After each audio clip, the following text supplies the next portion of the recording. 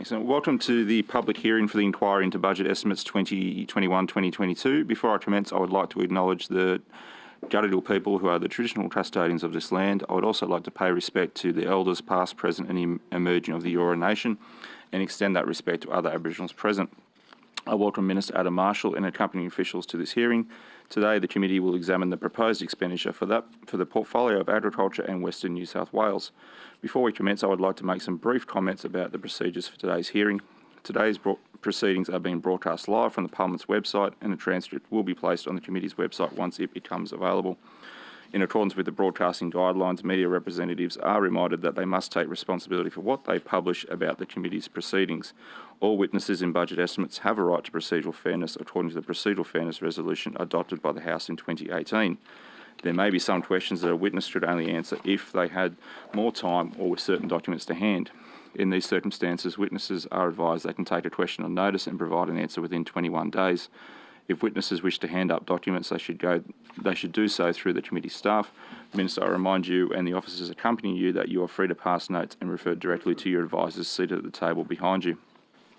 In terms of the audibility of hearing today, we have witnesses in person and via video conference.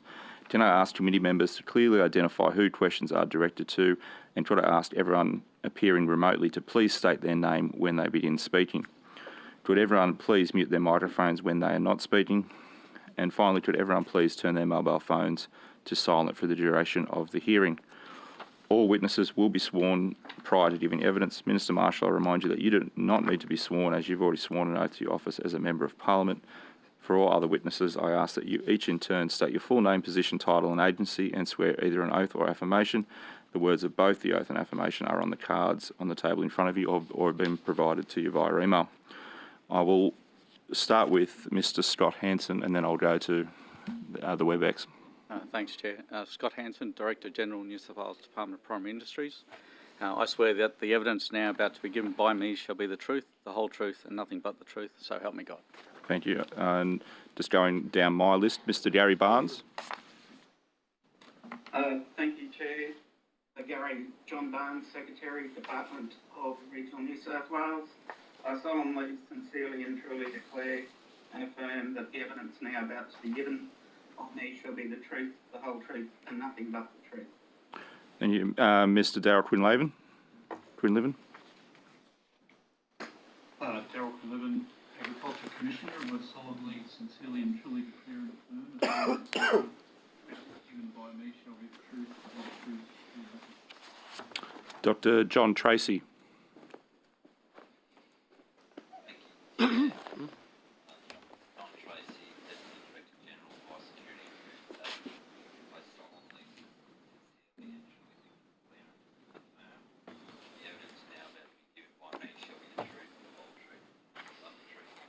Thank you.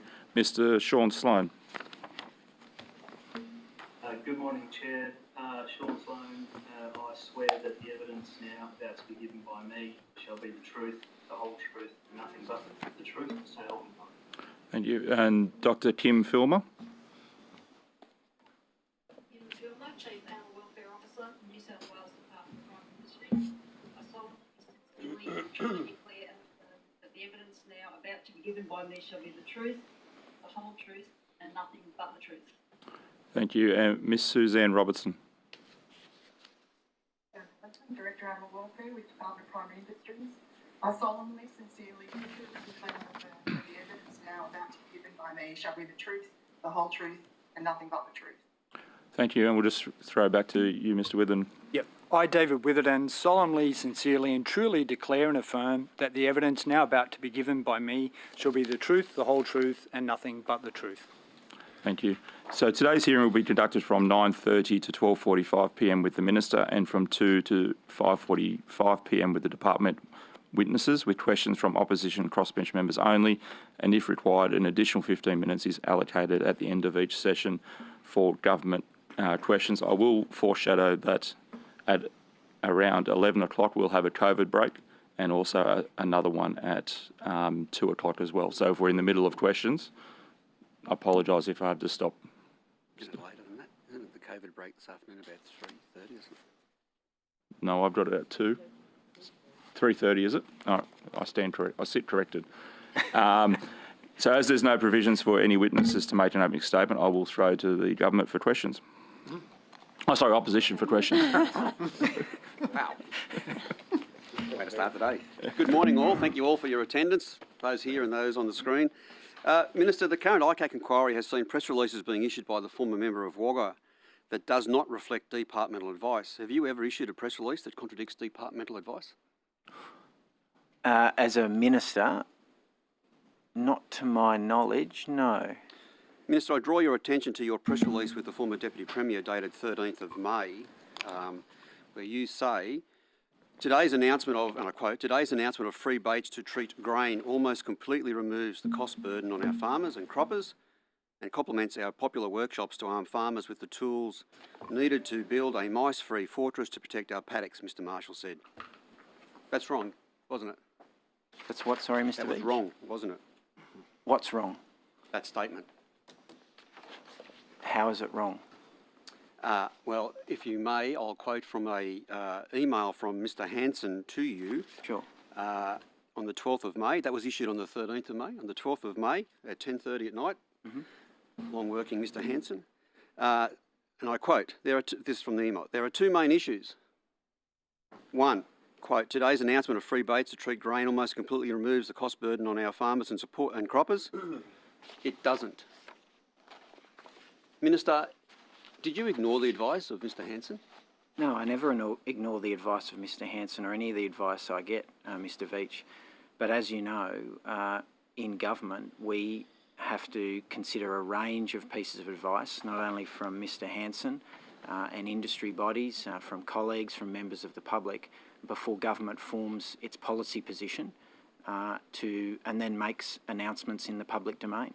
So, was Mr Hanson incorrect when he says that that statement is incorrect? Well, you've got Mr Hanson No, here. Mr Hanson can ask. I'll probably explore this with Mr Hanson this afternoon, but I'd like to know why, when the most senior public servant in the department is telling you that that is an incorrect statement, that on the 12th of May, that on the 13th of May, it is still in the press release, in its format. Well, it's in the press release because that's the position of the government, Mr Veach. And the government's position is taken with a range of considerations. And Mr Hanson and I think you very well know this, not only have a very close professional but personal relationship, and I value his expertise, his experience and his advice. So why did you not take the advice then? Well, I take Mr Hanson's advice on board at all times, but at the end of the day it is the role of government to consider all the advice it receives in making policy decisions and then announcing those policy decisions. Okay, Minister, same press release, and a bit further on, I'll quote from the release, in addition to free grain treatment and expert workshops, the New South Wales Department of Primary Industries will also launch an unprecedented body of research to identify and potentially develop future tools to combat mice plagues, including biological controls. Mr Hanson's email says, and I quote, DPI have no researchers in this area. We have no research in this area. The research body that all states have agreed to carry out the research into mice is CSIRO. There is no budget to build an instantaneous moonshot research program. I like the word moonshot, good descriptor. Minister, in light of that advice, you still put it in the press release. Yes, that's right, Mr Veach, because we were putting $1.8 million of public money towards an Australian-leading, unprecedented research program, which at the moment is underway, DPI collaborating with the CSIRO, a number of universities across this country. I receive a progress update on that on a regular basis, and that's progressing well. We're hoping to be able to develop a way where we can remove the X chromosome from sperm to slow down the breeding cycle of mice. That's not what Mr Hanson says here, Minister. And the way I read that, for you to be able to find the funding, you would have to have cancelled other research. Did you have to cancel other research within the department to fund that, Minister? No, we received additional funding to undertake that research. As a part of the $150 million? Correct, absolutely. I'd like to go to that $150 million if I may, sure. Minister, because, as you know, SO52s are pretty good. They throw up some documents for us. It's quite a lot of them, yes. Yeah, that's right, that's right. Some of us actually take the time to read them too, Mr Primrose and myself. Lucky you're not In the those Minister for documents, Transport. it actually says, and I want to clarify where this is up to. Yep. Implementation cost, $360,991 went to Service New South Wales, so implementation cost. And operational cost breakdown, $5.5 million, so actually the actual number, $5,552,582 went to Service New South Wales. Minister, did they get all of that money, Service New South Wales? I can't speak to what finances Service New South Wales got. I'm not responsible as the Agriculture Minister nor DPRLS for that component of the program. Was it on top of the $150 million that you jointly announced, or was it a part of the $150 million? I'd have to take that on notice or refer it to Minister Dominel, unless Mr Hanson has the answer to that. My understanding is it's part of the one. Oh, so it wasn't $150 million at all? Well, the 150 includes the provision of someone to actually answer the phone when people ring you in, or to process applications. So it's part of the total package. It's just the administrative cost. So if I've got it correct then, Service New South Wales have clipped the ticket on urgently required mouse funding to the tune of about $5.8 million. So they would have obviously had to scale up their staffing capacity to be able to respond to applications, to build the online application process, but I'm not aware of where their 10% administrative costs is born. And Minister, did you fight for that money to be on top of, not a part of, the $150 million? Oh, I fought for as large a package as I could get to support primary producers, for sure. The component that was subject of that determination of funding for the component of the household and small business program was not something that I was involved with. I was involved in the component, the $95 million component, which is there for rebates for primary producers. How often does Service New South Wales clip the ticket on funding programs from your department, Minister? Well, as I said, that funding program isn't from any of my departments. Okay, so I'm moving on to so other funding. The way it works is, of that 150 million, there's 95 million that's set aside for the rebates for primary producers. Yep. That's administered by my department, by the Rural Assistance Authority. Yep.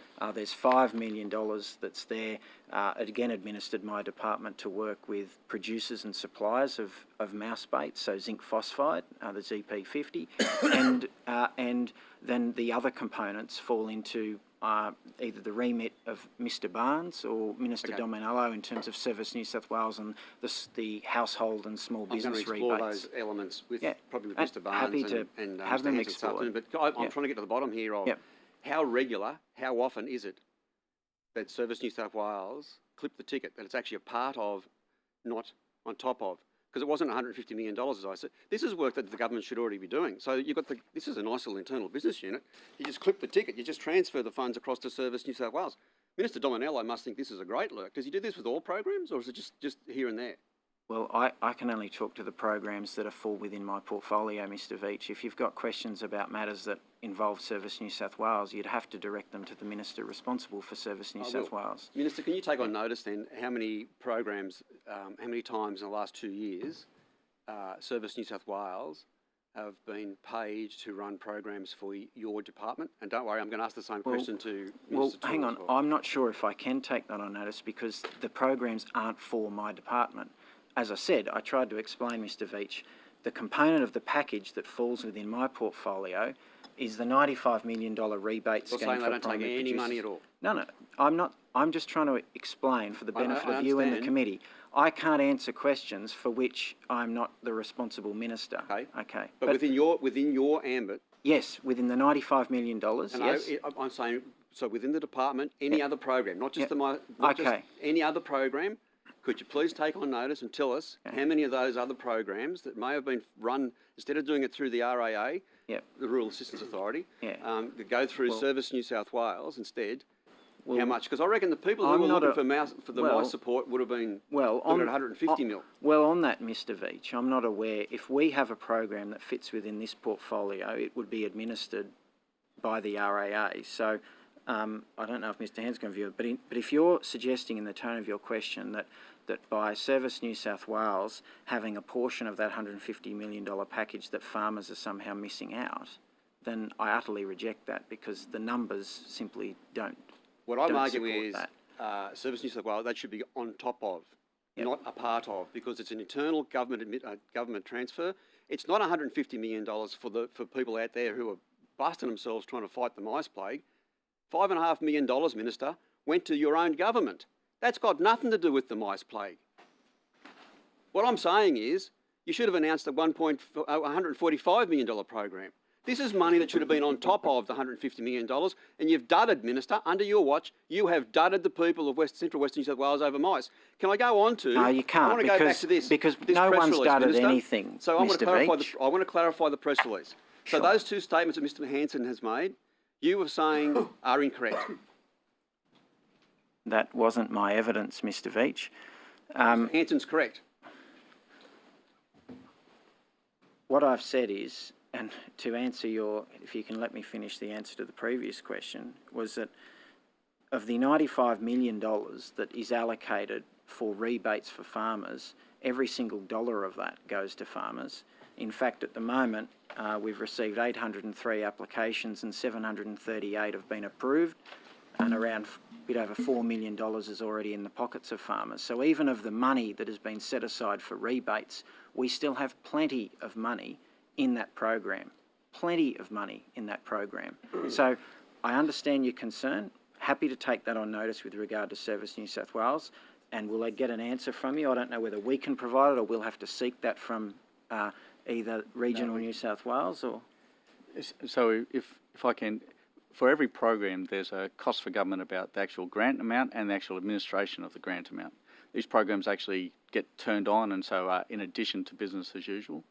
The Minister's portfolio within DPI is responsible for that zinc phosphide rebate assistance package, Yep. which isn't being administered by Service New South Wales. Service New South Wales is administering the household and business rebate scheme. That's the 50 mil Yep. that you're talking about. But across our business, there's a range of activities or range of programs that the Rural Assistance Authority gets asked to administer and Yep. to deliver. And we will include an They do that overhead well. and admin because we will scale up staffing to be able to respond to that to make sure that we Yep. have. So I expect that Service New South Wales would do the same. We deliver a number of programs on behalf of other agencies through the RAA, whether they be Commonwealth agencies or others, and we add our costs of actually scaling up to deliver that into those costs. It does then reflect the actual total cost for government of doing that business. Yep. Because it's not just the grants, but it's actually how many additional staff have they employed to actually make sure that assistance is delivered. Okay, thank you. Thank Scott, you. Can I just want now, minute... Mr. Veach, it's Gary Barnes here.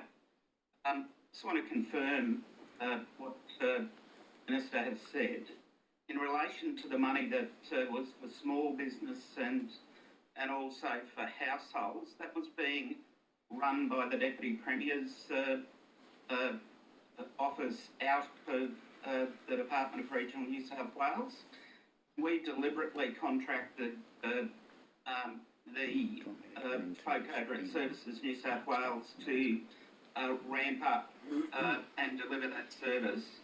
Remember, this is right in the middle of them also providing COVID relief payments. Yep. So they did have to put on additional staff. And the reason we did it out of Service New South Wales is because customers had a pre-existing relationship, particularly small business, with Services New South Wales because they would have provided similar relief packages for bushfires and also for drought, particularly bushfires. So I'm happy to take that on notice and. Well, Mr. Barnes, we might explore. If you could take that on notice, that'd be good. But I think we might explore this afternoon as well. Okay. Look, Thank you. Might have an answer for you on Wednesday. Okay, thank you. Minister, I just want to go to your ministerial diaries. Now, look, I was in this gig, the Shadow Minister of Prime Ministers previously, and to sort of set the scene here, I would read Minister Blair's diaries. I'd go down to the canteen here and get a cup of coffee and go back upstairs and open them up, and it would take about half a day to work through his 3 months' diaries. Minister, your diary for the period 1 January 2021 to 31st March 2021, 11 meetings, less than one a week. 9 meetings were held on sitting days here in the Parliament and 2 during estimates of those 11. So all 11 meetings took place whilst you were in Sydney for parliamentary duties, Minister. 11 meetings in a 3-month period, less than one a week. And then I thought I'd have a look at the next slide because, you know, I only come back into this gig end of June. So for period 1 April 2021 to 30 June 2021, 21 meetings. So your workload increased a little bit, about 1.5 meetings a week. 7 meetings outside of Parliament, 6 meetings during Parliament, and 8 meetings during the Western Division, which you and I were at the same time at Broken Hill. 21 meetings in total. Minister, 32 meetings in 26 weeks. You must be exhausted, Minister. Like, seriously. You're the Minister for Agriculture, one of the most important portfolio for regional New South Wales. And pre-COVID, so you can't blame COVID, 32 meetings in 26 weeks. What are you doing, Minister? Do you think stakeholders would be happy with that? Well, Mr Veach, I'm glad you asked that question. As you're aware, the ministerial diary disclosures have requirements on a number of meetings that are required to be disclosed. Meetings that occur with government officials, members of Parliament, other bodies are not required to be disclosed. Also, in addition to me making all of my disclosures that are required, I have a lot of other text, phone exchanges, Minister, phone calls. You would know. Telephone calls, if you read the disclosure, Yep. telephone calls are meant to be put on the disclosure. Yep. So you're saying now, Minister, that you had telephone calls that you haven't put on the disclosure? Well, any scheduled meetings and telephone calls for sure, but just like you are, I receive phone calls a lot of the time that are completely out of the blue, where people are ringing to ask questions or find out issues or things like that. So, Minister, can I ask you? You can ask me, yeah.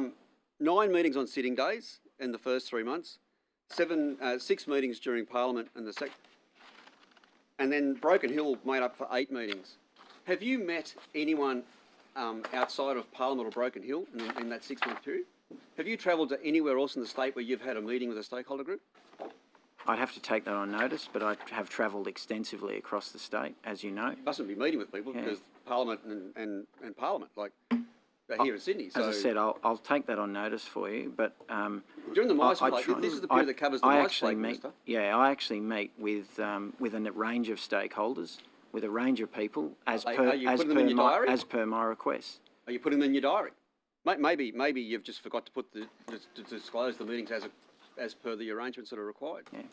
As I said, I'll take that on notice, Mr Veach. So you're going to check to see if you've met your obligations, fulfilled your obligations to disclose all meetings as per the ministerial diary arrangement. I believe I have, but I'll check that for you. Okay, Minister, do you think 31 meetings or 32 meetings in 26 weeks is satisfactory for any Minister of the Crown? Well, I hold as many meetings as requests come in, and many other meetings as well. So, as I said, I'll take that on notice, Mr Veach. Minister, you may not have had a chance. I mean, you're pretty busy here, clearly. Yep. You may not have had a chance to look at the ministerial disclosures or the diaries of other ministers, but I'd suggest you might want to have a look and see just what work other ministers are doing, because this doesn't cut the mustard, Minister. 32 meetings, most of which were held here during parliamentary activities whilst you were in Sydney. Not too many meetings on the North Coast, not too many meetings down my way that I can see. And certainly during the mice plague, where I would have thought that breeding event would have required the attendance of a minister, I can't see too many meetings there either. Minister, this is not satisfactory. This is not satisfactory. Do you agree? No, Mr Veach, I don't agree with your so proposition. 32 meetings in 26 weeks is satisfactory? As I said, I don't agree with your proposition there. I regularly meet with many different people. 32 meetings in 26 weeks, regularly? As I said, I regularly meet. So does my office, so does my department on a regular basis, and I receive advice from them all the time. Also, as you know, I'm a busy local member, And in the course of doing that, I also come into contact Minister, with the people local in member my stuff. portfolio. No, I get that. Stuff is separate. This is about your You're ministerial dead duties. right. This is about Yep. your obligations as a Minister of the Crown. Yep. Are you satisfied that 32 meetings with stakeholders meets the requirements? Are there stakeholders getting back to you and saying, where are you, what are you doing? No. Are And there stakeholders asking for meetings that you haven't actually met? not that I'm aware of, no. But you might want to take that on notice. Yeah. Well, as I said, I've taken your question on notice. How about you take on notice whether there have been approaches for meetings from stakeholders and you haven't met with them? Yep. Happy to take that on notice, Mr Veach. Thank you. I'll throw to the Deputy Chair. Thank you, Chair. Morning, Minister. Morning. At the last budget estimate hearings on the 3rd of March 2021, you said in relation to the Animal Welfare Action Plan, and I quote, "What I have made clear, and I will say it again to this committee, is that the whole process will be concluded and culminate in fresh legislation coming to this Parliament this calendar year to modernise our animal welfare laws." Can you confirm that the new animal protection legislation is still going to be tabled at the end of 2021?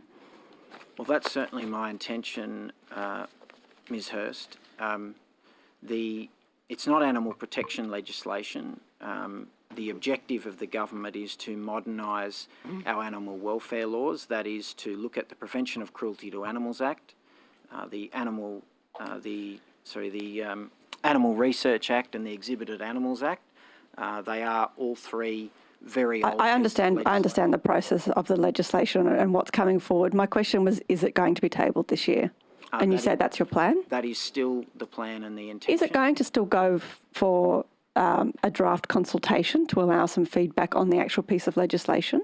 That's something that I'm considering at the moment, Ms Hurst. You'd be aware that the discussion paper just came off public exhibition and there was almost 5,000 submissions to that discussion paper. In that case, how are you ever going to get this legislation tabled in the next 3 weeks before the year finishes? Well, as I said, that's certainly still the plan, but we're working through those submissions at the moment. Can I also say that it's not just about tabling legislation, it's about putting together something that has a reasonable chance of getting through the Parliament. And as we saw recently with the legislation that was introduced and eventually passed through the Parliament with regard to lifting penalties for animal welfare, it was a very simple bill, but nevertheless it had a difficult process getting through the Parliament. So if this legislation isn't completed, I mean, I'm sort of struggling to understand the timeline. If you've only just closed for that large discussion paper, you've had a significant number of submissions. I've heard from stakeholders that they're going to wait until they see the legislation because they found the discussion paper quite vague. I mean, obviously there's going to need to still be more consultation once the legislation is written. I don't understand how it will be done in the next 3 weeks. Can we get your confirmation that it will be done early next year? Well, as I said, Ms Hurst, if it fails to come up this year? It's still the intention of the government. I mean, we're going through the submissions at the moment. It may well be that the government decides to use an alternate process, perhaps for example, a parliamentary committee to analyse some certain aspects or some friction points in the review that have come out in the submissions. I just want to make it clear, though, that the intention of the government is not in any way to diminish or to take away from the existing exemptions that exist for recreational activities, for commercial activities. It's simply to modernise the existing 3 pieces of legislation. But this is an area, as you'd be aware, that there is a lot of community interest, and as we see last time a bill was debated in the Parliament, but also more broadly in the community, there is a lot of mixed views about this particular issue. It evokes a lot of emotion. With a lot of the proposals, actually, it sounds from the discussion paper that the proposal is to actually switch a lot of the legislation into regulations. One particular area is moving the Animal Research Review Panel into regulations. What's the purpose of moving the panel into regulations? Well, the government doesn't have a firm view on specific proposals at this stage. As I said, we're going through a process to consult with the community, and the government will present its view in due course. So the discussion paper was formed by the Department of Primary Industries based on a range of community views and opinions that were identified through the last 18 months. In regards to that, the discussion paper also proposes a long list of defences for animal cruelty, such as destroying an animal for the purposes of food. And it also suggests extending these broad defences to the Crimes Act, which is actually in the discussion paper. I mean, that would have a very bizarre legislative effect. As you would know, bestiality is in the Crimes Act. If we were to extend exemptions to the Crimes Act for bestiality, essentially you're saying that if somebody committed an act of bestiality while destroying an animal for food, that could be a defence. That's what's proposed in the discussion paper. No, I don't believe that's the case. You don't believe that's in the discussion paper? I don't believe that is the intent, and... But that's the charges. So there's 4 charges under the Crimes Act: bestiality, attempted bestiality, and your discussion paper says that you would extend those defences to the Crimes Act defences of animal cruelty, or serious animal cruelty, which also includes intentionally causing severe pain and suffering to an animal before death. Why would we have a defence exemption for serious animal cruelty? Well, we may well not, Ms Hurst. I think you're getting a bit ahead. But it was proposed, and I'm wondering why that would be proposed in the discussion paper. Well, Mr Hanson might be able to answer why it was proposed in the discussion paper, but the issue is that government has an obligation to consult on a range of proposals and views before it forms its view in terms of bringing legislation forward before the Parliament. I understand that, Minister, but I'm just wondering, when you see a discussion paper and there's a line in the discussion paper saying we are also going to expand... Which line of the discussion paper? I've got it here you're referring to, and I might be able to help you. It would be Proposal 8 on page 18 is where the discussion paper proposes the long list of defences for animal cruelty. And then at the very end of the section, there's a comment about expanding the definitions to the Crimes Act for animal cruelty offences so that there is no inconsistency. Yep. So you can see that there? Yeah, so, Chair, if I can, the intent here is we want to make sure that in trying to modernise and clean up the 3 pieces of primary pieces of legislation for animal welfare, that we don't end up creating a perverse outcome within the Crimes Act. And so the actual intent of that line is to reference the fact that we actually want to make sure that while we have a view about where exemptions should exist within those 3 pieces of primary animal welfare legislation, that there isn't a flow-on impact in terms of the Crime Act, and therefore we should make sure there's a more streamlined both defence and also streamlined potential actions between those what will end up being a primary animal welfare piece of legislation and the Crimes Act. I don't think we need a streamlined defence for bestiality. No, personally. and I'm sure that if you've got strong views on that, it'll be in your submission. But the intent there is merely to elicit the fact that we can't look at these 3 pieces of animal welfare legislation in isolation from the other pieces of legislation that currently sit across government. Thank you. Ms Boyd. Thank you. The process of updating the animal welfare reform legislation is a shambles, isn't it? How so? Well, if you have been listening to what Ms Hurst has just said, but also we have been waiting so long. We've been promised that we're going to get it by the end of the year. You've just told this committee that you've got 5,000 responses to go through. How on earth are you going to table a draft of this legislation by the end of the year? Well, as I said, that's the intent of the government, Ms Boyd, but... Is it an intent based on evidence, or is it just an intention based on that's what we said we'd do, even though now we're clearly behind? I've said to the committee before, and I'll say it again, that is the intent of the government, but we are considering those submissions and may well look at alternative ways of trying to come together with a piece of legislation that not only represents modern animal welfare laws, and the very best of them, is consistent with other jurisdictions, but obviously is something that stands a chance of passing through the Parliament. I really hope so. Because I'm not going to waste my time nor the Parliament's time putting up a bill which is ultimately just going to be rejected by the Parliament. Absolutely, and I hope that you take on the feedback from my colleague on that point particularly. We're taking in all feedback, and as I said, it's an issue that always elicits enormous amounts and very passionate community views. can I say that there are some extreme views on all sides, and we're trying to bring it together in something that people can agree on. Can I ask you, the Animal Welfare Action Plan doesn't specify whether the reforms will include rewriting all of the codes of practice that fall underneath POTCA. Will that be occurring? Yeah, that would be the intent, Mr. Hanson.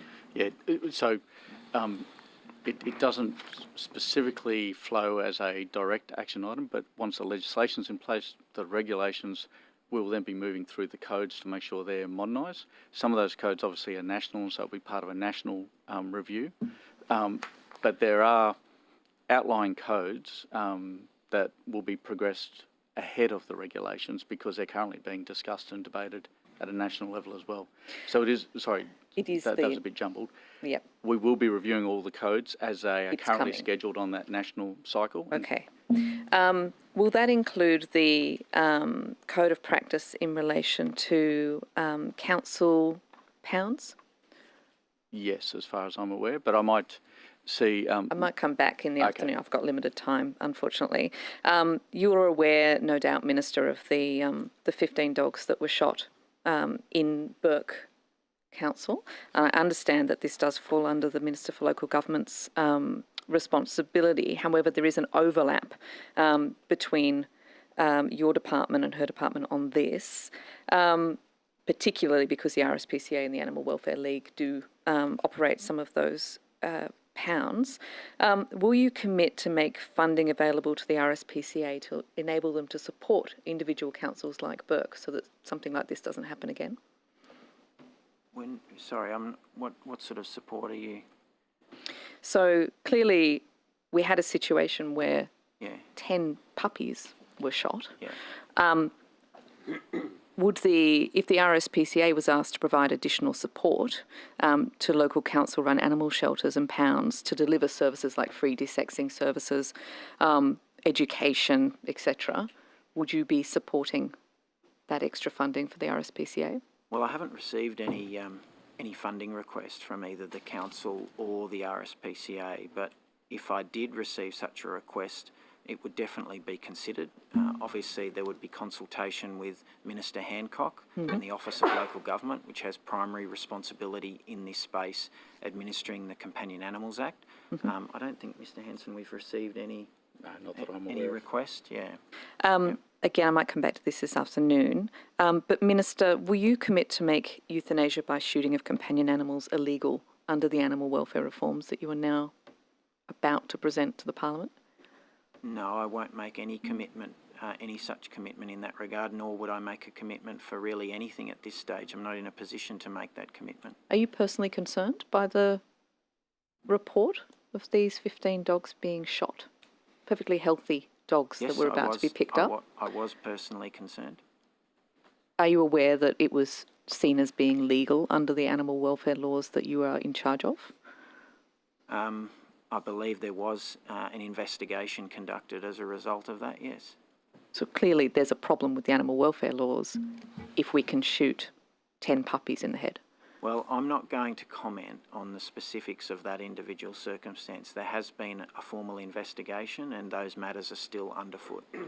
But we already have the confirmation that they were legal under the animal welfare rules. So aren't you concerned about closing that loophole so that we don't have more puppies being shot in the head? Well, as I said, I'm not going to comment on the specifics of that particular case at Burke. What I can say is that that is an example among many of issues which have been raised as part of the consultation for the new animal welfare laws and will be taken into account as with other submissions as part of this process. I understand when you answered before, you talked about the significant tensions in this space and you talked about perhaps some extreme views on either side of many of these animal welfare issues.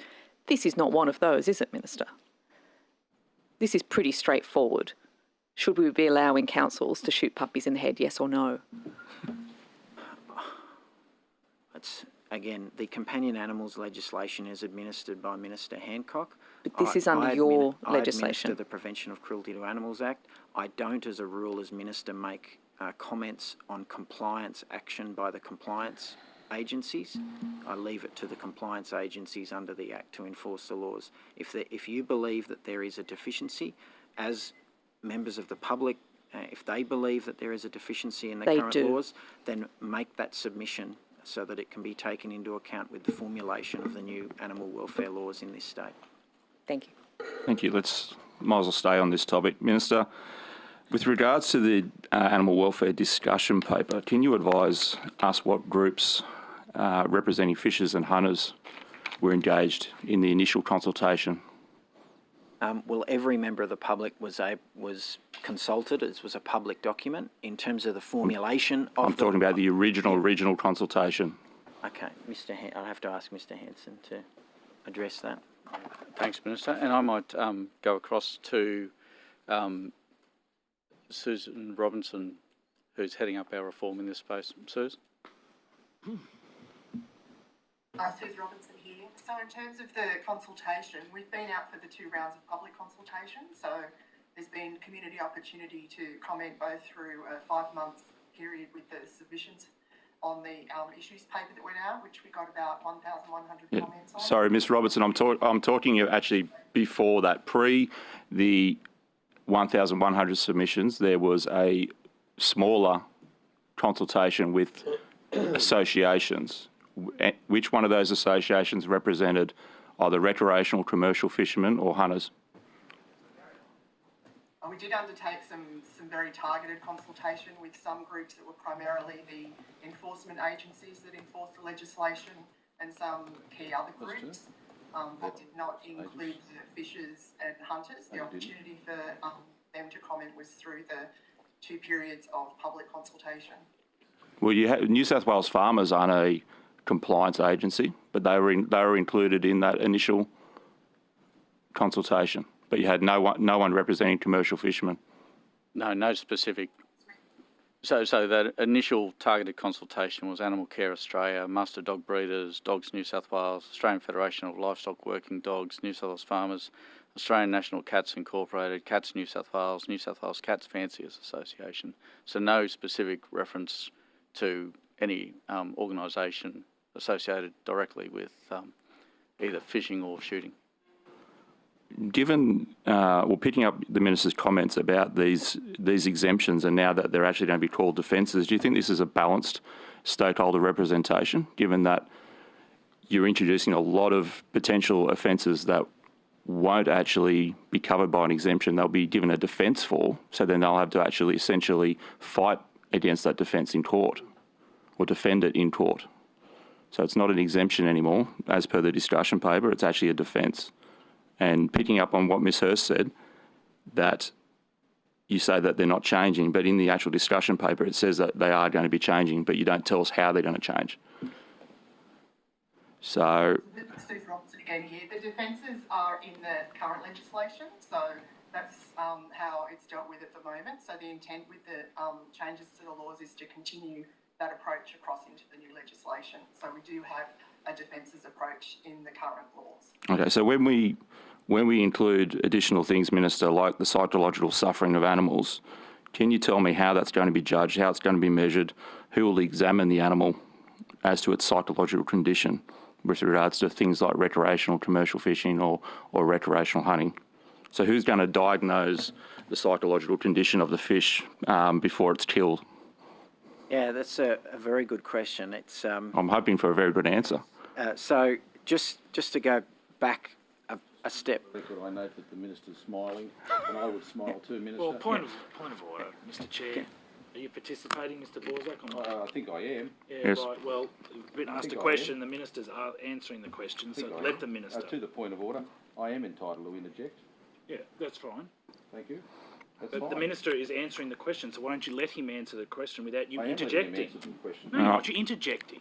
You're interjecting while he's trying to answer the question. Let's get on with it, eh? I'm here. So, thank you.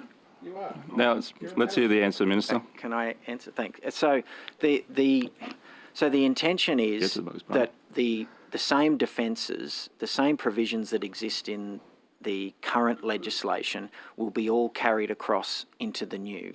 That is that those sort of activities will not be subject or be considered to be breaching the Prevention of Cruelty to Animals Act or the new legislation. That is the intention.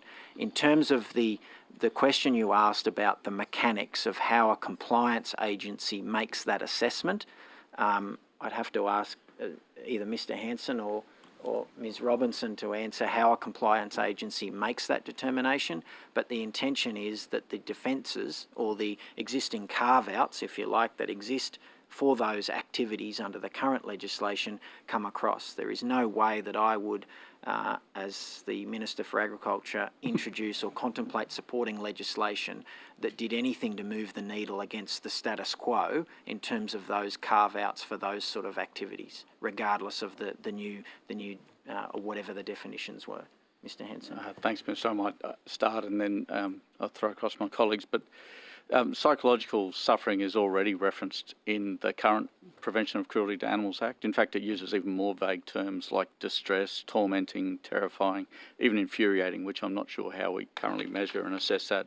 So the intent of the new Act actually is to try to clean this up as much as you can, given the fact that it's a highly unquantifiable measurement. In fact, welfare in itself is a highly unquantifiable measurement and relies largely on the subjective views of the community, and ultimately the courts will make the decision as to how to best interpret it. But it's in no way a new piece that's looking to be added. In fact, all it's trying to do is wrap up some of that language that currently sits in the current Act, such as distress, and give it a new title, and that new title is in line with what both WA has included in their legislation and what Queensland's been using for almost 20 years. Like it does have a body of evidence in terms of judgment across jurisdictions in terms of court and in terms of actions taken against it. We might come back to it. My time's lapsed. Opposition? Thank you. Morning, Minister. Morning. I just wanted to ask you a couple of questions. I wanted to get your understanding about whether the koala wars within government have been put to bed. I've not really been part of or had any discussion post I think earlier this year, Ms. Sharp. So I don't know what definition you give to koala wars, but certainly some of your party did threaten to leave the coalition last year over koalas. So I'm just trying to get a bit of a sense of where you feel it's up to. Well, we have a koala SEP 2021 that's in place. Excellent. We've opened up another front. I'm pretty comfortable with that. Sure. So as far as you're concerned, there's a commitment across government to making sure that koalas don't become extinct in the wild by 2050. Yes, I'm aware of that. Was it a commitment, or what did Minister Keane call it? An objective, a target? I can't remember the exact word. Well, I would hope you'd have shared views in relation to this, Minister. He's wanting to double the number. We don't know what the base number is, which we could talk about, but that's not really why I'm here today. I am, though, interested. I mean, yes, and I'm glad that you mentioned the koala SEP. Obviously, much disagreement about that, and some would suggest we've now got 3 different SEPs dealing with koalas. But having said that, one of the key announcements in relation to saving koalas was also included the review of the private native forestry code of practice. Now, my understanding is that it went on public exhibition in March last year, 2020, and that finished in May 2020, and we still haven't got the code. Where's it up to, Minister?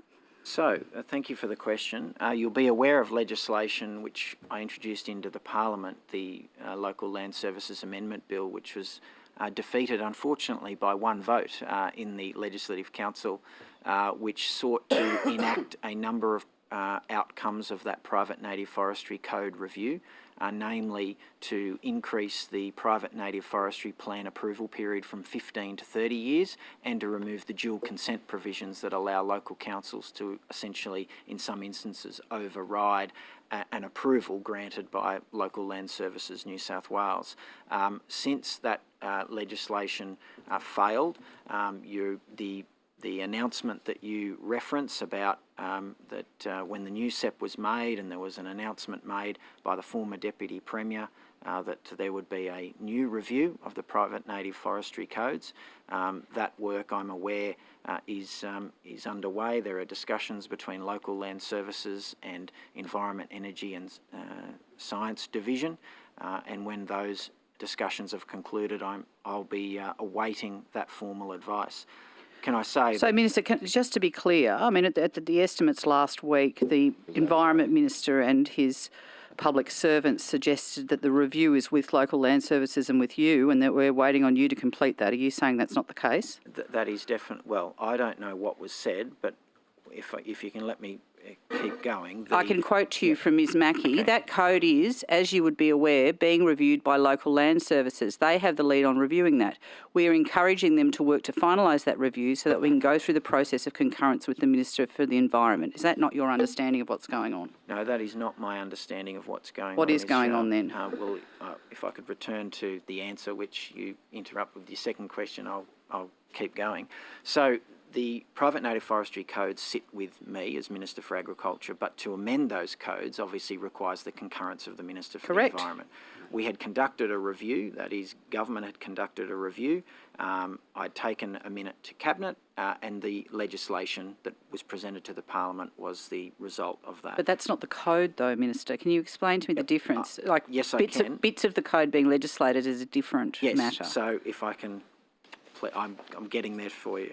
So post the announcement after I think it was in March. Was it March this year? April this year. So the review is being conducted, as I understand it, between local land services and EES. That review has not been finalised, and indeed it is very likely that to finalise that, the NRC will be asked to actually have a look at the draft new code to provide their advice before I would be in any position to review that and potentially seek the concurrence of Minister King. So that's a long time frame, Minister. I mean, that sounds like another 12 months to me. Well, I want it done as soon as possible. Sure. I'm actually, aside from two aspects of the current code, which are the approval period times and the dual consent provisions, I'm very comfortable with the code, with the protections that exist within it.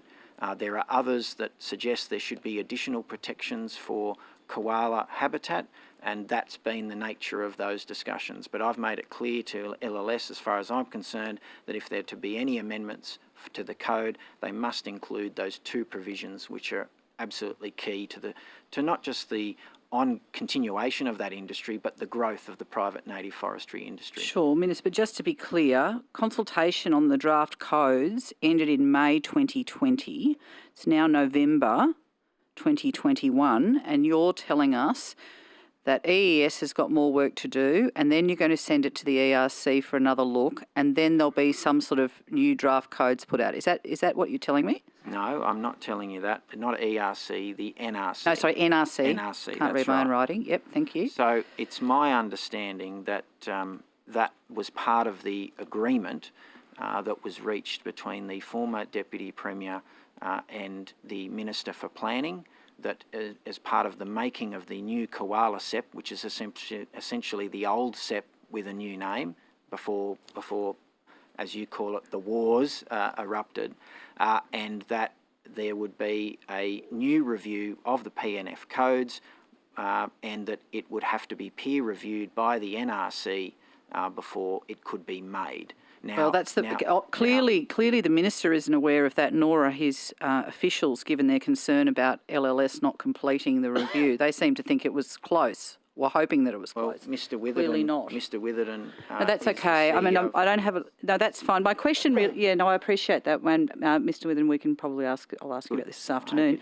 But so I just want a time frame. If it's got to still not be... It's still not finalised. It's got to go to the NRC. Then it's got to be... I assume we'll have to be put out again. We're talking at least 12 months, aren't we, Minister? I would hope not. I would like the changes to be in ASAP. Yes, but that's not going to be possible, is it, given the process that you've just outlined, that this is the first that I think anyone's heard of it? Yeah, well, can I say, Ms Sharp, that for someone who has custody of the codes, the agreement that was reached afterwards was not a discussion, unfortunately, that I was involved with.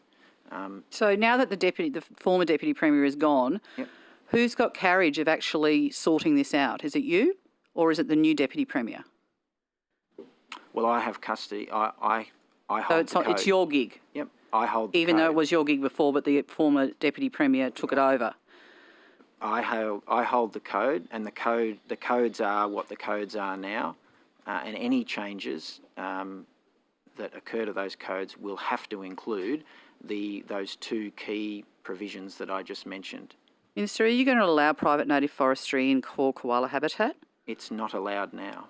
Correct. Are you telling me that that's something that you're going to ensure stays in any codes that might be coming sometime in the next 12 months? I can, because Ms Sharp, I can tell you, I have no interest in watering down the protections for core koala habitat or koala feed trees that exist in the current private native forestry codes. Neither does industry. The provisions that are there are robust, are strong, and that's why the government, and I introduced the legislation to try and solve the koala habitat wars, as you call them, because we believe that We weren't at war, Minister. That the provisions, I'm just using your phrase. It was an internal war of yours. It wasn't one of ours. That exist within the current codes are ample to protect core koala habitat. The provisions that are in each code with regard to the scheduling of not just the feed trees, the habitat which. So you're saying to me there's not going to, regardless that this process is is obviously massively overdue, was seen as part of the core commitment around koalas and ending the koala wars. You're saying to me that whatever form the PNF comes out in, that it's not going to be watering down protections for koalas. Is that what you're telling the committee? Not. Great, Absolutely thank you. Not. Sorry, I'm running out of time. There's already robust provisions terrific. in the code to protect them. That was our argument all along. Great. Can we talk about the Land Management Native Vegetation Code as well, which is a second part of that? Now, you'd be aware of the Audit Office through the Natural Resources Commission about the massive rise in land clearing that's occurred since the reforms. Sorry? The Natural Resources Commission did a review, and I can read it to you, some of this, on the issues of the reforms that were leading to an increase in land clearing. Land clearing rates have increased almost 13-fold. Biodiversity in 9 out of 11 regions is now at risk. Unexplained clearing has increased. Now, that's all well and fine, but some of this was supposed to be addressed in the 3-year review that was promised of the Land Management Code. Where is that up to? Well, first of all, when the NRC and EES talk about clearing, I utterly reject the way that they characterise it, because over 80% of the land management activities that they class as clearing is the removal of INS, invasive native species, which actually does the environment a huge benefit. In fact, that's why the previous native veg laws failed, because they didn't allow INS. So, Minister, you're just now saying that the Natural Resources Commission that you use and the Audit Office, who also raised these issues about land clearing, you're saying they're wrong. What I'm saying is what they class as clearing is actually, the vast majority of it is actually beneficial to the environment. It's getting rid of invasive native species. It's actually good for the environment. That's exactly right. Well, that's terrific, but that's not. Well, that's fine, but that's the Audit Office don't say that, and the Natural Resources Commission, who you just pointed to in the previous code, you're sending off to trust them for their advice. So now you're just saying you're saying that their advice on this issue is incorrect. No, I'm just saying that the way that they characterise clearing is, I think, not as accurate as it could be. Because it's not clearing, it's actually improving the landscape by removing invasive native species. Okay, so there was a promise when the reforms were put in that there would be a 3-year review of the Land Management Native Vegetation Code. We were told last week that the Minister for Environment has signed the terms of reference for the review and they're with you. Where is that up to? I've written back to the Minister for the Environment suggesting that given the 5-year statutory review has to be undertaken at the start of next year, and the fact that we've had 3 separate reviews of the Land Management Code in the last couple of years, of which staff from LLS and EES are still trying to implement, that it would actually make more sense to bring forward the 5-year statutory review and do it all then. When did you write to the Minister about that? Rather than having the 3-year review We'll running get to that. When did alongside you write to the 5-year Minister? review while they're still trying to implement the recommendations of the previous 3 reviews.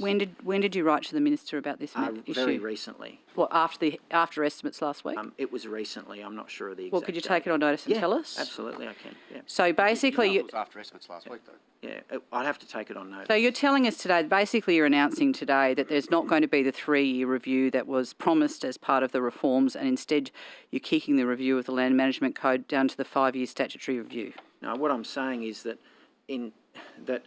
I've written Well, back it was to Minister promised. Keane. It was promised when this was going through. Yeah, well, There's been 2 reports from the Audit Office and from the Natural Resources Commission, which now you're disputing, which is extraordinary in itself. But you're disputing, regardless of that, raising really serious red flags about concerns that were raised during the reform process, but were promised by your government would be addressed in the 3-year review, and you're just now telling us no, there's no 3-year review. We're just going to do a 5-year review, and that's it. no, I'm not telling you there won't be a 3-year review. I'm telling you Where's that it I've up to? gone back to Minister Keane saying I don't believe it makes sense to do a 3-year review at the same time we're going to be doing a statutory 5-year review. So you're asking Minister Keane, and if he agrees, then the 2 of you will dump it together, or is it that you've decided that you don't want to do the 3-year review and you're just hoping for what? I mean, Well, it sounds to me that there's not. So I can't unilaterally decide that, Ms. correct, Sharp, I know that, but Mr. Keane seemed to think that he'd been signed off the terms of reference a long time ago, possibly as early as March this year. You've sat on it for at least 6 months, and now you're saying, oh, it's all too hard, and we're not going to do it. And please, Minister, can you let me off the hook? Is that what the letter is? No, as I said to you already, there's been 3 separate reviews into the Land Management Code in the last couple of years, of which there's been numerous recommendations which are in the process of being implemented. There's a 5-year statutory review that has to commence next year. Yes, but you're breaking the promise on the 3-year review that was promised the first time. Thanks, Minister. I have finished with you for today. I'll hand you back to my colleague, Mr. Veach. Thanks, Ms Sharp. Minister, can I just go to the question on notice I asked about the staffing numbers within the department? Yep. And the GIPO that I lodged subsequent to the response, which came in to determine essentially how we got to those numbers. Minister, the answer to the first part of my question says how many full-time equivalent staff were employed by the Department of Primary Industries on 1 July 2020, and the answer is the Department of Primary Industries workforce data is available in the Department of Regional New South Wales annual report. Minister, when was the 2020-2021 annual report printed? I don't know, Mr. Barnes might be able to answer that. I haven't seen it yet. Mr. Barnes, are you there? That's okay. Well, I'll ask him this afternoon. Yeah. But Yes. I'd suggest that the. And I'm happy, Mr. Beach, to pick that one up this afternoon. Excellent. Okay, thank you. It hasn't been published yet. No, it hasn't been published. Okay, thank you. So, Minister, your answer is referring to a report that hasn't been published. I'm sorry? Your answer is referring to a report that has yet to be published. Is that correct? I don't have that document in front of me, Mr. Okay, Veach, so the second part of my question, Minister, was how many FTE equivalent staff were employed by the Department of Primary Industries for 1 July 2021? And the answer is, see one above. One above says, Department of Primary Industries workforce data is available in the Department of Regional New South Wales annual report. Minister, when is the 1 July 2021 to 30 June 2022 annual report published? I don't know, Mr. Veach. Is it published yet? I'd have to ask Mr. Barnes. Published yet, Minister? I'd have to ask Mr. Barnes. It's the current financial year, Minister. Yeah. It's not published yet. How can I go to an annual report to find the data that is not published yet? You're taking the mickey, aren't you, Minister? That answer is referring to 2 documents that do not exist yet. At the time you lodged that response, those reports did not exist. Is that correct, Minister? No. Which report are you referring to? Well, either of them. The 2020 to 2021 report? The 2020 to 2021. Mr. Barnes, is that the one you said wasn't published yet? That would be correct. Yeah, Yes, yeah, Minister. that's right. That report is in draft form. Yeah. Okay, thanks, Mr. Barnes. But the one prior Minister, to is on the website. So, Minister, Yeah. you're One referring prior me to. to 2 reports Yep. that have not been published yet. that are not available for anyone to look at. They are not public. I believe, and now I don't have that document in front of me, so I'm going from memory, but I believe the document that was the answer referred you to is actually published. It's on the department's website right now. In the annual report, it says Department of Prime Minister's workforce data is available in the Department of Regional New South Wales annual report. Yes. So that annual report is. You're telling me Yep. the 2020 to 2021 annual report is on the date of 4 August 21 when you lodged this response was on the website. I don't have that document in front of me, Mr. Veach. What I can say is... No one does, Minister, because it hasn't been published. No, I don't have the document you're referring to in front of me. Sorry, no, I don't have that document that you're referring to in front of me. What I can say is that the latest Department of Regional New South Wales report is on the website. I've seen it. Mr Barnes is saying it hasn't been published yet. No, the latest report is on there. Yeah, Minister, I'm talking about the 2020 to 2021 financial year on the 4th of August when you put this answer up to the Legislative Council. Yep. It wasn't published then. And I want to know how the 1 July 2021 numbers I sought, how are they on the website, Minister? Because that won't be published until this time next year. So is your question... the report that's now on the website... My question is, are you taking the mickey about over the Legislative Council process? I'm trying to assist you, but I'm trying to understand you. Yes, I am. So Minister, when the 1 is July your question... 2021, 1 July 2021 numbers, that's this year, this financial year. So, but hang on, going back to your first part, when you're asking the annual report that's on the website now... You do not know. Well, I viewed it. The answer is on page 81 of the annual report. Minister... I've printed it out. Minister, page 81 of which annual report? Of the annual report that's on the website right now. When did you print it out? When did I print it out? Are you talking about the year 2019 to 2020, Minister? The latest annual report that's on the website. 2019 to 2020. Yeah, that's right.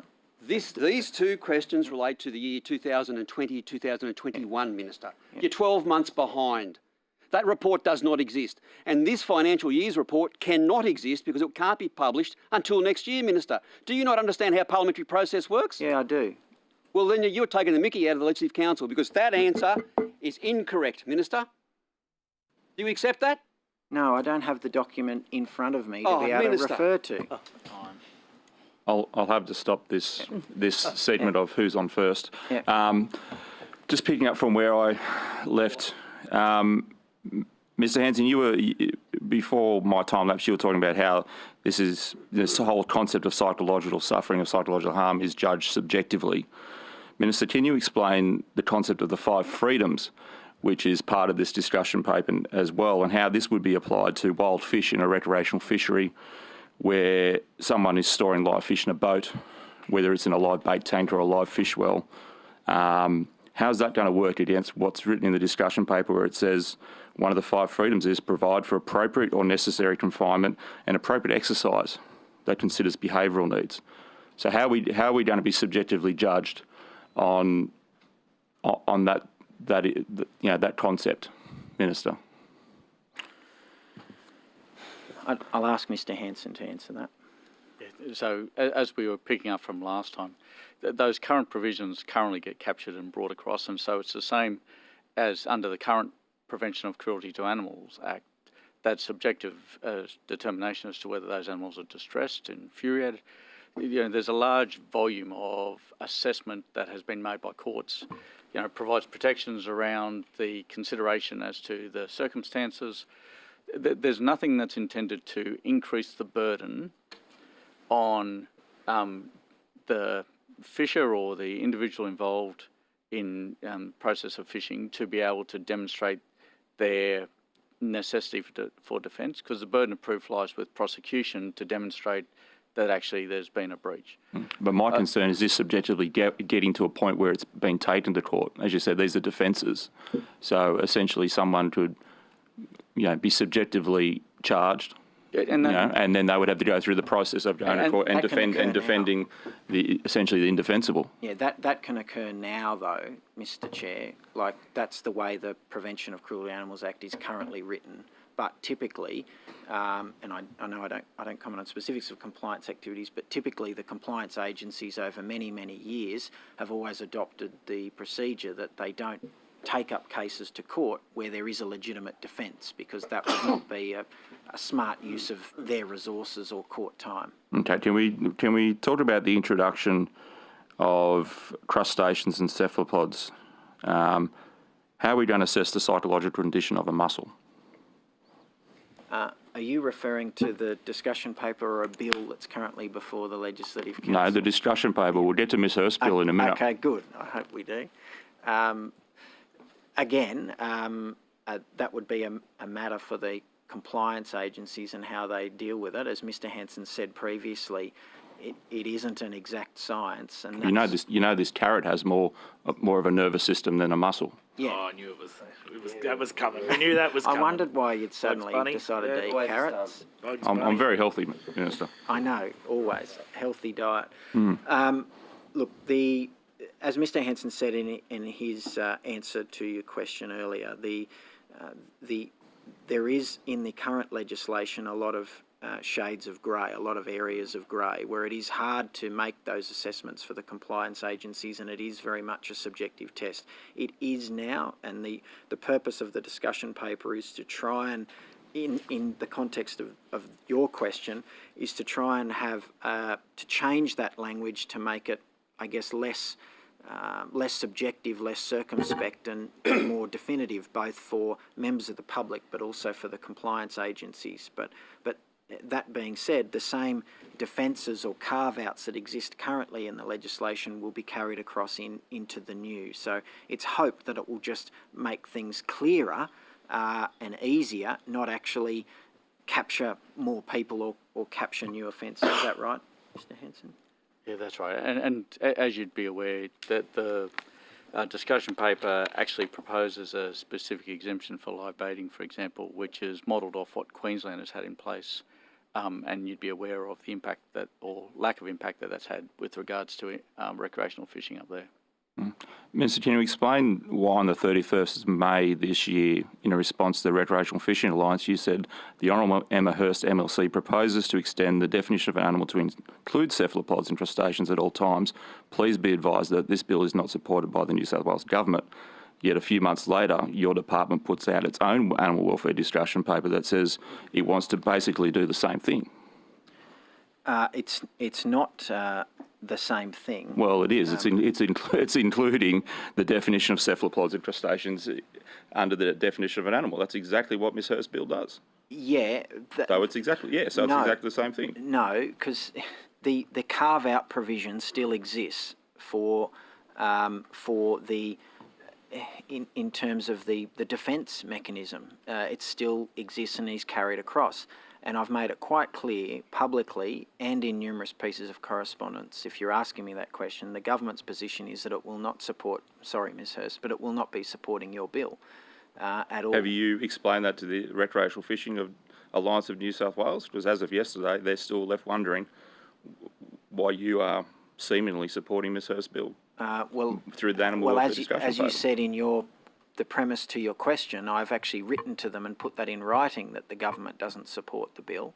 I have also said it to a number of stakeholders that have met with me recently about this issue, that the government won't be supporting the bill, and I've personally signed mountains of correspondence to people that have asked those questions that makes it clear.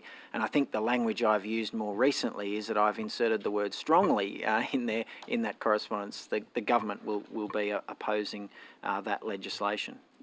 Okay, what steps have you taken to consult with non-English speaking fishermen as part of this animal welfare reform discussion, Minister? I'll have to throw to Mr Hanson on that. Yeah, and I might just get either Suze Robinson or Sean Sloan to see if they have anything to add on this. Hi, Suze Robinson here. Just to add that in the current legislation, crustaceans in certain food retail areas are in there already, and the intent with the new legislation is to look at decapod crustaceans, so that's the lobsters, crayfish, things like that. It would not include mussels, and to include cephalopods like octopus and squid. But as mentioned already, the defences that are currently used or to be carried out. And to my original question about what steps you've taken to consult with non-English speaking recreational fishermen about this reform. At this stage, no specific consultation with non-English speaking fishermen that I'm aware of. Okay, thank you. I'll pass to Ms Hurst. Thank you. Thanks for that. I've recently ran a confidential roundtable with people that are involved in the use of animals and experimentation. And two areas that they brought up was the use of smoking mice models and the forced drowning tests or forced swim tests that are still currently being used. Are you aware, Minister, how many smoking mice experiments and how many forced swim tests are currently occurring in New South Wales? Pride myself on knowing a lot of details, but I must confess you've got me there. No, I don't off the top of my head. Can you take that question on notice? Yeah, before I do, unless, has any of our team got the answer to that? Otherwise, we will take it on notice. I don't have the number for both the forced swim tests or the smoking exposure tests in front of me at the moment, but I'm happy to get that number and come back to you. Thank you. Yeah, if you could take it on notice, that'd be great. There's people even within the industry that are involved in the use of animals and experimentation that suggest that these should both be outlawed experiments because apart from the animal cruelty that's involved in these experiments, there's large question about the validity of these experiments. And then there's another section of the industry that say that at an absolute minimum, they should be subjected to ministerial approval, similar to LD50 testing, which is subject to ministerial approval. Is this something that you're currently considering moving those two very controversial experiments either into ministerial approval or to actually outlaw them? It's not something I'm considering at the moment or I've received any requests to undertake or advice on, but Mr Hanson may be working on something. Yeah, so you know that the Animal Research Review Panel's been looking at this very closely. They've also been hearing the concerns that you've been hearing from practitioners in this space and others.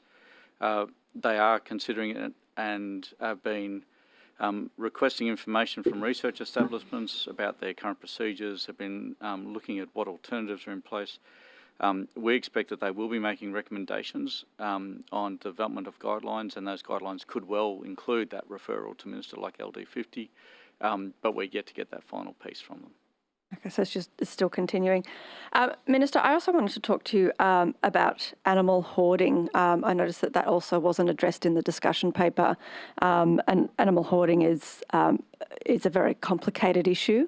It's something that the authorities, the RSPCA and the Animal Welfare League are constantly struggling with. It's something that the courts struggle with as well due to the complexity of these cases. And the recidivism rate is almost 100%. And obviously the courts, all they've got in front of them with the Protection of Cruelty to Animals Act is to give them fines or jail time, which do nothing really to protect the animals, and they often find it difficult because there's obviously psychological health issues involved in many of these cases. I know that overseas in various places there's specific legislation that recognises animal hoarding as a specific type of problem and offence, and that there's mandatory psychological counselling that's involved in the sentencing for animal hoarding because it's quite a complex and difficult situation. Is that something that you're considering as well within the Animal Welfare Action Plan? It's not something, Ms Hurst, that is chief among the issues that are being considered. Since you've raised it, I'm happy to have a conversation with Minister Hancock, who administers the companion animals legislation, which it probably sounds more like a companion animals matter than a prevention of cruelty matter, because mostly when people are fined for animal hoarding, it will be, if they're charged for animal hoarding, it will come under neglect under the Protection of Cruelty to Animals Act. That is correct. So it doesn't come under the Companion Animals Act. But what you are seeking, though, may best sit somewhere else. What I'm saying is, you're right, at the moment, that is the only provision that I'm aware of where people can be captured or fined. But that doesn't really address, as per the premise of your question, the root causes of what causes a person to be hoarding animals or hoarding any other materials. It tends to be, in the little experience I've had with individuals as a local member that have are hoarders is that there are some deep psychological issues, and that can manifest itself in the hoarding of animals or the hoarding of other items or material goods. So simply taking them to the courts to fine them for a breach of POCTA probably might do something for the animals on a short-term basis, but longer term it doesn't address the significant issues that person may be experiencing, and it probably requires more attention than what animal cruelty laws can provide. It would actually relate to the I can leave that issue with you to take up with the Minister for Local Government to look further into it. I'll take it on notice, and it may well be an issue where it's mainly it might be a mental health or a health-related issue as well, because the hoarding tendency might manifest itself in the hoarding of animals, but it's actually the problem is quite deeper than that. Yeah. Okay. Thank you for that. I also wanted to ask about the Exhibited Animals Protection Act, the current version. Mr. Daniel Brighton, who's a person, as you would probably have heard about his case, he's currently being prosecuted for serious animal cruelty. He's had previous animal cruelty charges. He's lost 2 crocodiles from his property in Western Sydney. But he's also currently working at Central Coast Zoo, where the lions from Stardust Circus have been taken. Are you at all concerned that this particular individual be involved in the care of these animals? I'd be concerned about any individual caring for animals to make sure that that the animals themselves receive the care that they're entitled to and they deserve. In terms of that specific case, Mr. Hanson might have some information. I just before we go to Mr. Hanson, I guess, under the Exhibited Animals Protection Act, there is a fit and proper person section where somebody has to be considered a fit and proper person, and I'm just wondering how this particular individual is considered a fit and proper person under the Exhibited Animals Act to continue to care for these animals. And so I'm happy if you want to come back to a conversation after, but the short answer here is obviously we can't make any comments around the individual. No, I'm not asking about the court case. I'm just talking about the current situation. Well, the court case is actually relevant to whether this person actually has a conviction on animal welfare charges or not, because that's currently in appeal. But at the same time, the Fit and Proper Persons Act or test is tied to the owner of the licence, and therefore that's... So anybody that's working there that's not the owner of the licence doesn't have to pass a fit and proper person, so you could have people charged for all sorts of egregious cruelty? It then becomes the obligation of the holder of the licence to make sure that their staff force is appropriately trained. So it's entirely up to the licence holder as to who they employ. And that then allows us to hold the licence holder accountable for it. Okay, I will pass to Mr. Field on the big screen. Thank you, Chair. Chair, can I just check that people can hear me there in the room? Yep, we can hear you. Mr. Veach can't. Thank you, Minister, for your attention today to your team. Minister, I wanted to continue, if I could, on the status of the LLS code review. In March, in the March estimates, in answer to questions from me, you said at the time about the 3-year review, and I quote, "The panel is just about to send Minister Keane and myself a draft terms of reference for us to sign off on so that they can commence their work," end quote. That was in March 2021. When did you receive the terms of reference?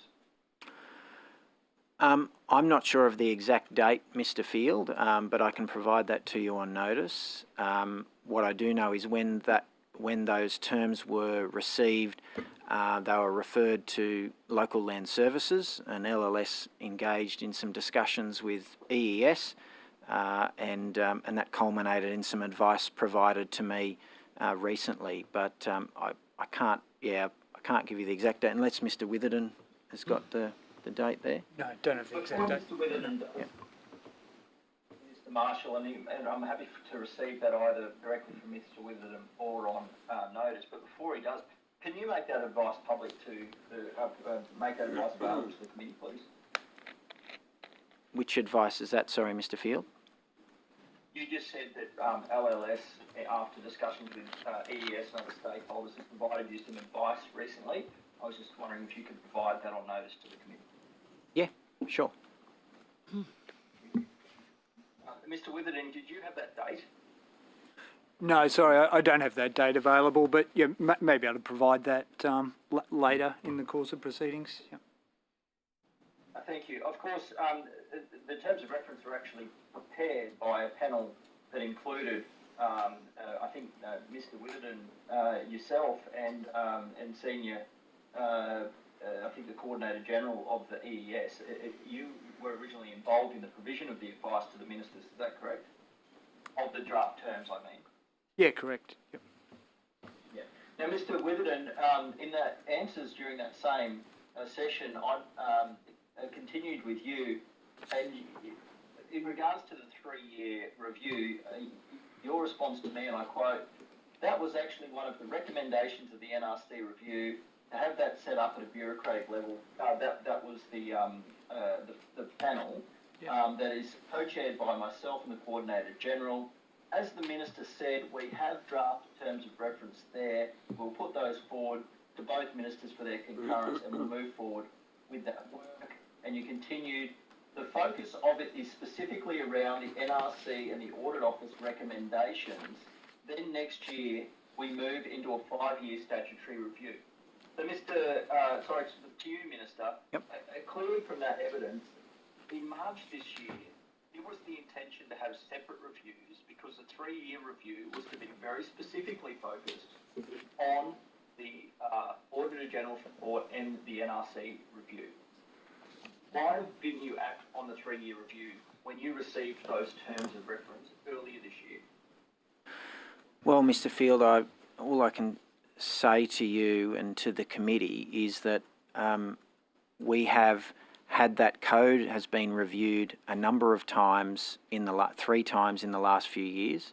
We have a 5-year statutory review that is required to be conducted next year. Given the timing and the resource the staffing resources and time, it's been my suggestion to Minister Keane that we actually collapse the 3-year review into the 5-year review and do one whole-scale review, detail review, rather than trying to run 2 reviews concurrently, one broad, one specific. It would make more sense just to do both jobs with one larger review rather than trying to duplicate effort when staff are still trying to implement the recommendations of the 3 previous reviews. That's what I've suggested. But that conflicts directly with what was said by yourself and Mr. Witherden in March. The terms of reference were imminent in March. They were specifically designed to consider the Auditor General, the Audit Office and the NRC review, and they were to be specifically focused on that. Why didn't you implement it then? I appreciate you've taken a different position now, but why didn't you implement it? Why didn't you initiate the 3-year review in March when you were given the terms of reference? Well, I can't speak to when I saw those terms of reference or when I was given those, Mr. Field, but that is my current position, Mr. Witherden. You? Yeah, look, if you're happy for me to come in, Mr. Field, I might be able to clarify things a little bit better. Quickly, if we could, Mr. Witherden, I'm happy to come back to you this afternoon with more details around it. I have very limited time, that's all. Yeah, but what I will say, that work is ongoing under the LMBC board that Dr. Grimes and myself co-chair, actioning both the outcomes of the Audit Office review and the NRC review. Happy to talk about that in more detail this afternoon. So just because the 3-year review is not progressing doesn't mean that body of work is not progressing and not progressing at pace. So. Minister, I'd like to move on to marine. A few months ago, the Batemans, I think all of the community consultative bodies for the marine parks were told that the public consultation on the draft network management plan was imminent. I noticed this morning, just before estimates, you have now launched that consultation. What was the delay? The delay was in finding, well, there really wasn't too much of a delay. I think I signed off on the final draft network plan some time ago. Minister Keane then signed off on it as well, and it was simply about picking a time to put it out for the required months of consultation, Mr. Field. Oh, What I've been told, Minister. sorry, sorry.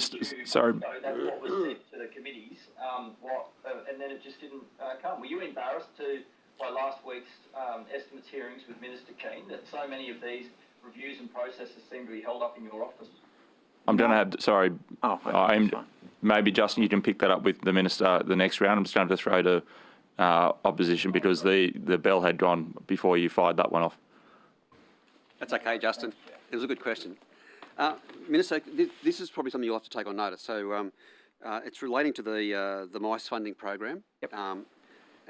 So as at today's date, Yep. would it be possible for you to provide how many claims have been paid and how many funds have been expended for three categories: the farmers, small business, and households? Okay. So, and obviously you won't have those details as at today's date to hand. So, Mr. Veach, I can take on notice for, I can get the information for you about households and small business from Service New South Wales and Minister Dominello, because that sits outside my portfolio as we've gone. And whilst I would love it to be in my portfolio, it's not, and I'd love to be able to help you. In terms of farmers, in terms of the 1st of November, I can take that on notice. What I can share with the committee is, as of Friday, at close of business on Friday, there were 803 applications received from primary producers. 738 applications have been processed and approved. They have an average payout, an average claim of $6,211.12. And worth about almost $5 million. And on average, the average processing time by the RAA from the application being received to money hitting the bank account of the primary producer is currently 5 days. 5 working days? 5 days. 5 calendar days. 5 calendar days, yeah. So that's what it is at the moment. From the RAA, but the other information I'll get to you, okay. And we can provide on notice. We'll update those figures to be correct as of today. And Minister, I just in the brief time before we break, I just want to pick up what Mr. Field was saying. Yep. How do you respond to his last question regarding people talking about delays and obfuscation coming out of your office? Is it correct? No, in terms of the Marine Estate Management draft plan. So I'm talking in general terms. Yeah. In general terms, people saying things are delayed out of your office, or things are not being done in your office in a timely enough fashion. Do you refute that categorically? Do you say do you not agree with Mr. Field's question? No, well, do you want me to? You're asking that as well as Mr. Okay, so no. In terms, I'll get you the exact dates, but in terms of the draft Marine Estate Management Plan, no. The advice was provided by MEMA. Requires the concurrence of myself and Minister Keane. The draft management plan was signed off by both myself and Minister Keane, and then it was a case of releasing that for public exhibition, which it has been now. But there was no delay in signing off on the draft plan. Mr. Hanson, you. I've got the other mouse figures. Mr. Hanson's got the other mouse figures for businesses and small business. Yeah, thank you. Small business and household. As of the 1st of November, the small business and household rebates had been 53,117 applications. Yep. The breakup of those are 46,627 households and 5,952 small businesses, and 53 that claim both. Okay. Yep. There's been 27.54 million has been requested and 22.27 million has been paid out. Average application completion time is 3 days. 3 days. Okay. So that was for households and for small business. How much had been paid out? That figure is captured in that one there. So the small business one is captured in that 22.27. So I don't have the breakout for that. Okay. Thank you. All right, I think that's a good time for us to pause and have our first COVID break. So we'll be back at 11:15. Can I just ask witnesses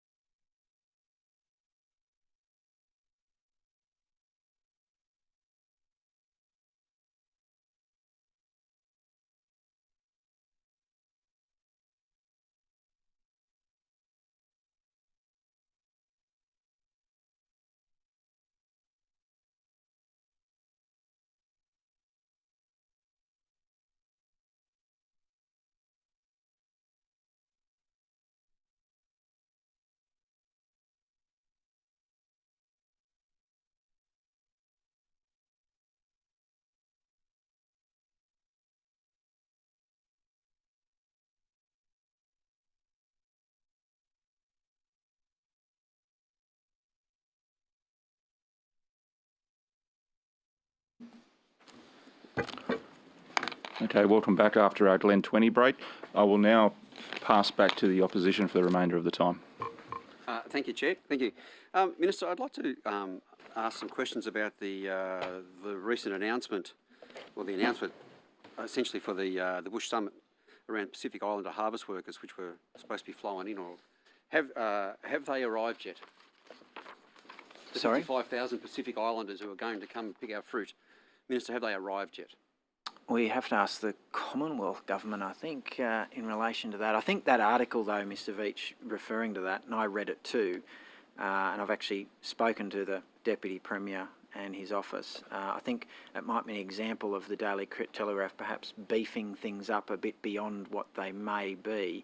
So when the New South Wales Government announced that from the 1st of November, from today, that we would not require overseas arrivals to quarantine if they were double vaccinated.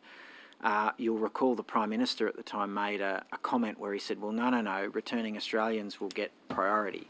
And that rang alarm bells with me as the Ag Minister, saying, well, hang on, we've got a Pacific Labour Scheme, a seasonal worker scheme program that's been operating during the pandemic. Does that mean that suddenly the feds are going to stop approving visas for these people to come into New South Wales or come into Australia? And that I can't speak for that article, but the work that's been going on has been to seek assurances from the Commonwealth via the Foreign Affairs Minister that actually... Via the Deputy Premier? Yes, by the Deputy Premier, that they will continue to approve visa applications that are made under those two schemes. I just need to, I guess most of regional New South Wales would like to know, so why is it the Deputy Premier is doing this work on agricultural workforce issues for our seasonal workers and not the Minister for Agriculture? Why within government, why is that the case? No, it's a case of us all working together on it. But on this occasion, I raised the concern about it. We had a discussion, and the approach was made, I understand, certainly I've written formally to the Minister for Foreign Affairs, and there's been some follow-up discussions at an operational level and at a political level to make sure that the Commonwealth keep processing those visa applications, which they have indicated to me that they will continue to do that. So they'll continue to approve those applications as they are made by individuals to come into this country under those visa Today's programs. Monday. The yarn says, the story in the Telegraph says that could be early as today there will be people arriving on this scheme. As the Minister for Agriculture, have you checked to see if that's the case? There could be arrivals that come today or tomorrow, because I don't have line of sight of the Commonwealth, the immigration or the visa program. That's okay. So we had line of sight as a government. You're saying this story though is inaccurate. We had line of sight as a government when we had the quarantine program, because the only involvement of the states were to quarantine arriving overseas arrivals. Now from today, the state doesn't have any involvement in the quarantining. There is no quarantining. So it's a matter for those applications being made to the Commonwealth. They're approving them. They come here. They can go straight off the plane and go straight to work. So how many of the supposed 55,000, Minister, how many will New South Wales get? I don't know where that 55,000 number comes from. I don't know, Mr. So then Beach. how many does New South Wales require, I guess, is the next question. How many do we require? Yeah. What's the shortfall on our ag workforce right now? That's a great question, and one that I asked again last week of industry. And the difficult thing is no one, whether governments of Commonwealth, state level, my state counterparts, even industry or sectors within industry can give a definitive answer. What we do know is that in the 2018-2019 year, we used around a bit over 9,000 offshore workers for agriculture. So let me get this clear. But we don't know exactly, no. Okay, so let me get this clear. You don't know about the 55,000, whether that's where that number come from. Yep. And as of today's hearing, you don't know exactly what the shortfall is for New South Wales agricultural workforce requirements. What I'm saying is that the nature of the agricultural industry is no one knows exactly. But no one knows how many we need. Okay. No one knows exactly, no. So, Minister... Across the whole board. Yep. Yeah. Sorry, the 55,000... So that's a national number, I know. That's the number of people in the Pacific Islands who have registered to participate in the program. Obviously, that's the pool of available workers. Okay, thank you. So, Minister, this didn't creep up on us, did it? This ag workforce issue? We've known for a while there's a problem. You would have known last year when we shut the international borders due to COVID, it highlighted how much we rely on an overseas contingency to shear our sheep, harvest our grain, pick our fruit and veg. So we knew last year that there was going to be a problem. We've got a bumper season. I don't think anyone begrudges the bumper season. I think it's, as you drive around, we were talking earlier with the future Minister for Agriculture over here, Sam Faraway. We're talking about He'd do a good job. Talking about the current one's all right. He said you'll do a good Current job. one's all right. Can I? The issue Can't- we've you got, can't issue I've whiz got, us, Bryce. Minister, on 1 September, you announced East Coast Task Force. Yep. That is 1 September this year. If we knew last year it was a problem, why didn't you do that 1 September last year, so that a body of work could be done to try and address the issues around our agricultural workforce shortfalls? Why did you not do it last year? So I'm glad you've raised the issue of workforce, because we've been participating and leading a number of initiatives in this space and participating with all the other states in a Commonwealth-led initiative, which Mr Hanson can take you through. We can talk about that this afternoon. Yeah, no, I hope you do, because there's been some really good stuff come out of that. There's been untold number of meetings and roundtables and phone calls and discussions. And plus, Mr Veach, as you know, since last year we've been working with industry to, as a government, try and remove any barriers that we can to the free movement of workers, both coming into New South Wales and once they're in New South Wales being able to move around, but also trying to bolster the availability of domestic workforce for the agricultural sector. Okay. And whether that's been the Ag Workers Protocol, boosting TOCAL. Sorry? Why did you not announce the task force last year? Why wait till 1 September this year? You knew last year, Minister, it was going to be a problem. Yeah. So that task force isn't about addressing the immediate issue. That's about looking to the medium and longer term. Oh, excellent. About how we can. Well, this is what industry wants us to do, is to look at the medium and longer term. Questions from New South Wales farmers here I want to ask you. Yeah, good. I look forward to that discussion. But that's all about how do we set up. How do we make agriculture less reliant in the long term on a workforce which, as the pandemic has highlighted, we cannot always assume will be available, both in terms of seasonal worker and backpacker workforce. And industry is at that table as well. So, Minister, you can't tell us, as at today's date, what the shortfall is for this year's harvest. I gather that's what you're saying. The industry is unable to provide you with that information. So you even a ballpark number? Have you got even just a ballpark number of what our workforce requirements would be? As I said, the best ballpark number that we go by is the number that we know for a fact was used in terms of offshore overseas workforce, which was the 2019 harvest period, which was around 9,000 overseas workers. But this is actually, Mr Veach, that question you raised is the key focus of the East Coast Task Force is no government, no industry in Queensland, New South Wales, Victoria, Tasmania can conclusively answer that question. And we need some better labour mobility data so that we can track essentially a harvest trail and work out what is the quantum of workers that the East Coast will need in a typical harvest year, and how do we get them here? And they may well come in via Queensland and work their way down, or a mixture. So it's an important body of work this task force is going to do. And just so you know, my criticism is not that you announce a task force. My criticism is you announce it on 1 September this year, not last year when we knew it was a problem. How many times has the task force met since 1 September? We had our first meeting recently. As in when? After 22nd of October. There. So 22nd of October. Yep. And you were at that meeting, I yes. take it. Okay. So that'll be in this quarter's diaries. So, Minister, what I'd like to know now is when the Pacific Islanders come in via the federal scheme, who's responsible for determining where they go? Like, who determines whether they go to Victoria, Queensland, New South Wales, and who determines where they will work? Okay. Or do they just arrive here and there's sort of no coordination of that? No. So what happens is the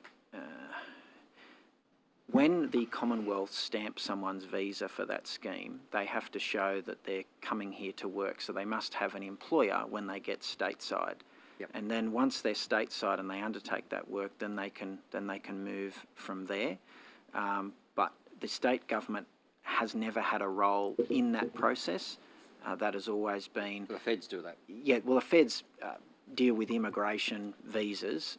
Industry makes that connection either directly or they work through a third-party labour hire company.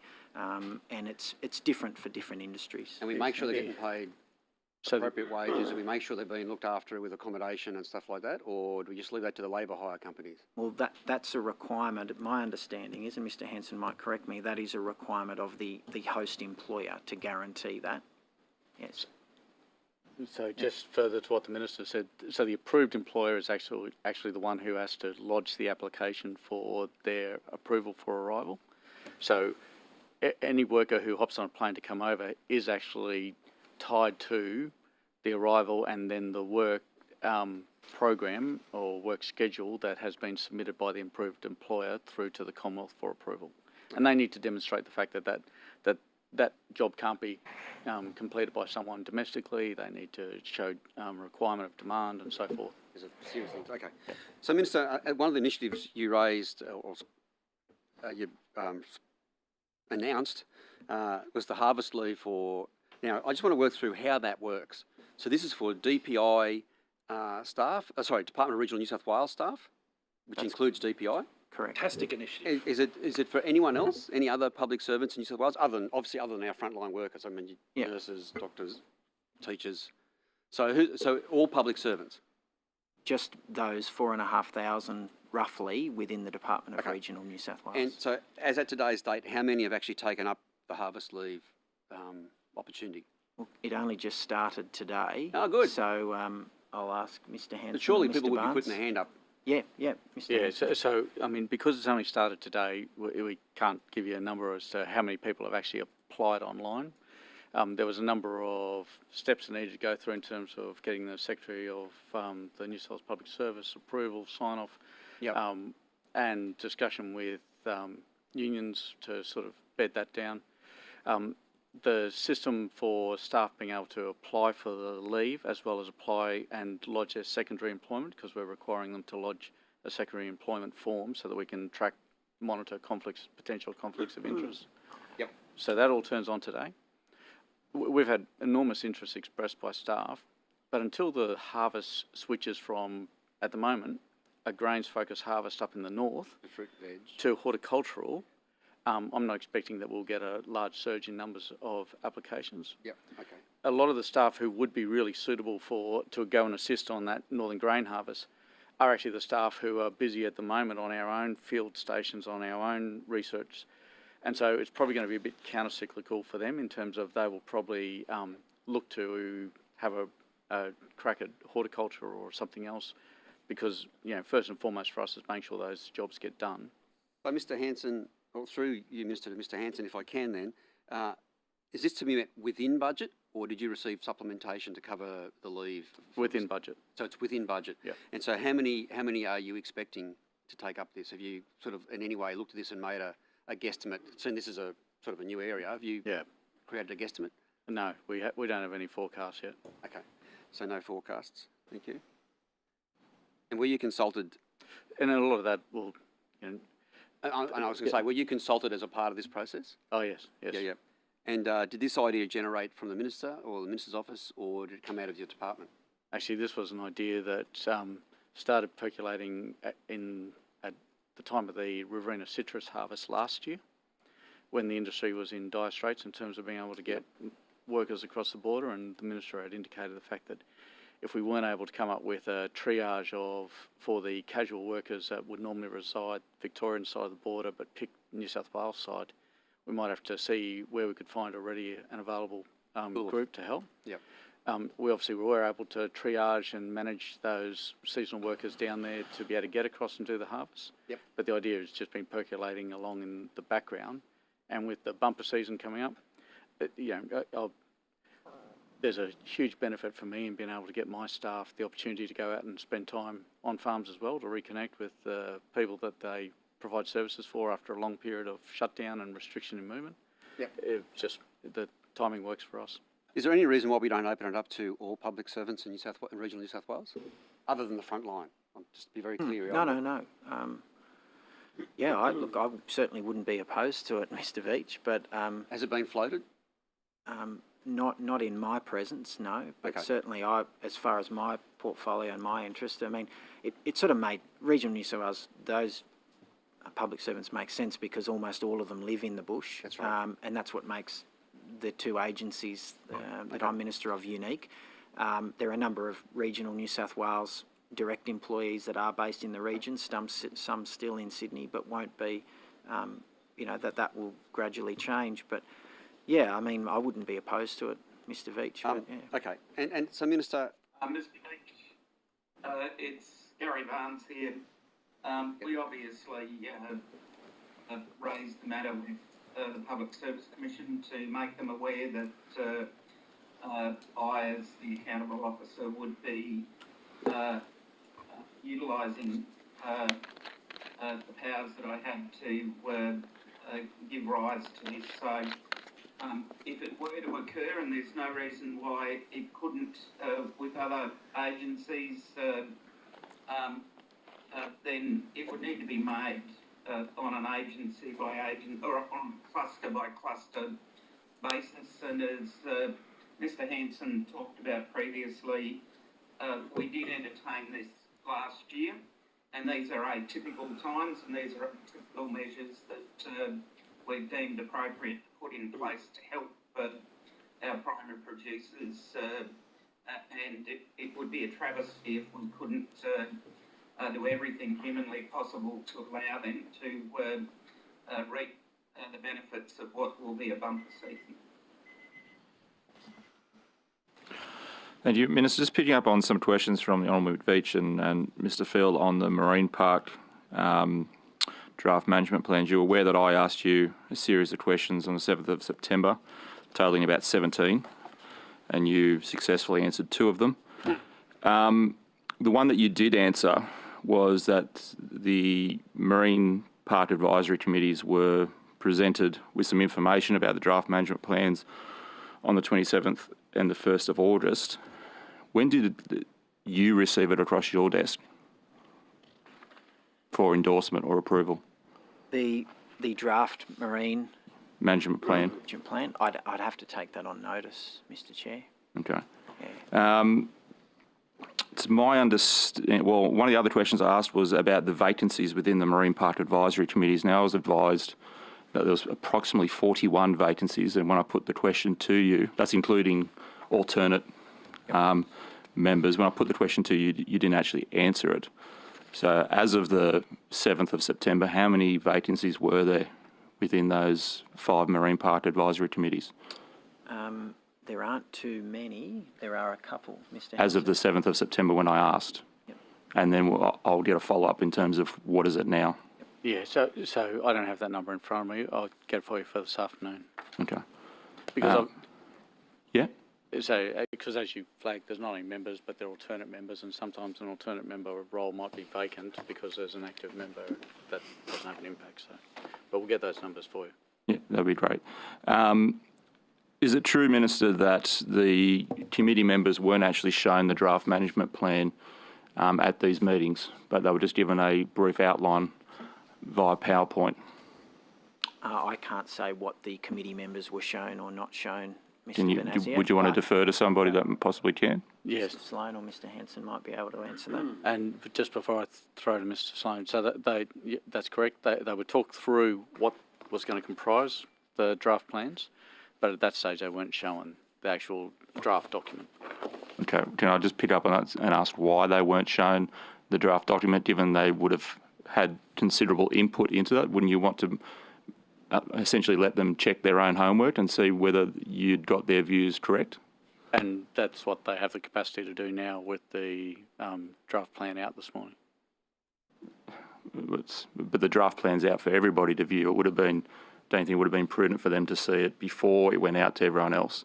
So they could actually see in that meeting that you had on the 27th of August, or 27th of September or the 1st of August, wouldn't it have been better to present them with the details of that plan. So then they could have a look at it and go, yes, that's right. No, that's not what I said. And then it'd go to the minister to be endorsed. And then it'd go out to the remainder of the public. And again, I'll go to Mr. Sloan in a moment, but the feedback from those committees has been captured in the drafting of the draft network plan. The draft network plan and the concepts that were captured in that were what was talked through and consulted with the committees on. They were also taken through the what comes next steps, which are actually the translation of the network plan into the localised management plans. So they were talked through all of those processes over this last period of time. Now they'll get to see the actual draft management network plan and be able to provide their comments collectively and individually back on that. Mr. Sloan, do you have anything else to add? Yes, Chair, thank you. And so just to add to that, the obviously consultation process like this involves several iterations. So the Marine Park Advisory Committee saw an earlier draft of the plan. They weren't provided with the final version because that's obviously something that the department prepares for ministerial consideration.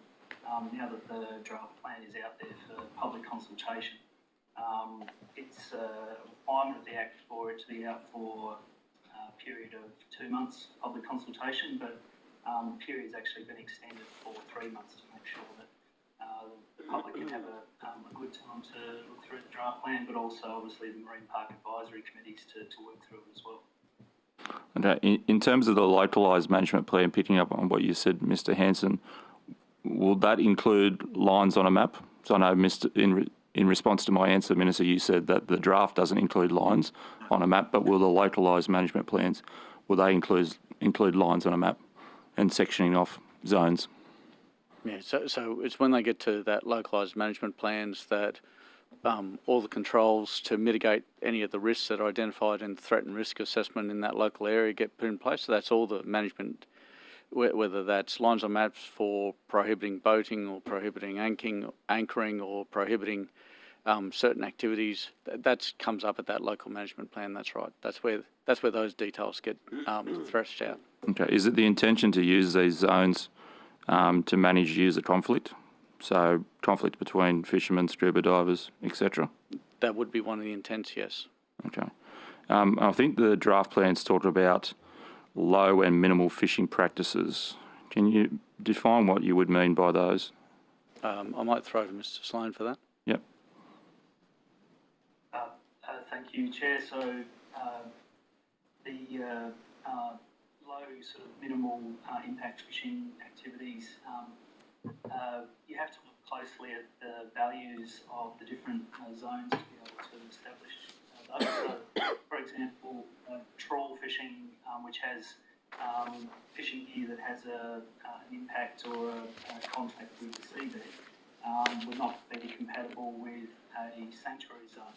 So where you have those higher protections for biodiversity and species, that type of fishing method would be considered to be a relatively high impact on those values. But trawl fishing on a different type of benthic habitat, say for example a general managed use zone in a marine park, where you might have high energy sandy bottom, that would be considered to be low impact. So the types of activities where we see opportunities for further low impact fishing activities during the review are activities like line fishing, hand collection fishing, so diving, in some areas spear fishing, some areas trap fishing, so generally methods that have relatively low impacts on the ecosystem. Okay, thank you. We might pick up after Ms Hurst. Thank you, Chair. I've been advised that in response to a survey that was commissioned by the DPI earlier this year, that 5 of 8 councils with shark nets provided submissions opposing their continued use, and 2 more provided formal requests to actually remove the shark nets. Are you aware of this, Minister? Yes, I am. Given that there are so many councils that actually no longer want to use them, will you as Minister be moving to end the use of shark nets in these LGAs that have requested it? Good question, Ms Hurst. The meshing program, which covers 51 beaches in New South Wales, will remain in place for this summer. and I've made no move to lift or remove any nets from any of those meshed beaches. And I know I've said it before, but I feel obligated to say to the committee, I know people have varying views on the meshing program, but there has not been a fatality on a meshed beach in New South Wales since 1951. Minister, what was the point of actually collecting the council's views if you weren't actually going to act on those council views? Well, we did act on the views because we collected more than just their views on meshing. We collected their views on other technologies to help keep bathers as safe as possible on our beaches. But why did you ask anything about the meshing if you had no intention to remove it, or if the majority of councils do want them removed? Why would you ignore that request of those councils? I'll come to that. Can I say we asked them a range of questions, including that, which helped guide the record investment of over $21 million in the new shark mitigation program, which utilises drone technology, smart drone lines. And I understand a lot of the other technologies, and they're great. And obviously that's one of the reasons why a lot of these councils feel that those other technologies do exist, that they are more widely supported. Obviously that they're not going to kill such large numbers of animals. What I'm asking is specifically about the council's views on the meshing, and particularly the councils that have specifically asked for them to be removed, why they've been ignored. Well, they haven't been ignored. Their views have been considered, Ms Hurst, but also as the responsible minister, I've got to consider a range of issues, including the protection of human life. But as I understand it, those councils had the view that these other technologies that you're talking about, increased lifeguards, drones, some of them were talking about drum lines, for example, that they felt that those were actually just as effective, if not more effective, than the meshing programs. Are you disagreeing with their conclusions on that? No, I wholeheartedly support the councils having their views and having an opportunity to have their views. That's why we asked them for their views, and we asked the broader community for their views as well. And overwhelmingly, people want to be safe, and meshing of beaches. Did people also want to remove the meshing? Was that when you say you consulted with the community, what was the percentage of people that wanted them removed? I can't remember off the top of my head. If Mr. Hanson might, or we can take it on notice. Take that on notice? Yeah. But the reality is the meshing program works. Can I say, though, that going forward, I can't sit here and say that forever and a day, those 51 beaches will continue to be meshed, to continue to have nets. But for this summer, they definitely will. Our technology is certainly getting better. It is world leading, and we're spending more money on our protection program than I think possibly all of the other state governments combined in Australia. So our program is comprehensive. It utilises latest technology. Yes, meshing of beaches does have impacts on marine life. It absolutely does, and we do our best, and DPI and its team does its best to mitigate those. But for the moment, they are there, they work, and perhaps they won't be there forever, but they're definitely going to be there for this summer. There's been a lot of research actually suggesting that it creates a false sense of security, and there's been some articles in the media, and universities also coming out with research saying that they're not actually that effective, and that the other measures are actually far more effective. What do you say to the researchers and the experts in marine biology that say that it actually creates a false sense of security? Well, you could, in theory, if you wanted to, mount that argument for every measure that the government takes. That if everything the government does is a false sense of security. On terms of beaches, when people go to a beach and they see lifeguards and flags, when they see the drones overhead, when they know that there are smart drum lines, and when they know there are listening stations, it could well give people a sense of protection and comfort, which can be a good thing. It can also. But my understanding is that those measures have actually been proven to actually reduce the number of shark attacks. For example, apparently lifeguards is one of the most reliable ways of actually detecting sharks and getting people out of the water and saving human lives.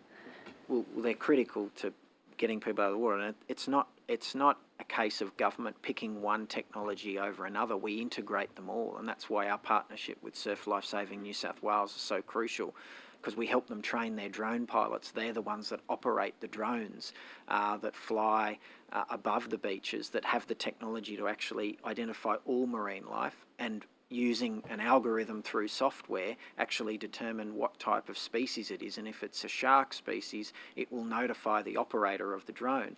And Look, I understand the technology, and obviously we support drones use as well. We haven't had a fatality on a beach in New South Wales that's been meshed since 1951, 70 years. So I know you can argue that all sorts of things, but that is a fact. I'm going to move on to puppy farming. We spoke at previous estimates about councils struggling with the number of development applications for large-scale dog breeding facilities. And on October 28th, Murray River Council announced a new companion animal breeding policy, and they said that councils lack the power to address the issue of puppy factories. And the mayor of the council said to the media that the New South Wales government needs to align their legislation with that of the strict laws now imposed in Victoria to stop establishments simply moving across the border. While we recognise there was a recent update of the Code of Practice, this goes nowhere near far enough, and there is still a huge gap in New South Wales legislation. And I understand Murray River Council has specifically outreached to you, specifically on this issue, about a number of their concerns. Have you responded to Murray River Council? I believe I have written back to the council, but I intend to actually follow up a little bit more with the council. I'm very sympathetic to their concerns. As we discussed at last estimates, I'm not the Minister for Planning, so I can't control the land use planning laws through the Environment Planning Assessment Act. Sorry, has the bell gone? Yes, it has. You're all laughing. Finish your answer and then we'll throw to Mr. Field. Okay. So, yes, I will be reaching out further to that council, Ms Hurst. Mr. Field, you there? I am, Chair. Thank you very much. Minister, I wanted to return to the situation with our marine parks and network management plan. Minister, you'd acknowledged that in 2011, the Government commissioned an independent scientific assessment of marine parks. It recommended 2 new marine parks be established in New South Wales and additional protections.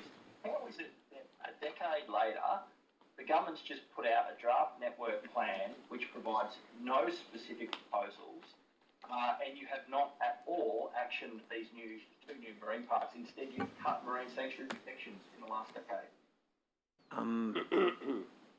Because the network plan is designed to be a framework to manage the existing marine park estate. It's taken you a decade to come up with a plan to manage the existing marine parks. What have you been doing for the last decade? No, there's been a plan in place. This is a new network management plan. Each of the individual marine parks, as you know, Mr. Field, have their own individual plans. This is a network plan to try and, I guess, give some consistency and harmonisation above. And then the next phase will be the individual controls and lines on maps, to use the Chair's turn of phrase, for how each of those parks will be regulated. And it's my intention, as I say, and I've said it before, to see more multi-use of these marine parks, to not have them simply as places that are simply locked up when there could be some low-impact activities that are permitted in those areas. Minister, you'd acknowledge that our existing marine parks are multi-use, though, wouldn't you? Yes. What's the percentage of sanctuary protections in New South Wales coastal waters that are so-called locked up according to your language? I couldn't give you that percentage off the top of my head. I have to take that on notice, Mr. Field. Well, Minister, it's about 6%. The Commonwealth Government signed up to the global initiative for 30% protection by 2030. Why is the New South Wales Government so far behind? I don't think it is far behind, Mr. Field. We have some excellent people within the Department of Primary Industries that work very hard to look after those marine parks. Minister, you've said in your media release this morning, up until now, marine parks have been managed by political decisions around lines on maps, but the draft plan is about making evidence-based solutions. Yep. A couple of years ago, you went down to Bateman's Bay and announced the removal of sanctuaries and an amnesty for illegal fishing in 5 sanctuary areas in Bateman's marine parks. That was a political decision, right? Yeah, it was an election commitment. A political decision based on no evidence? What's been the evidence since that change was made? Sorry, that was a rhetorical question. Essentially, the sky hasn't fallen in Bateman's Marine Park because the Department of Primary Industries, in allowing the government to make that decision, did apply some scientific rigour and did analyse it, and that's the whole purpose of the next phase of the Marine Park Estate Network Plan, is to actually get down to the nitty gritty and retrofit the scientific and evidence-based approach to, and I'm not making any partisan comments, but some of those marine parks were definitely created as a political deal that was done in the day. There wasn't actually much scientific rigour put to it. And we're essentially using this opportunity to go back and apply that.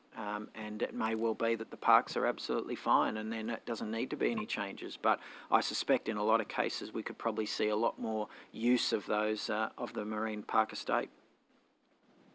Minister, has the Marine Estate Management Authority or the Expert Knowledge Panel provided any comment on the draft network management plan? Yes, they have. They actually were the ones that considered the draft management plan before providing it to both myself and Minister Keane with advice to approve its release for public comment. I understand they're required to provide their advice on the website. I can't see it. Could you provide that on notice? Yeah, sure. Thank you. I'd like to turn now to private native forestry data. Minister, Sorry. What is the volume? Sorry, apologies, Mr. Field, but is there a chance that we can return to, there's just a couple of comments there about nothing done since 2011. I know I'm going to have a group of staff watching this that'd like me to revisit with you, so can we do it this afternoon? I'm happy to revisit, Mr. Hanson. We shall indeed do that.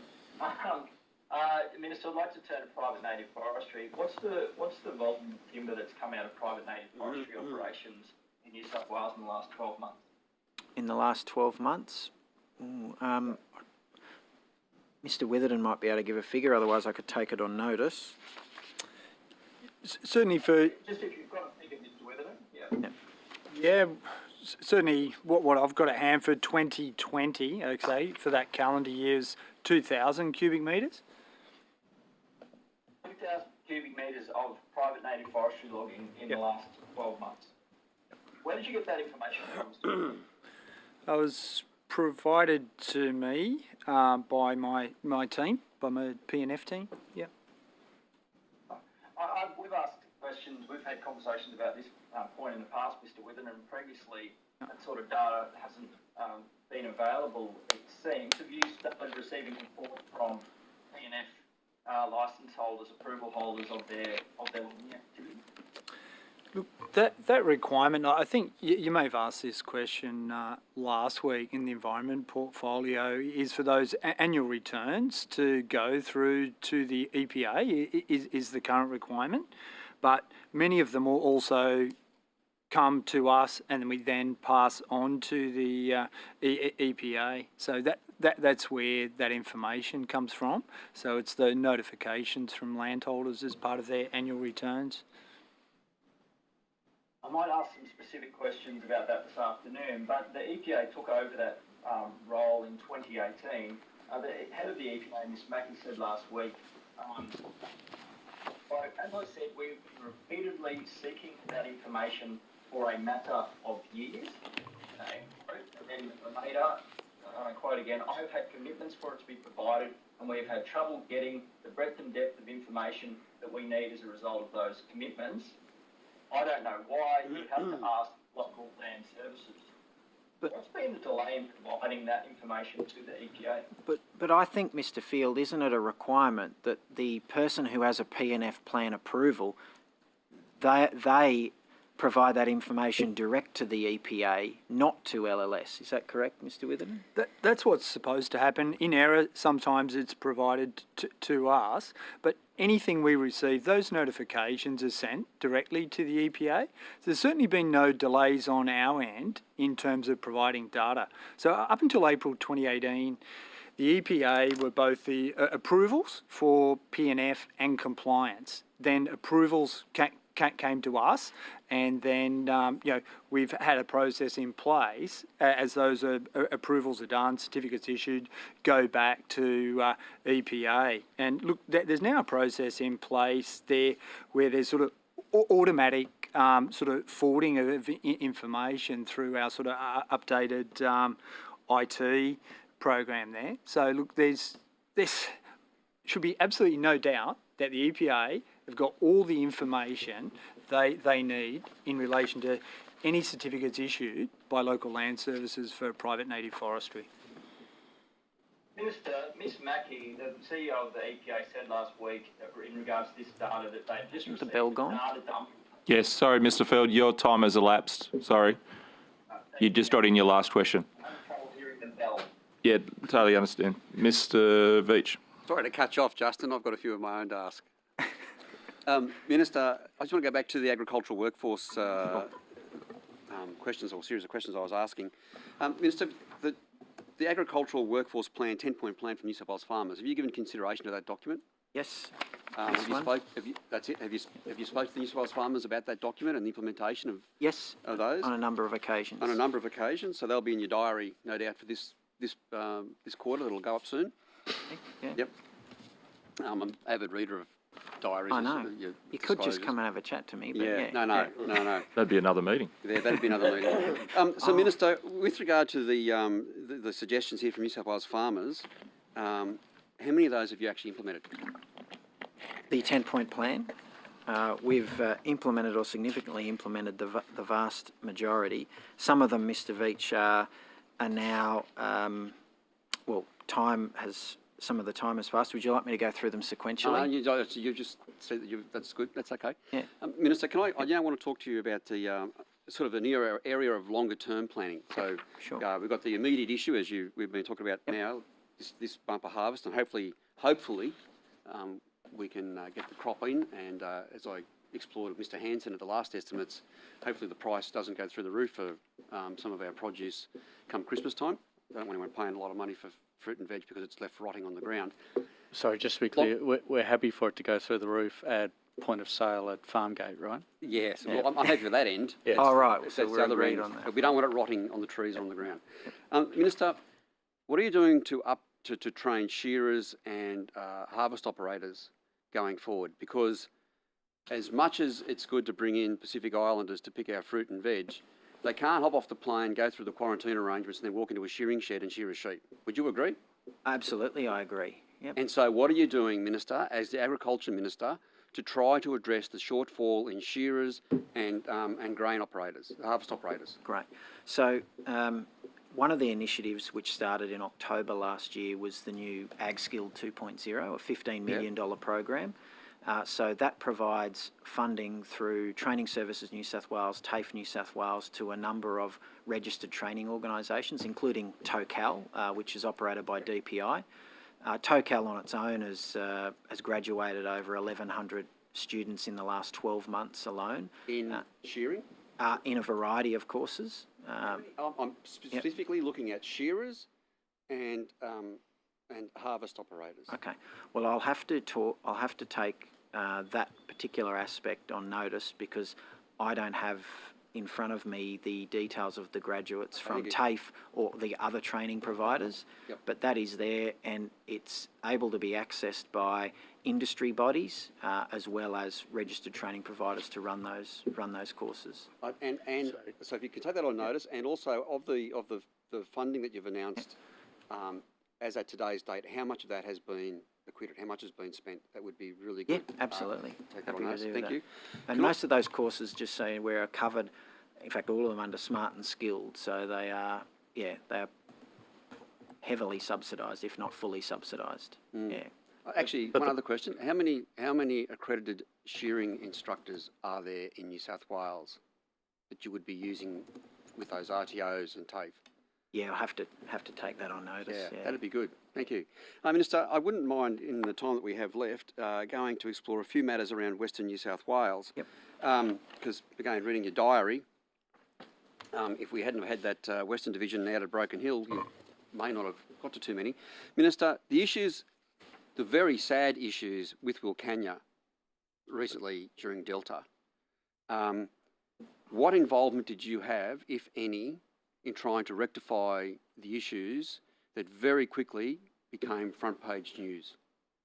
So I, as Minister for Western New South Wales, I've been participating on weekly and sometimes twice weekly teleconferences with all of the frontline agencies, New South Wales Health, New South Wales Police, the Army has been on those a lot of the times, Resilience New South Wales, as well as a few other government agencies. So, And the meetings, yep. Yes, absolutely. So, Minister, what did you do to raise issues about? What did you do prior to the Delta outbreak in Wilcannia to raise some of the issues that have been concerning people in Wilcannia prior to the Delta outbreak? Prior to the pandemic, I hadn't had any issues brought to my attention. Housing, health, water.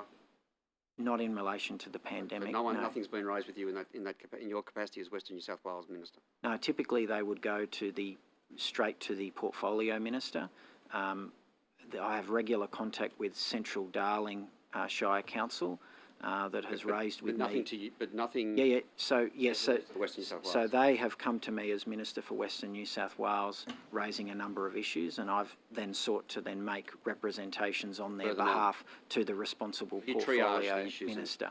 Essentially, you triage. Yeah. So, Minister, when and I, have an interest in what happens in the shearing industry, of course, but when that team of shearers outside of Wilcannia, further out than Wilcannia, had their exposure to Delta become quite public, what role did you play there, either as the Ag Minister or the Minister for Western New South Wales? My role was to talk to the department and make sure that they'd reached out to them, and they had reached out to those people already and tried to assist them out. Okay. Minister, did you flag at any stage issues with the mobility of this workforce and the problems it may cause for New South Wales? The mobility of shearing industry. Yes, and that's why very early on in the pandemic we were very, very keen and actively pursued and eventually got exemptions both for 2020 and throughout this year for people involved in the agricultural industry to have free movement throughout New South Wales.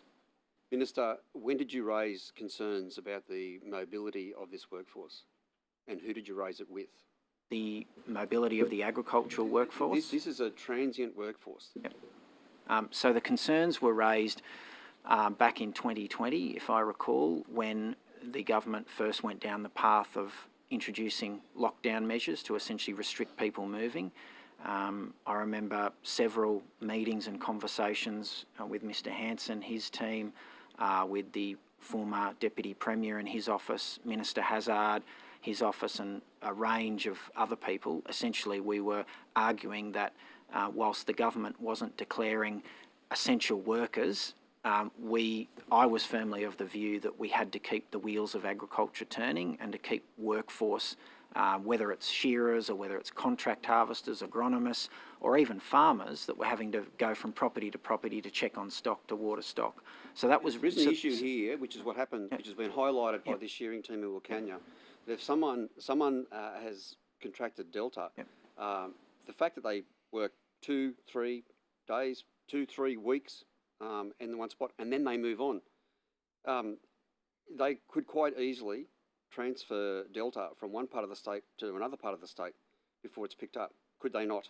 Yes, they could, as it could be the case for anyone that works in the agricultural sector or the freight industry or many other industries that have been allowed throughout the pandemic to continue their work in a COVID-safe way because of the value that we put as a society on those industries that they work in, because we need those people to keep doing their vital work. And so you agitated the Minister to expedite immunisation programs for that transient agricultural workforce?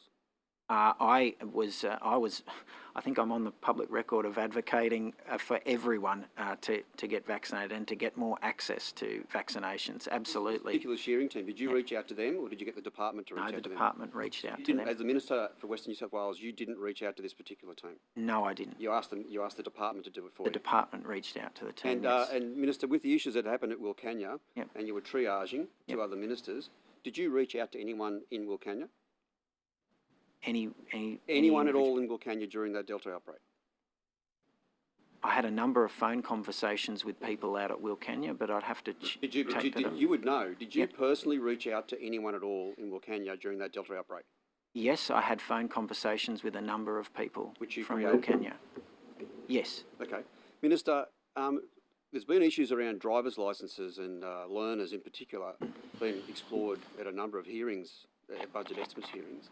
As the Minister of Western New South Wales, have you received any correspondence from anyone at all raising or flagging issues around the difficulties people have been having in getting appointments for their Ls? Off the top of my mind, top of my head, I can't recall. I may have, I may not have. I'd have to check and come back. Take it on notice if you don't Minister, mind. Yeah. the dog fence. Yep. Is that on track and on budget? It's definitely on budget.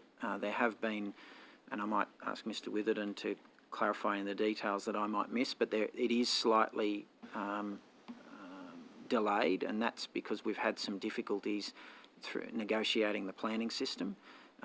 The 742 kilometres. Is that to the planning minister as well? Do you want me to answer the question, or you just want to just take asking, cheap shots all day? No, I'm Okay, just, well, Minister. good. Well, if I can answer it. So it's late. Which I was. So It's running late.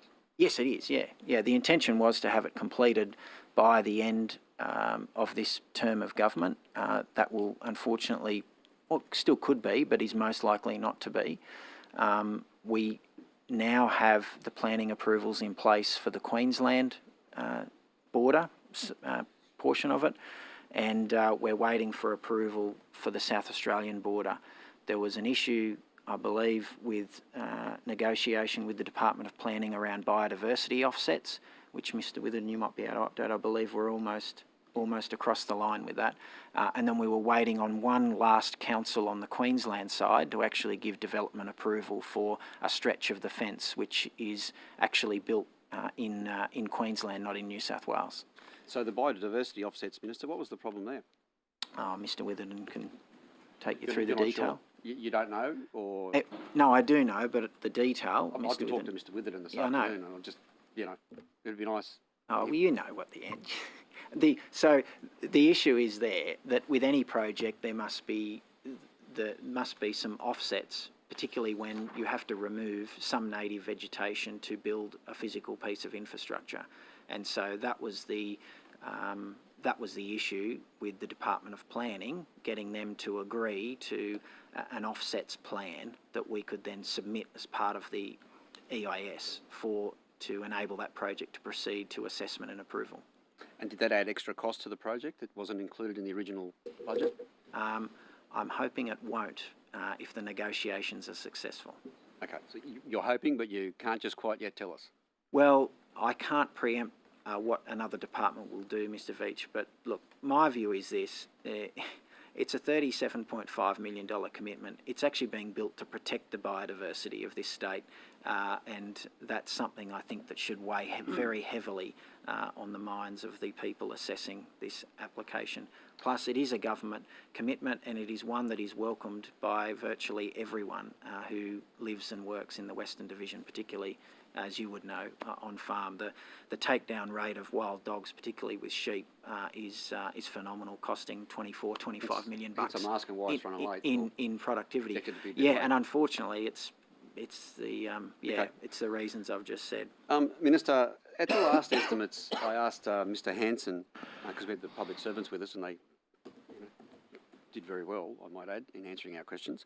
And Mr. Hanson answered the question of mine regarding the 2,000 Pacific Islanders that came into New South Wales at about that time, and where the breakdown of which industries they were going to. And it would appear that the majority of them were actually going into abattoirs or the meat industry, and in fact not to assist in the seasonal agricultural work at the time. Seeing that Mr. Hanson was able to provide that breakdown at that time, Minister, why are you not able to tell me how many we need now?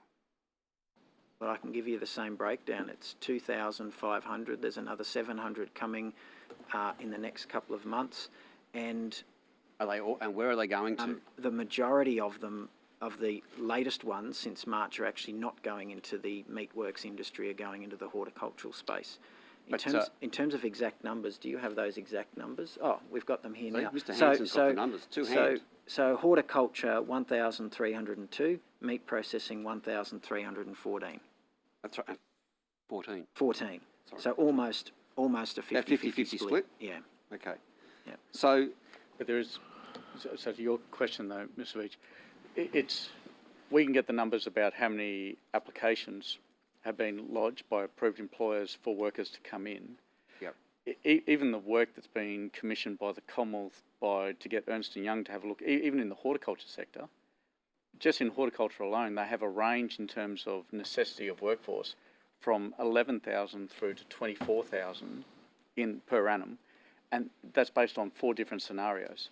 And so to try to get a number for all industries, that's one of the biggest gaps we've got. Yeah, yeah, which we really do need to lock away and have much greater handle on. Would you not agree? Yep. Yep. Okay. Did you look at financial incentives, Minister, as a part of this package of trying to encourage even our own domestic workforce into some of these industries? Yeah, we've got a skilled migration program, the $10,000 grants. I also had a fairly how many have lengthy... taken those up? I don't know. We don't administer those. Mr. Barnes might be able to answer I'm that. going to pursue this afternoon. Take it on notice. Yeah. And if you could take it on notice, and yeah, be nice to have the numbers. Yeah. The other thing is, I had a lot of discussion at the time when we were considering a range of ideas with my counterpart in Victoria, who's now moved on to be the Attorney General, but was the Agriculture Minister at the time, because they'd not long implemented an incentive scheme where they were paying for city Victorians to go out to the regions. I think they'd pay them a mileage rate, and then they'd help subsidise their accommodation. And I was asking her about the success of that scheme, and she actually gave me some very, very negative feedback on that scheme.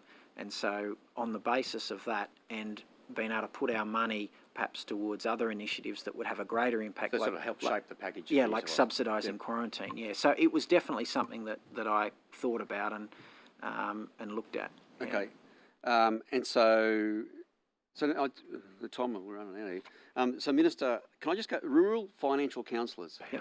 Really important program. 3 minutes. Absolutely. I don't think there's anyone in regional New South Wales who would disagree that we need rural financial counsellors on the ground, and a number of them, not just in time of drought, but for a range of other issues. I think that large-scale mouse breeding event in the Central West would have highlighted the need for financial counsellors. I put a question on notice to you around rural financial counsellors. And you said the response was New South Wales government is working directly with the Rural Financial Counselling Service to understand the needs of the organisation and its estimated future funding requirements. Minister, has that work now finished? Do we have a contract in place for the Rural Financial Counselling Services across regional New South Wales? So that work is ongoing. We obviously have a funding, there's an arrangement between the Commonwealth and states about the way rural financial counsellors are funded. I agree completely with everything you said. Their work's vital, pastoral care, counselling, but also helping farmers in times of need navigate through application processes at a state and Commonwealth level. You won't get an argument from me. It's something, and it's an organisation I want to see us as a government continue to support. Will you guarantee they get security and funding rather than having to fight on this cyclic nature of contracts, that they actually have some security around their funding so they can actually undertake the work without fear that they either will have reduced numbers or... Yeah, so I don't want to preempt any financial deliberations, but can I say that is my fervent hope that that's where we get to. Yeah, okay. That's what I'm aiming for.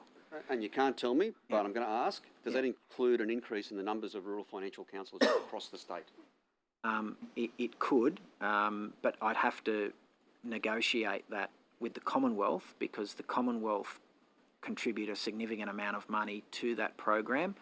And if we were to, as a state, say we up ours, that might have some financial implications for the Commonwealth. So that'd be part of the ongoing work, is some negotiation and discussion with them. Okay.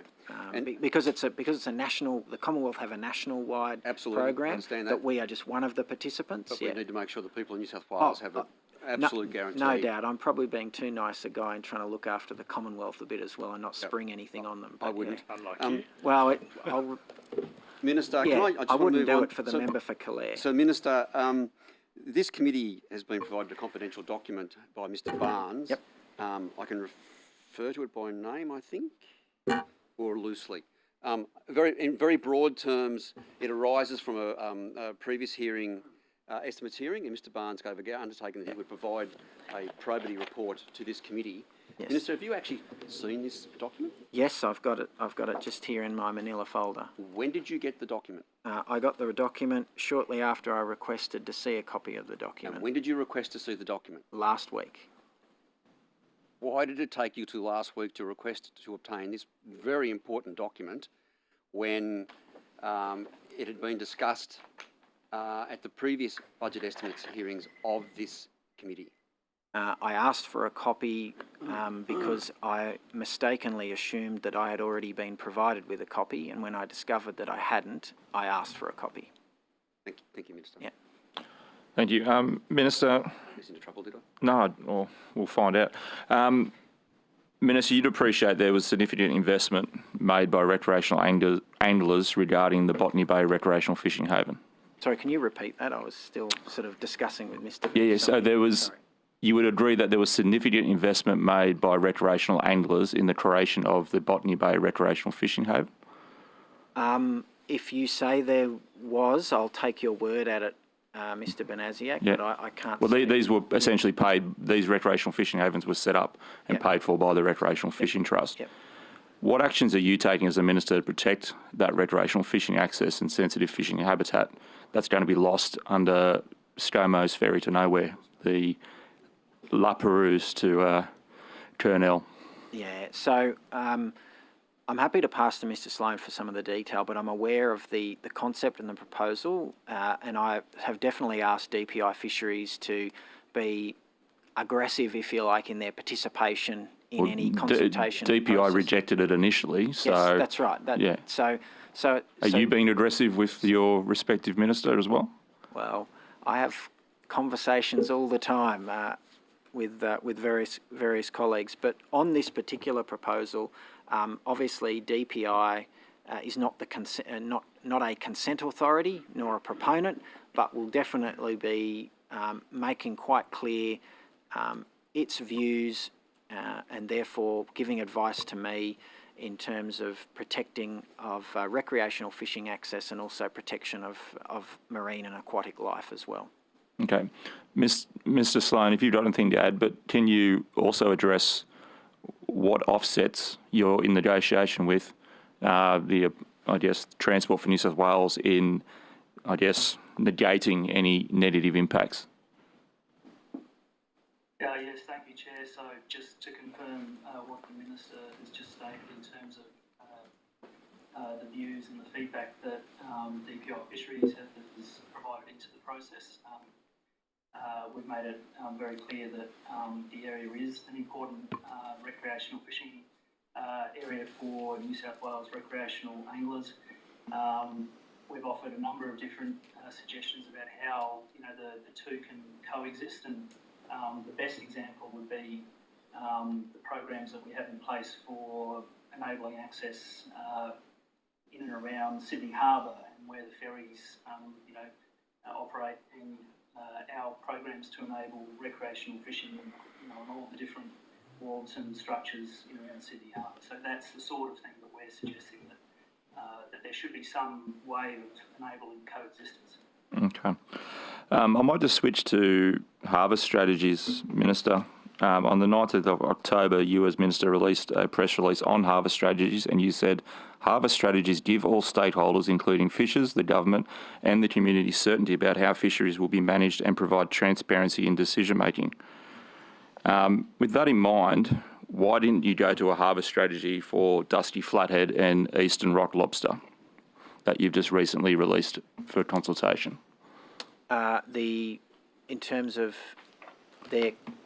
Why didn't you go to a harvest strategy in terms of managing those two species rather than just putting it out, proposed slot limit changes and reducing catch? Why didn't you go to a more comprehensive harvest strategy? Well, I guess in relation to those two, I'd received numerous requests and proposals from participants in the fishing sector, and I referred those requests and proposals to, I think, no less than 3 or 4 of my fishing advisory committees, and they've provided advice that then I've decided to put it out on public exhibition to see what people have to say.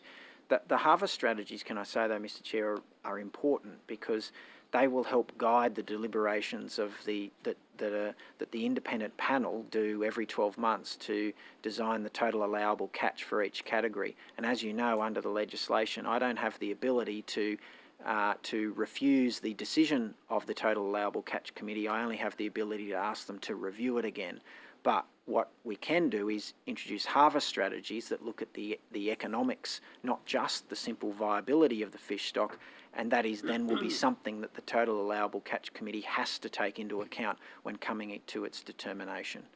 Given that this is a fairly vexed issue, I'm sort of perplexed as to why you didn't go to a complete harvest strategy so you could get all the views. Yep. It's already receiving a lot of negative feedback on social media.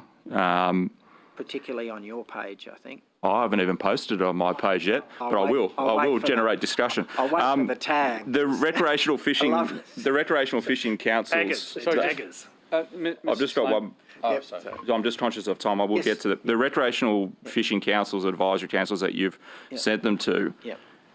How many of them declared conflicts of interest? I'm aware that Recreational Fishing Council has members on it that are both recreational fishing but also charter operators. Now, obviously, this proposal, particularly the Dusky Flathead, will have significant benefit to them in terms of their charter operations. How many of them declared a conflict of interest before discussing these issues? I don't know, but I would expect any member on those committees to declare their interests in line with the policies and government requirements, but maybe Mr. Sloan... Well, perhaps they might need to take it on notice. Happy to take it on notice.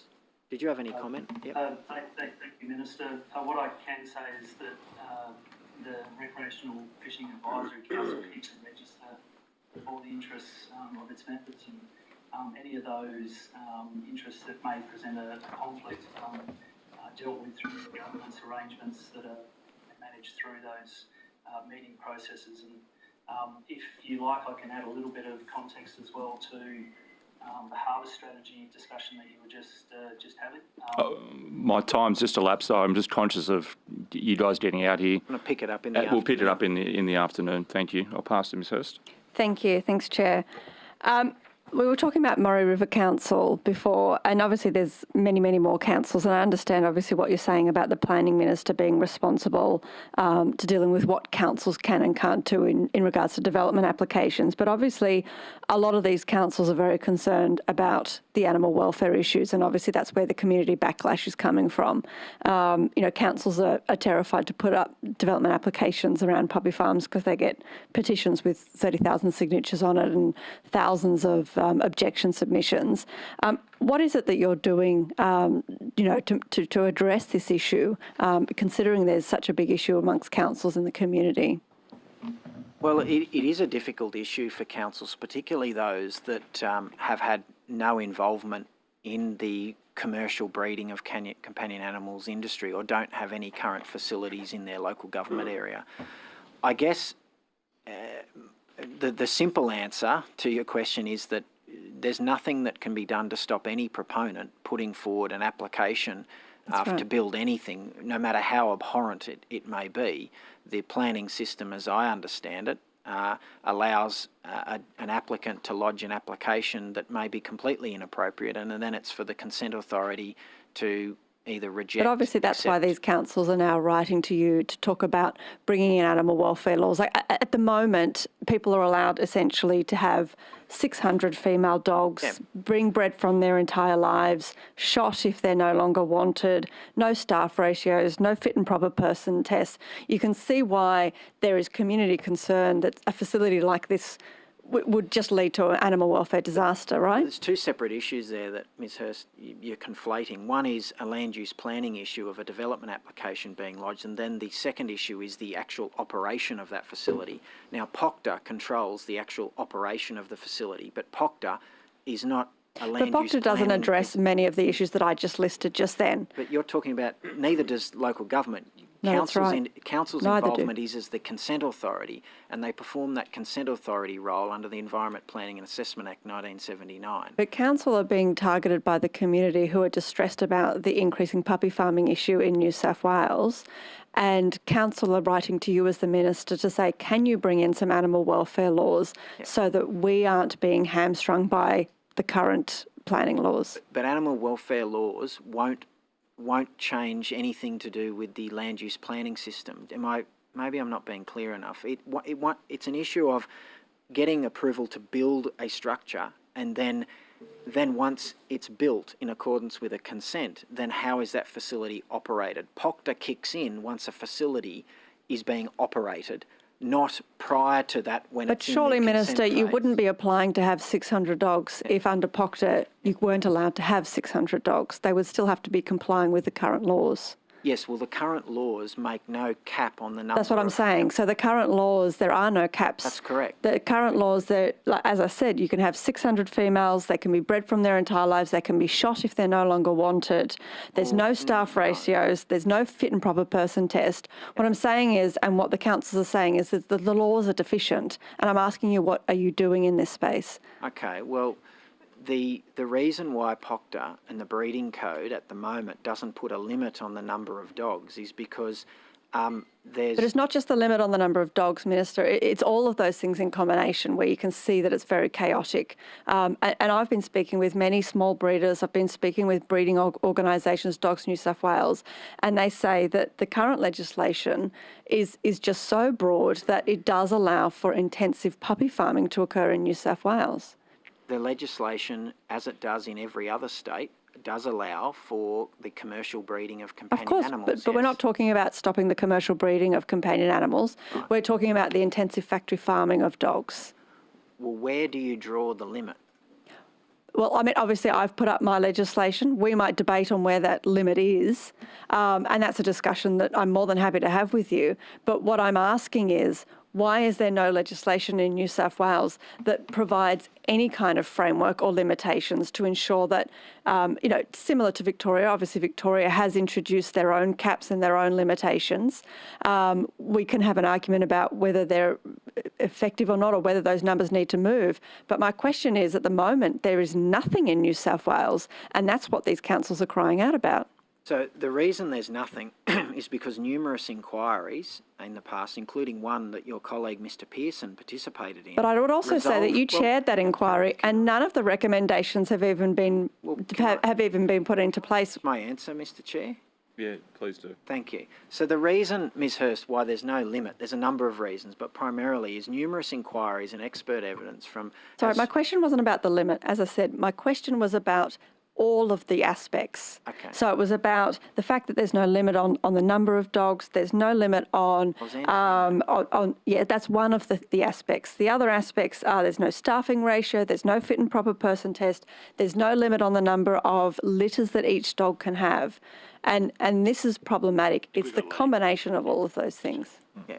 So the reason there's no limit, as I was saying, on the number of dogs and no staffing requirements is because the POCTA and the companion animal, the breeding code, it's not about blunt instrument of numbers. It's about if you can comply with the strict animal welfare standards, we're not going to limit how many animals you have or how many staff that you have. The test is, are you caring for those animals in strict accordance with the animal welfare laws of this state? And if you are, then it doesn't matter whether you've got 10 or 100 dogs. It would matter if you've got 100 if you've only got one staff member. Well, then how can one staff member then comply? How can they achieve the animal welfare Well, they could shoot all the outcomes dogs, I guess, that aren't fitting. So are you saying, Minister, just as a final question, that you're not taking any action in this space at the moment? No, I'm not saying that at all. Okay, I might throw to Mr Field, if you're there. I am, Chair. Thank you. And thank you, Minister. I'd like to go back, if I could, to questions from P&F reporting. Yep. And possibly for you, Mr Witherden, the Minister, jump in if you've got an answer to start with. Just to confirm, in last week's estimates hearings with Minister Keane and the EPA, Ms Mackey said we have sought, this is with regards to the PNF data, we have sought it in a range of fora, at an officer level and a senior officer level, at CEO to CEO meetings. We have also put in formal requests. We have written to them. It is not that we have not sought this information. We think it is quite critical to the way in which we regulate this space.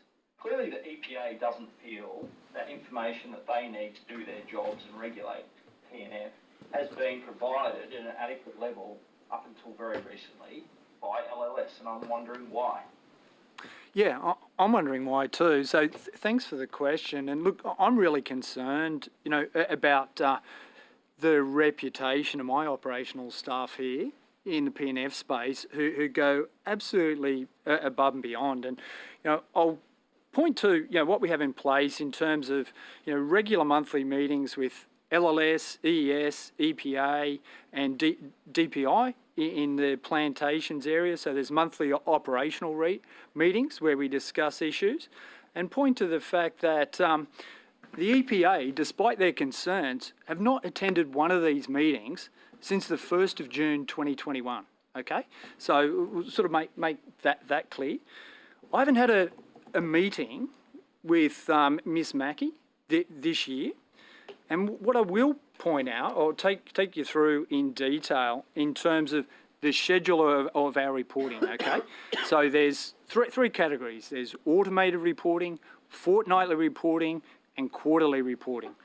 In terms of the automated reporting, there's notification of PNF plans approvals, including the landholder name, the lot, the section, the DP and address. So that's something that happens as soon as that's uploaded, our system pushes it across to there. Fortnightly, there's collated and geo-referenced PNF plans. They're deposited in a shared SharePoint file, and and with that, the commencement. I'm sorry, I might get you to go through this afternoon. I've got very limited time. I will give you a chance to do that. Yeah, it's very important because I'm really happy to. Yeah. Yep. That would be great. But last year, I asked you about annual reporting coming from PNF holders. There seemed to be a concern or a confusion around the email that PNF approval holders were directed to send reports to. I believe you had received, or LLS had received, 3 reports. That was it in the entire year. Just to confirm, that 2,000 cubic metres that you provided to me before, how many reports was that based on? And what level of confidence have you got that that is the entire PNF harvest that's going on in New South Wales in the last 12 months? Okay, I'll take on notice the number of reports. That's based on reports that we have received. You would need to address that question to the EPA, who is supposed to be receiving all of those reports. So they should have that data.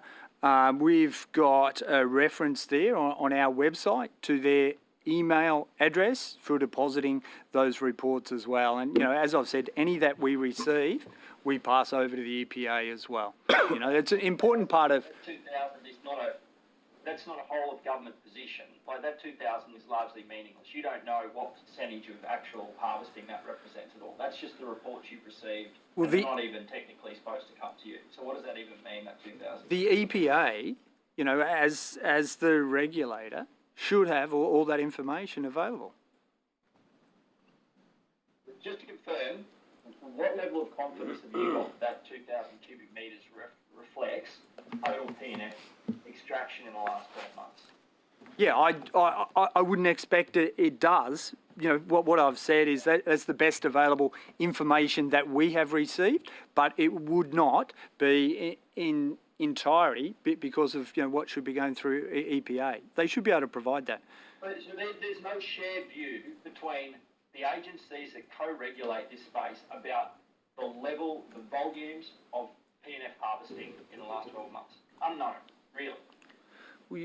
As I've said, you would need to address that question to the EPA because that's where the annual returns should be going. We know we're further advanced than we were 8 or 9 months ago, Mr. Witherden, which is very disappointing, but I should take it up with the ministers, I think, in another forum. Minister, one for you. Why did a DPI official participate in a Land and Environment Court conciliation meeting on behalf of Burnt Earth Technologies over their proposal to burn up to 1 million tonnes a year of native forest biomaterial in the Redbank Power Station? I don't know Mr. Field, but Mr. Hanson does. Yeah. Sorry, thanks for that. We had preeminent scientists in the area of carbon footprint who acted as an expert witness in the Land Environment Court, so not on anyone's behalf, but as an expert witness to provide information on Verdon's proposal. Before you go on, Mr. Hanson. Yep. Before you go on, I'm sorry, but Dr. Cowie was specifically invited by Burnt Earth Technologies. She was providing evidence on their behalf, invited by them, in opposition to another witness called by Singleton Council. So how can you claim it was independent? Because Dr. Cowie acted in accordance with the Expert Witness Code of Conduct, which provides that an expert witness is not an advocate for a party and has a paramount duty overriding any duty to the party, to the proceedings or other person retaining the expert witness to assist the court impartially on matters relevant to the area of expertise of the witness.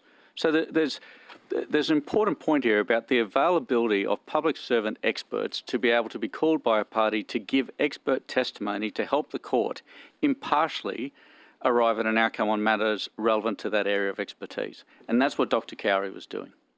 Okay, that's your time, Mr. Field. You picked that up in the afternoon. I'll just throw to opposition for a couple of minutes. Yeah, thanks, Chair.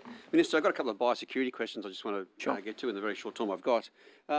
Minister, I've been advised that we had a serious issue with one of our ports where we had some raccoons escape some containers. Are you aware of this? Vaguely, yes. Yep. So it actually highlights the baboons, very serious issue of biosecurity in this state and the funding that's required to fight essentially incursions from weeds and pests from other hemispheres, essentially. Other countries. Yeah. Yep. Can I just ask then, there was a Hendra outbreak at Newcastle recently. Minister, what work are you doing in regard to climate change and its impact on how weeds and pests will move in New South Wales? Sure. Thanks, Mr. Veach. Can I just say, as an introductory comment, the cheapest form of biosecurity is good quarantine at our borders, and it continues to be a frustration I have with the Commonwealth about the fact that we're continually as states dealing with more and more of this stuff that we don't have in the country, getting into the country through quarantine, and then it becomes an issue for our balance sheet. Yeah, Capra beetle. I mean, I could go on, but anyway, to your substantive point, yes, the Department of Primary Industries within their research program are doing a lot of dedicated work on climate change. Indeed, we actually have a funding program to work with a number of landholders and farming industries to look at innovation in that space to reduce energy consumption, increase productivity, working with universities around reduction of methane in cattle production, all of that sort of stuff. And I can go... I'm going to explore this afternoon. Okay, good. And the raccoon issue, could you probably take that on notice and just get the details for the committee? Because it is, all jokes aside, this is actually pretty serious. I know, I shouldn't joke about it, but it's just the raccoons escaping from the... David Crockett. Yep, that's right. And Minister, and with regard to climate change and weeds and pests, the issue could be, so pests that are currently on the north coast of New South Wales that don't come down south, cane toad, tick... I was thinking of cane toad the moment you mentioned it. They will be coming further south. Yep, they are coming further south. Because of climate change. Because the weather's becoming more temperate for them. Yep. So that's the body of work I'm asking about, and I know my time's up, so this afternoon, Mr. Hanson, I just want how much we're spending on this, what are our plans we're putting in place. They're the sort of things I want to talk about this afternoon. But it is correct. Climate change is causing these things to change across New South Wales. Yeah, and lax quarantine doesn't help either. That's right. If I can, Minister, there's two pathways here. The first one is that changing climate, which means that in some cases, and let's use blowfly as an example, there's not necessarily the winter hiatus that allows populations to drop off if temperatures stay up. The second thing is the changing nature of crops, and the fact that we've now got crops in new areas of the state that wouldn't be there previously actually not only do they bring new pests to a district, but they actually act as a pathway for those pests to maybe join up and link up to other production areas that they couldn't previously. So, for example, this is something that we're dealing with nationally, so happy to talk to you after the break, because there's now a mosaic of opportunity for pests from our very northern borders of Northern Territory and Northern Queensland all the way down. Yep. You would have liked the raccoon question. I did. Just one quick question on notice before I pass to the government for theirs. There was a tender that for manufacturing installation of fish screens that closes tomorrow, just on notice. What's the budget for it and whether it's going to be coming out of recreational fishing trust funds? We'd take that on notice. Yep. Thanks. Thank you. Ms Hurst, do you have anything before we go? Government Over to the government. I think you've covered it well, Minister. I don't think we have any questions. I want to know more about the raccoons. No one asked you about his diary? Read on notice. Be on notice. No problem. All right, that concludes our time with you, Minister. Thank you for your time. And we'll be breaking till 2 p.m. So the rest of the witnesses can come back at 2 p.m. Just remind those that are on screen to mute yourself and turn your screen off. And we'll see you all back at 2 o'clock.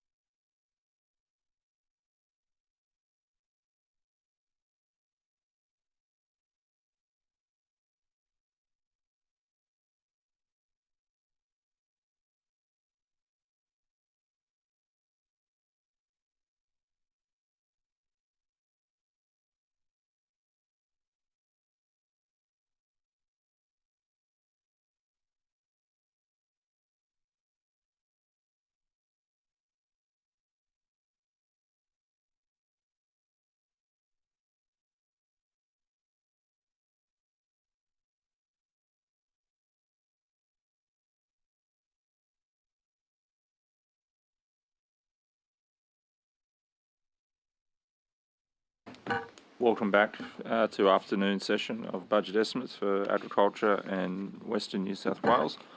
I will throw back to the opposition for questions. Thank you, Chair.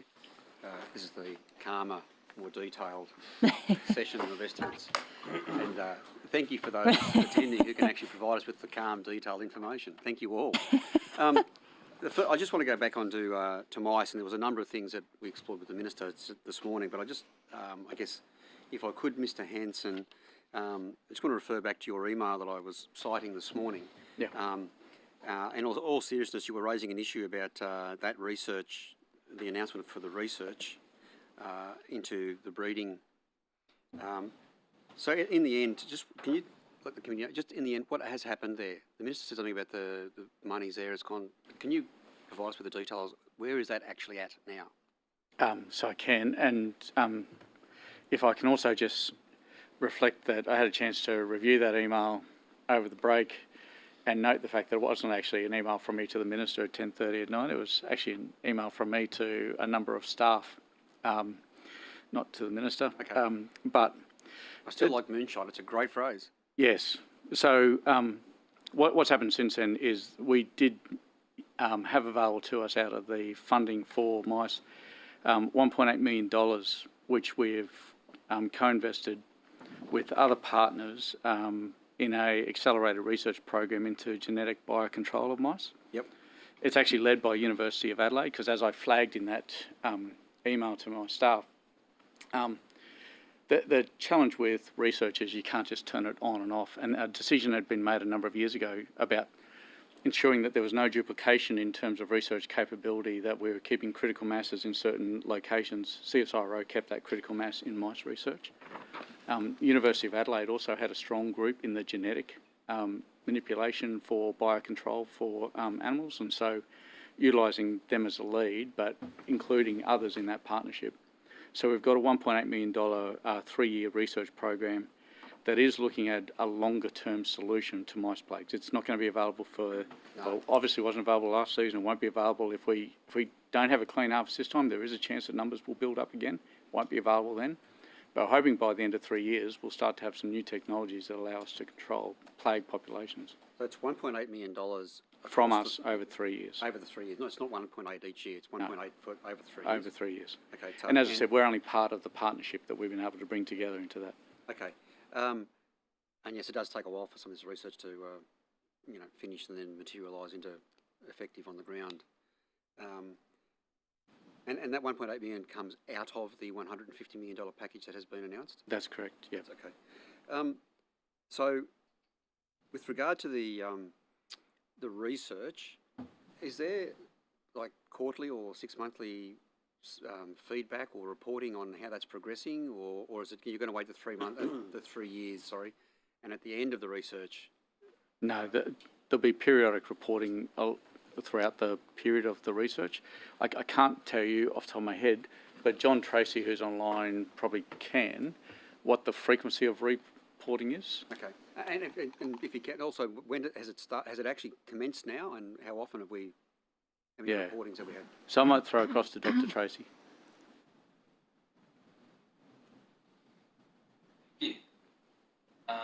So I think we're looking at annual reporting at least.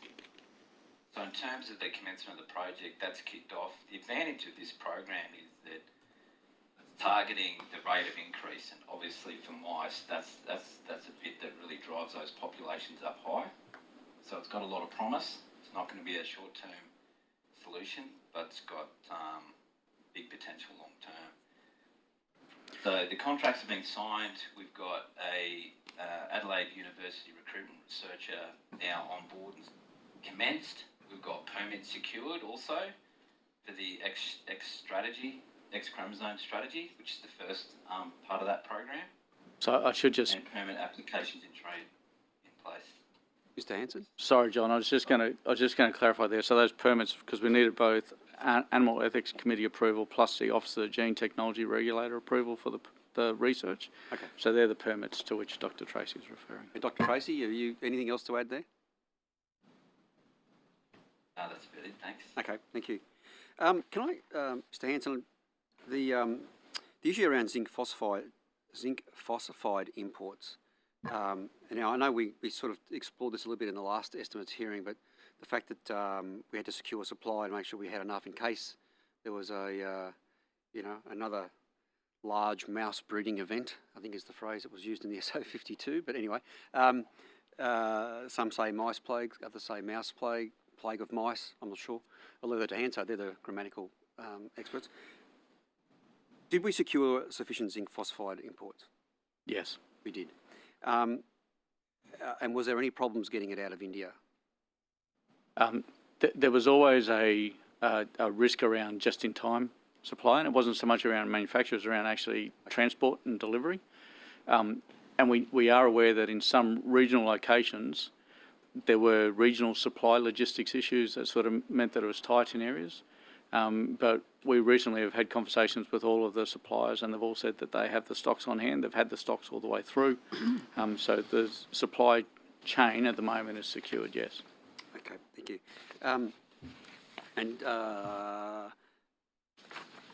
There was funding allocated for this. That's right. The import process, or securing the import and logistics. How much has been expended to date? I think in total it's been 105,000. So we've only had one claim to date. All five of the ZP50 manufacturers have actually signed up to the scheme. Okay. They only make their claim once all the claim paperwork is completed, including proof of delivery to their manufacture site in Australia and so forth. So we've had one of those manufacturers that has completed that process and made their claim. We're aware of others that have product en route that we expect will likely make a claim also. Okay. Now, I'll get this wrong, but bromodiolone? Bromodiolane? Yeah, bromodiolone. Yeah, that's it. I'll stick to your version. So how much did the department spend on bromodiolone before the application was refused by the AVPMA? I'll just go the figure here. It was I think we ended up paying less than $500,000. I do have the accurate number here. You can take it on notice if you want to get back to us. That's okay. No, sorry. People will be annoyed if I don't get this right, given the fact they've taken the effort to find it for me. 575,000 of pre-purchases of bromodiolane. And how much did that stock actually get? So that was enough stock, and I might throw to Dr. Tracy. It was enough stock to make sure that we had early access should the permits be granted. At that stage, we also had pre-registered producers who might want to access the site to be able to get their grain treated, and I think we had over 600 producers indicate pre-register that they'd turn up to get their grain treated for perimeter baiting with it. We didn't want that to be the case and then not to have enough product. As you know, that chemical's widely used in a range of other baits as well, in terms of household baits and so forth. So there's alternative uses for it. Yep. And we secured the stock in advance. When the permit wasn't approved, we started discussions with the manufacturers in terms of returning and selling back that product to manufacturers who could use it, and that's what we've been able to do. Okay. And Dr. Tracy, did you have anything else you wanted to add there? We secured 5,000 litres initially, overseas supplier, and then another 2 a local supplier. Okay, thank you. And now, after the APVMA refused the application, or what did we do with our supplies? What's happened to those? So that's where. Sorry, Dr. Tracy. Those supplies have now been returned to the manufacturers. Okay, and so we've got the full 575,000 back then? No. We can get the full amount back. How much of the 575,000 did we get back? So I think that's still to be finalised, but the majority we probably won't get back. Okay, when Part of the sort of contingency for us is that we were looking to make sure we had that supply ready in the event of a successful APVMA application. So the good news on... So how much? So when will we know how much we are going to get back? I can follow up on that pretty quickly, I think. Okay. So I can take that on notice for You take that on notice and come back to us a bit later. I'd appreciate that, Dr. Tracy. And so we're going to get some back, but not all. Yeah, that's right. So there's been a sunk cost in securing access to that material, and obviously, when I say sunk cost, we've been able to secure and make sure that we actually had some lots of bromadiolone brought in to the country specifically for this program. That's actually available and widely being used now for manufacturing other bait compilations, whether it be household baits or so forth. So it's there. It's a bit like, as you build Women's Reach with pest locusts. We regularly keep a store of chemical on hand so that there's ready and quick deployment when needed. Yep. You know, we actually touch wood and pray that we actually don't get to use it, and that then we actually have to find and wear the cost of dumping it and or of disposing of it, having it recycled and buying new lots. So it's about having some of those key ingredients that are needed for pest control in a timely fashion available to the industry.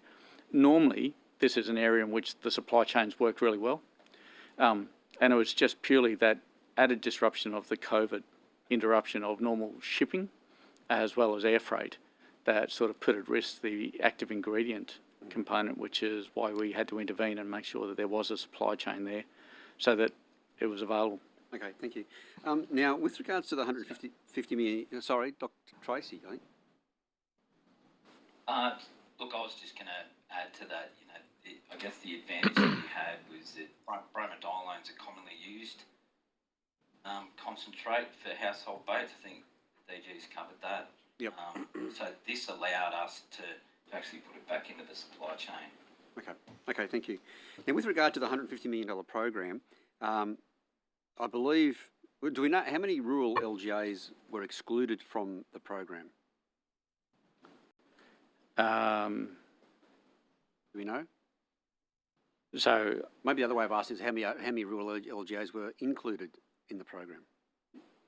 Yeah, so we use local land services regions for the description. So we might have to come back to you because of Central Tablelands, Central West, Western, Northern Tablelands, Northwest, Riverina, Murray. When we got to the Hunter, we actually broke it into a number of LGAs for the Hunter. So that was Upper Hunter, Singleton, Muswellbrook. In the southeast, we did the same. It was Hilltops, Upper Lachlan and Yass Valley LGAs. So whatever that compilation of local land services regions adds up to in terms of LGAs would be the listings. Okay.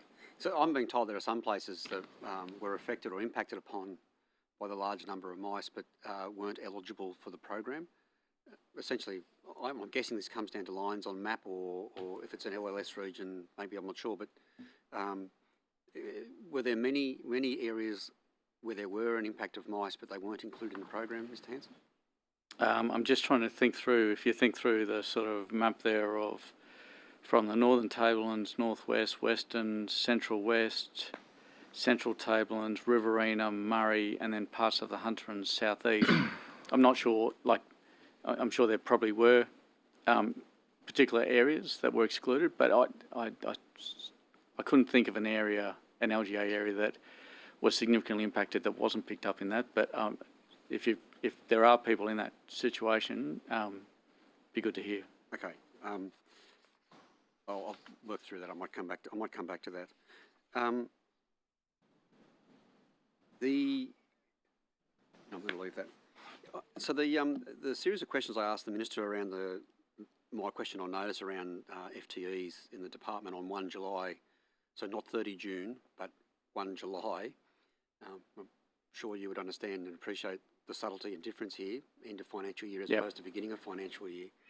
And as you would be aware, based on my GIPA, the documents provided, I went to the floor with a censure motion based on those documents. Subsequent to lodging the censure motion, a document that should have been included in the GIPA was presented to me, which would have seriously changed the whole approach I would have taken to this information. Mr. Hanson, how does the GIPA, I just want to get an understanding of how the GIPA process works within the department. Is it Department of Regional New South Wales that sort of has responsibility here, or is it DPI? So we all have responsibility. Each and everyone's have a responsibility for the searches to meet the GIPA requirements. But it is consolidated centrally at Department of Regional New South Wales for packaging off, and then that will normally go to the Minister's office for final submission. Okay, and then it's lodged in the parliamentary process. It's sent to us. That's my understanding. Yeah. I don't know whether Mr. Barnes wanted to add anything to that process. That's correct, Scott. Okay. And can I ask how many? Speaking of FTEs, how many FTEs then? Maybe just through to Mr. Barnes, Chair, but how many FTEs are actually then engaged in your GIPA department, or those responsible for processing the GIPAs and getting them off to the Minister's office? Look, I would have to come back to you on that, Mr. Beach, but there would be a small number of people that in the governance area of the corporate part of my department that expressly look at Standing Order 52s, GIPAs, and any other interface with integrity agencies. So I'll take that on notice and come back to you. Okay, thank you for that. Can I just want to ask a question here. Just recently, the New South Wales Ombudsman found the former New South Wales Department of Planning and Environment had filled a senior executive vacancy under emergency provisions in 2018 when there was no emergency. Essentially, they hired an executive staff member as a contractor who was paid up to $80,000 more than the normal salary for the position. Mr. Hanson, has that occurred in that arrangement? Has that occurred in DPI? So I am aware that we may have, over the course of the last 5-6 years, appointed someone directly in to fill a vacancy and then gone through the recruitment process. Once we bought ourselves time with someone sort of leaving. I can't think of a situation of recent times, and I certainly can't think of a situation that have that discrepancy between incoming salary and the pay band that they'd be coming in on. Okay. In light of this report, have you sought to review your the engagement of individuals in the department to make sure the Ombudsman's concerns don't apply to the Department of Primary Industries? But we certainly have a very strict regime whereby, at times, and so for example, if a staff member takes a job somewhere else and moves either within government or outside of government and leaves us with a vacancy that we need to fill, we will at times make temporary appointments into those roles. Mm-hmm. Those appointments can only be for a fixed period of time before they have to be competitively assessed and advertised and recruited to. That's something that we do stick very stringently to, and the corporate services team within DR New South Wales act as our sort of reminder bell and our check on that. And when you engage someone on that basis, I mean, what's the process for identifying the individual, or do you go to headhunter companies? Do you go to recruitment agencies? Like, what's the process for identifying a contractor that you would pull in into a role, or is it dependent on the role itself and what skill sets that are required? Dependent on the role itself, and more times than not, like vast majority, it'll be a sideways deployment or a deployment of someone from a grade below up into that role, someone that we know and we can have start immediately, because it's typically time to bound by a time sensitive needing to fill a gap kind of thing. So secondment arrangements or of that nature. Okay. And we have a number of those arrangements between LS and DPI, for example, in our biosecurity space. Okay, thank you. And that would apply to LLS as well, then? It's the same sort of arrangement, where they need skills brought in for a specific role? Yeah, absolutely. But where it pertains to senior executives, that delegation sits wholly with the secretary. Okay. So to make any appointment through that, so we would recruit through the DR New South Wales recruitment team. Be advertised on I Work for New South Wales, and then I would need to make a recommendation to the secretary for his endorsement around appointment, salary, the whole lot. Okay. Yeah. So I can be satisfied there's checks and balances in place that ensures what the Ombudsman is talking about here isn't happening in Department of Primary Industries. And LLS. Or LLS, absolutely. Yep. Yep. Okay. And Mr Barnes, are you satisfied as it relates to DPI that that's the arrangement? Yes, I am. The appointment of contractors into senior executive positions is should be the exception, not the rule. Our preference, and I believe that all agencies within the department are following it, that we go through proper public service recruitment processes, and I've certainly got my corporate services team looking very closely at that, Mr Beach. Okay, thank you, Mr Barnes. Time's up. I'll come back in the next 20. Mr Beach, just before you move on, Yep. I've got an answer to the question that you asked in relation to Services New South Wales. Oh, yes, yep. Should I give that to you now? Yep. Yes, the chair's nodding, so yes, Mr Barnes. Okay, so you asked a question about how many funding programs through the department. The only funding program for our department has been the one around mouse control, household and small business rebates. My understanding is that, and that's in the last 2 years. Yep. My understanding is that the general rule of thumb for an administrative fee to build the network infrastructure for the program and then to apply staff to it generally is a cost of no more than 5% of the total budget allocated to a program.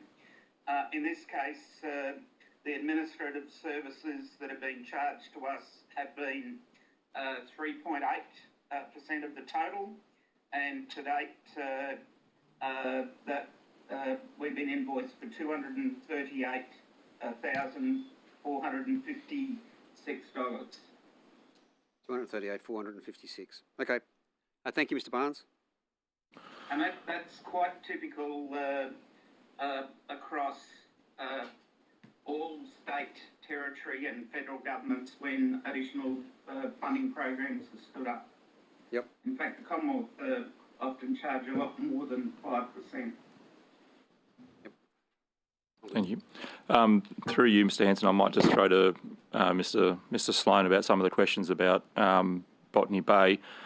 I just want to get this correct. When you were talking about how you plan to mitigate the ferry service and the recreational fishing haven, you were pointing to ways that you've done it in the past with other wharfs, in that obviously if a ferry is coming, the fishermen have to pull up their rods and essentially step back so the ferry can unload and load. Is that what you were alluding to, Mr Sloan, as the approach? Thanks, Chair.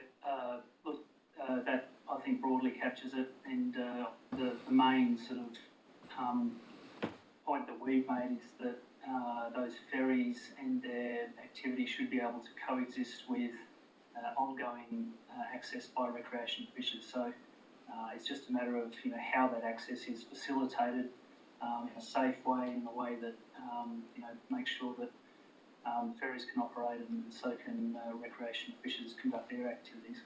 Okay. What about the issue that we see on other wharfs, particularly Walsh Bay Wharf, where there's a conflict between recreational fishermen and residential and commercial residents, and essentially the residential and commercial residents don't want the recreational fishermen out there spoiling their view? How do you plan to manage that conflict, which invariably will arise with this development, because it does have commercial enterprises as part of it? Yeah, and look, we've got those issues, in various parts of, particularly around Sydney, where there's, heavily sort of populated areas. But the emphasis that we place, that one is around communicating with recreational fishers to make sure that they're following, good practices, good behaviours, making sure that, when they're fishing, at times in the evening, for example, that they're not making, excessive noise. And we regularly put out, communications to recreational fishers through various mediums just to just to remind fishers of those responsibilities and what the emphasis is around maintaining their access to those areas. So we will continue to do that and also just continue to raise those issues when proposals like the ferry wharf one comes up. Okay, just jump into the Dusky Flathead and Rock Lobster changes. You put up a post on your Facebook page, which from memory has around 62,000 followers. Perhaps I'll notice how many of those followers are actually in New South Wales. And additionally, we maybe talk about it now, how are you planning to reach the other 940,000 anglers to get the message out to them about this proposed change? So just before I throw across to Mr. Sloan, talk about the consultation broader, let me just say I don't know, taking on notice is going to be any better an answer for you about how many of the followers on Facebook are. Well, I just know on a page you can actually dissect and go into the insights and actually see where people essentially originate from. Yeah, but that might, so can I just test the amount of effort versus the reward on this? If the point is that obviously not all 60,000 are New South Wales based, we can take that as a given. In terms of what we're doing to reach out to the rest, I'm just conscious of poring over every one of our followers to sort of interpret whether they're in New South Wales and at what point in time they're in New South Wales based or not. Okay, Might be a I'll bit accept difficult. Mr. Sloan? Yeah, thanks, Scott. Thanks, Chair. So we do have a newscast service that we push out to about 500,000 recreational fishers. So anybody that's got a recreational fishing licence and has given us their details, email addresses, etc., we have them on a database and we regularly push out information to those fishers. So we can reach broad numbers of recreational fishers. In this instance, with the consultation paper on flathead and rock lobster, we're running a full public consultation process. So obviously that's open for public feedback. And so far, we've got recreational fishers completing a survey, and so far the vast majority of fishers are supporting the proposals. And I should add as well that we had this advice come through our Recreational Fishing Advisory Council, which has a group of experts from the recreational fishing community as members, but we also received a petition which came from grassroots recreational fishers in New South Wales with nearly 10,000 signatures on it, calling for this change to flathead. So there's broad support for the type of thing that we've proposed. Okay, going to the 500,000 that you have on email, have you done a push out of this, or a link to this consultation with those 500,000 yet? Yes, we have, so it's about 500,000 on that list, and we use that newscast to update recreational fishers on a whole range of things that are happening for recreational fishers in New South Wales. Just to pick up on, I think, one of your comments in the earlier session on this one around harvest strategies, we have harvest strategies being developed at the moment for a number of species, and rock lobster is one of those. So we do have a draft harvest strategy that will come out soon for public consultation as well, and obviously this bag limit change, which for rock lobster is a proposal to change the current bag limit from 2 lobster per recreational fisher per day to 3. That's in recognition that the stock for lobster has, the biomass has increased, and so the stock is in a healthier position. We've been through an exercise of, through our independent total allowable fishing committee, to have the total allowable catch for commercial fishery increased, and this move to increase the bag limit for rock lobster for recreational fishers is to match that and make sure that there's fair and equitable sharing of the resource. Sure, that's the bell for me, so I'll pass to Ms Hurst. Thank you. Thanks for that. Mr Hanson, sorry, I'm just going to do a bit of clean up and jump all over the place with a few questions now. But we were just talking this morning about the discussion paper for the Animal Welfare Action Plan, and the submissions for that have closed. Are you able to give us an update on what work has been undertaken since those submissions have closed? I can, and if it's okay, can I also do a bit of a clean up? Because I unfortunately gave you misleading information this morning about who we consulted in that targeted consultation, or in fact it might have been to you, I think Chair. it was, yeah. Apologies. So can I just, so what should be the list of stakeholders that we consulted with? Because the list I gave is the group that we consulted with on the breeder code amendments. As opposed Seemed to a bit cat and dog heavy. Yeah. So RSPCA New South Wales, Animal Welfare League New South Wales, Veterinary Practitioners Board, Animal Research Review Panel, the Exhibited Animals Advisory Committee, the Animal Welfare Advisory Committee, New South Wales Farmers, Animal Care Australia, Dogs New South Wales, Australian Veterinary Association, New South Wales Police, Department of Communities and Justice, Department of Premier and Cabinet, LLS, Department of Planning, Industry and Environment, Office of Local Government, Office of Racing, and the Greyhound Welfare Integrity Commission. So that was the list that we had consulted with on the reform piece, which still goes to your point about were there any specific fisher or shooter organisations representing that list, and it's still no, but I gave the wrong list previously. Apologies. So since the submissions have come in, we've obviously been analysing the submissions, plus also, it'd be fair to say, we had started thinking about what a draft skeleton of legislation would need to look like. And so we're working sort of concurrently with the submissions and what we've received, as well as framing up a draft piece of legislation that we can then take back to the Minister, and we expect that the Minister will probably share with fellow Cabinet colleagues. And do you have your own sort of timeline as to how long you think that draft legislation will take to put together? It's very tight, yes. We have our timeline, and we're aware of the Minister's... Can you share us an idea of that timeline? We're aware of the time frame that the Minister reiterated this morning, and so we're working backwards from that to be able to meet his expectations, but at the same time realising that there's multiple parties that we need to bring along on that journey on that way. And I mean, I think the Minister said there was about 5,000 submissions this morning. Have you finished going through all of those, or is that also part of that process that is ongoing? So we've got through the vast majority. Obviously, when it comes to 5,000 submissions, you know, one submission might be from one organisation of 10,000 people and be very detailed in terms of consider, where you might get 1,000 that are just form letters, all saying the same set of words. Or one line or something, and so, you know, 5,000 shows you a degree of interest, not necessarily the complexity that are in them. I guess the fact that we've had two large tranches over the course of this year, both in consultation around the discussion paper and then around the issues paper and then the most recent round of community discussion.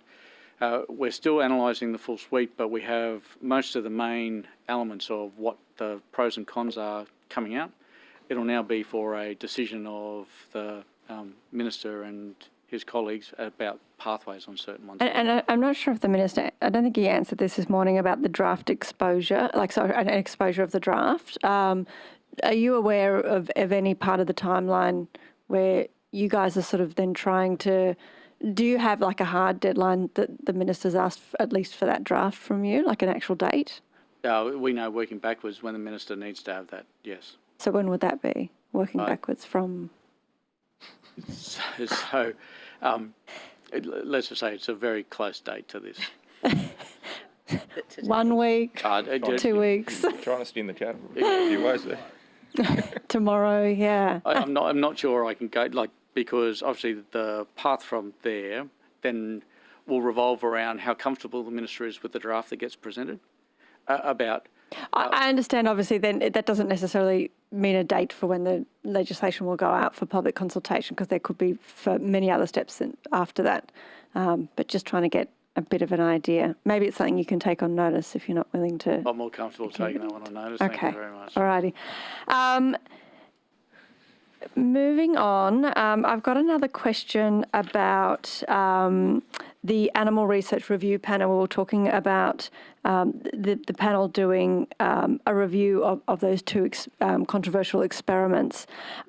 Do you have, and maybe this is something on notice as well, can you provide an update on where the consultation is up to and when it's actually expected to conclude?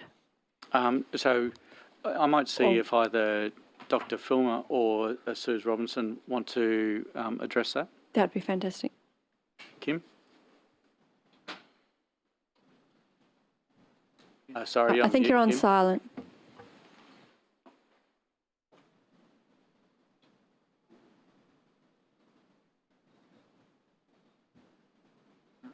No, you, Is she there? I think you're still on silent, Ms. Filmer. I can hear you, Kim. I can hear you. Okay, it must be from our end. We're not. Maybe not Ms. receiving. Robinson might have an answer. Yes, I don't think you can hear Kim down there. The feedback was due by just the end of October. We're seeking a bit of extra information over the next week, so we're hoping that we'll have feedback, which is voluntary feedback, provided in the next week or so. We think that will be considered by the Animal Research Panel at the next meeting, which is early December. Sorry, was that early December? Early December, yes. Yeah. Yeah, early December. Thank you. Thank you. That's your time, Ms. Hurst. I'll throw to Ms. Boyd.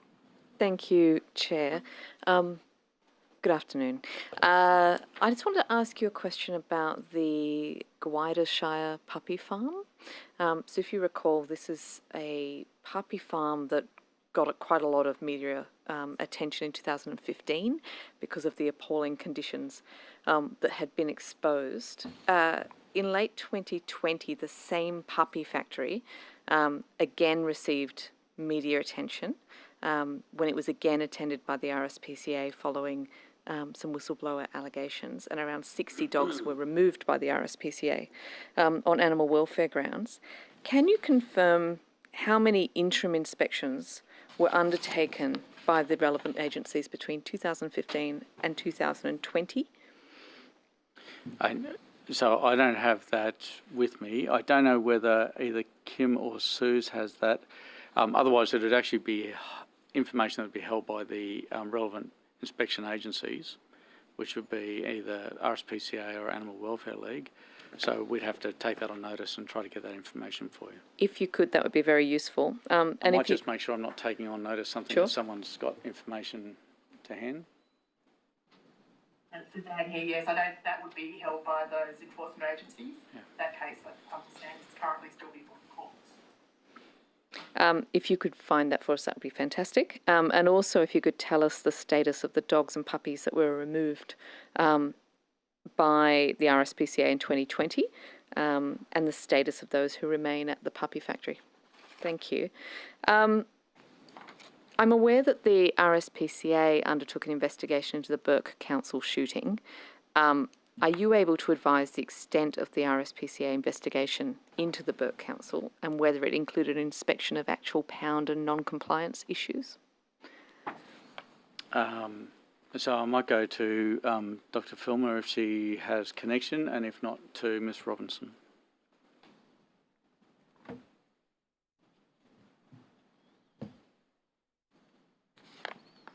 No. What I know is that RSPCA's review was looking at whether there are any offences under the Prevention of Cruelty to Animals Act. The advice that I've got is the fact that they did find no breach of the Prevention of Cruelty to Animals Act. I also know that the Office of Local Government has been carrying out its own investigations and has issued updated advice and guidance to all New South Wales councils to assist them in the operation of pounds. But I know that doesn't specifically address the question you asked of how broad was that investigation by RSPCA, other than the fact that obviously it covered, did the council meet all of its requirements under the Prevention of Cruelty to Animals Act. So that scope was as broad as what the Act allows. It allows them as compliance agencies to carry out. Understand. Did they have the powers to inspect more generally to check whether the pound was in compliance with other rules? They do. So, well, provided those rules are other rules within the Prevention of Cruelty to Animals Act, yes. They have Are you those able to powers. find out if they in fact did inspect the council's kind of general compliance? I can. Thank you. Moving swiftly along, in July we were advised by the Minister that New South Wales, along with all other states and territories, would be giving consideration to the draft standards and guidelines for poultry once an independent panel had presented them. And I understand that happened a couple of months ago. Are you able to give us an update on where we are at with those standards and whether New South Wales will be phasing out the so-called conventional cages? So 2 questions in there. So in the first piece, the independent group has finalised a draft standards and guidelines, and that's been circulated to all states and territory agencies with a request from the federal government for feedback on any elements of those. And bear in mind, and this comes to your second part, the standards and guidelines are far broader than purely caged eggs, and as such there's questions in there about on a whole range of technical pieces for all poultry production. I know that all the states and territories have been given a deadline of, I think it was last week or the week before, in terms of feedback on those draft standards. The volume of that feedback will then determine the length of time to rework or to analyse those and provide feedback before a final set gets presented to ministers for their decision. And at that point in time, accompanied obviously by a regulatory impact statement, which would need to be done about any changes that would be being proposed, the ministers will make a decision, and that decision, whilst on national standard, is then up to each jurisdiction to work out how it implements. So did New South Wales provide feedback last week? Yes. Was feedback given in relation to caged eggs? So feedback was given with regards to, in the poultry standards and guidelines, on a range of matters, including on some of the assumptions in the cages pieces, yes. Okay, thank you. I'll wait to find that. And I think that's all I have for now. Thank you. Well, there's only 1 minute left, so I'll throw straight to the opposition. Oh, thank you. So yeah, everyone will roll their eyes here, knowing that it's a budget estimate, and I'm going to start asking some questions about weeds and pests. The weeds. Mr. Weeds. Mr. Hanson, has any work been undertaken by the department on the annual cost of the impact of weeds and pests to the New South Wales economy? Yes, there has been. And in fact, on weeds alone, the direct costs, New South Wales economy, weeds cost $1.8 billion per annum in lost productivity, and direct control costs of that $1.8 billion per annum, $1.3 billion is borne by the farming sector. So the remainder is obviously outside of the farming sector. Combine that with pests, and I don't have a rounded figure for all pests, both exotic and endemic. I don't know whether Dr. Tracy has one, but just off the base of that alone, I mean, it's almost a $2 billion cost to the industry just out of weeds alone. Yep, but you don't have one for pests? Not that I'm aware of. I know whether you can take that on Dr. notice. Tracy. If I could take that on notice, we would have some information, I just don't have it on hand. Sorry. If you could take that on, I just want the current figures, because it's a pretty significant constraint on state productivity. If you look at, even if you look at, say, $2 billion per annum, so if you look at that, if there was a $2 billion bushfire, we'd be throwing coordinators at this, and there'd be government action, and now I know there's a bit of activity around weeds and pests from the government level. I don't think, my personal views, I don't think it's anywhere near enough to address a $2 billion hit on our state productivity. Mr. Hanson, are you able to break down then what DPI itself spends on weeds and pests? So I'll start, and then I'll hand over to Dr. Tracy. Yep. So you would have seen recent announcement by the Minister for a $24.2 million funding boost. Now, a key component of that is actually the Weeds Action Program, which is $12.6 million of that. So that has 11 regional sub-programs. And importantly, it's actually a partnership approach, which means that we leverage those dollars up to actually get a bigger bang for buck. I might throw to Dr. Tracy to run through some of the key pieces of that breakup of that weeds action program. This is directly DPI expenditure. Yeah, so the money comes through us, but in terms of our expenditure, like one of the large recipients of funding is actually the boots on the ground teams that David manages within LLS, also local councils, as well as some research in biocontrol activities. So we might distribute, we don't necessarily spend it all ourselves. Yeah, it's okay. You can take that, I wouldn't mind if you took that on notice, because I'd like to get the full list. Yep. But also the funds spent to date, if I could, against those programs, just so we've got a clearer picture about what's being allocated. Which gets me to, I guess, I'd like to know a bit more about the raccoons, Mr. Hanson. First of all, did we get all of the raccoons? Are we certain we got all the raccoons? And I know the Minister was pretty keen to put the boots into his federal colleagues around lax quarantine, but this is actually a pretty serious issue. And how often does this sort of thing occur at our port side? It is a serious issue. If there was 2 raccoons, then we got all the raccoons, or the federal government got all the raccoons. So it was a vessel in June 2020 that sailed from California, berthed at Auckland, and then came across to Australia.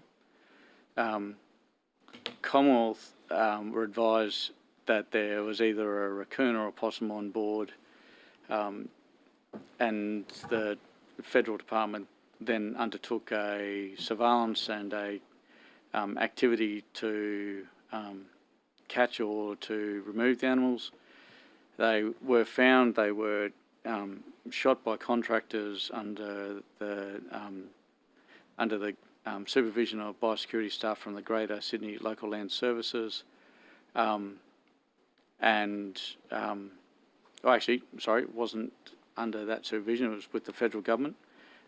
We found out about it via Greater Sydney Local Land Services, who had been advised by the contractor and by the department. So in terms of how often do these things happen, it's easier when it's an animal the size of something you can see. What we're seeing at the moment is a significant increase in incursions. That's due to a couple of features, one being that COVID disruption of trade routes has meant that containers that would normally just ply our normal trade routes, for which we have known biosecurity risks and known protocols and known activities, they're actually, the disruption is meaning we're having containers coming from stranger places on infrequent ships, and so we've got vessels coming from ports that we would not normally have arrangements with.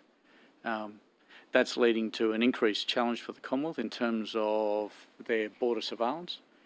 The pleasing thing is that they have responded in terms of, you would have seen announcements recently about an increase in funding in federal border surveillance activities, including new technologies like environmental DNA, so eDNA technology that allows us, a bit like the learning from what happened during the COVID period, where we're doing COVID surveillance testing in sewage to be able to give us early indicators as to whether something was prevalent in a community. Yep. We're able to do the same with containers to see whether a pest had been in that container during the recent period, and that's allowing us to find and get on top of a number of the outbreaks, including some recent capra beetle outbreaks that the states and territories have all worked together to squash.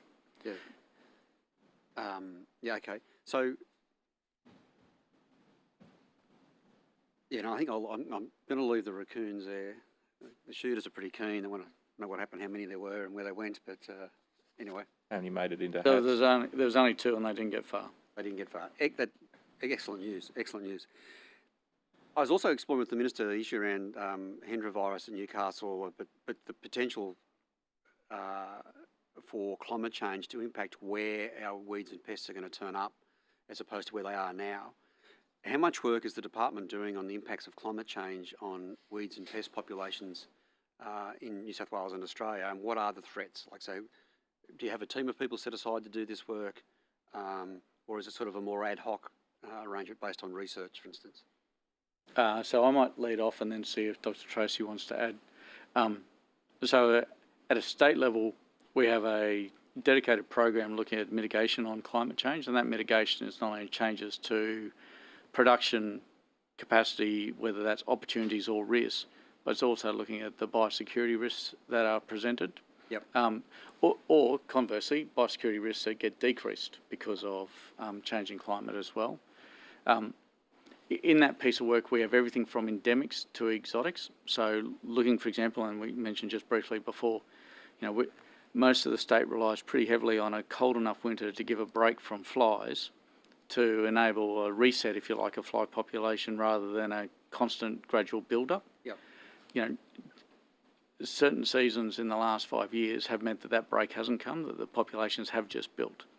So, we have research going into, so what do you do in response to that? Is there an alternative mechanism for fly control that removes the necessity just purely to rely on those winter snaps? The same can be said for Queensland fruit fly or Mediterranean fruit fly and the risks that are posed by that and the seasonal variability. So for some of the already known vulnerabilities, we have research programs underway. We also have work going on trying to identify where the next round of challenges come from. But at the end of the day, this is ultimately something we need to work on collectively as a nation through the Commonwealth. Dr. Tracy is our representative on the National Biosecurity Committee, which has had this on their radar for a while, so I might just throw over and see if he wants to add. Very keen to hear what Dr. Tracy's got to say. Thank you. Yes, so I think there are considerations for climate change for sure. So, for example, for animal biosecurity, we may be seeing increased likelihood of any vector-borne diseases. So that includes some of our big ticket ones that we're concerned about: lumpy skin disease, blue tongue, African horse sickness. So anything that's got a vector's potential potentially impacted by climate change. So another area that we're looking at is in the aquatic biosecurity space. So given that water temperature is obviously affected by climate change, that also is a key sort of area of focus for us. I guess in addition to that, there's an example that we've been working on with Parthenium weed as well. So there's some work there that's been done by us in conjunction with the University of Queensland and the USDA on Parthenium, and some of that work is showing that there may be increased toxicity as a result of that atmospheric carbon level. So you can see there's some examples, but it is a focus area for NBC, and it is a focus area for us. Being able to predict spread is a key way in which we prevent biosecurity risks. So not only in managing existing ones, but importantly in trying to predict what's coming next for New South Wales and getting on the front foot for that. Okay, thank you. Mr. Hanson, I just want to clarify, so the $1.8 billion for weeds you spoke about, is that the most current number that we've got with regard to impact, or was that like an annual number that has been in place? Because I'm just thinking, I remember reading a 2014 or 2015 report from I think one of the grain associations, and they cited the 1.8 billion.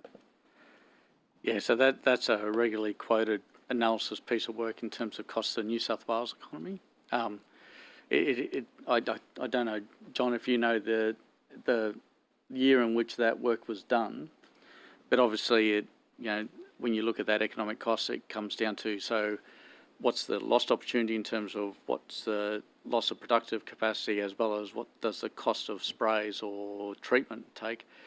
And so whilst it would vary year on year, once you get to that 1.8 billion stage, it's sort of rounding at the edges in terms of it's a significant impact.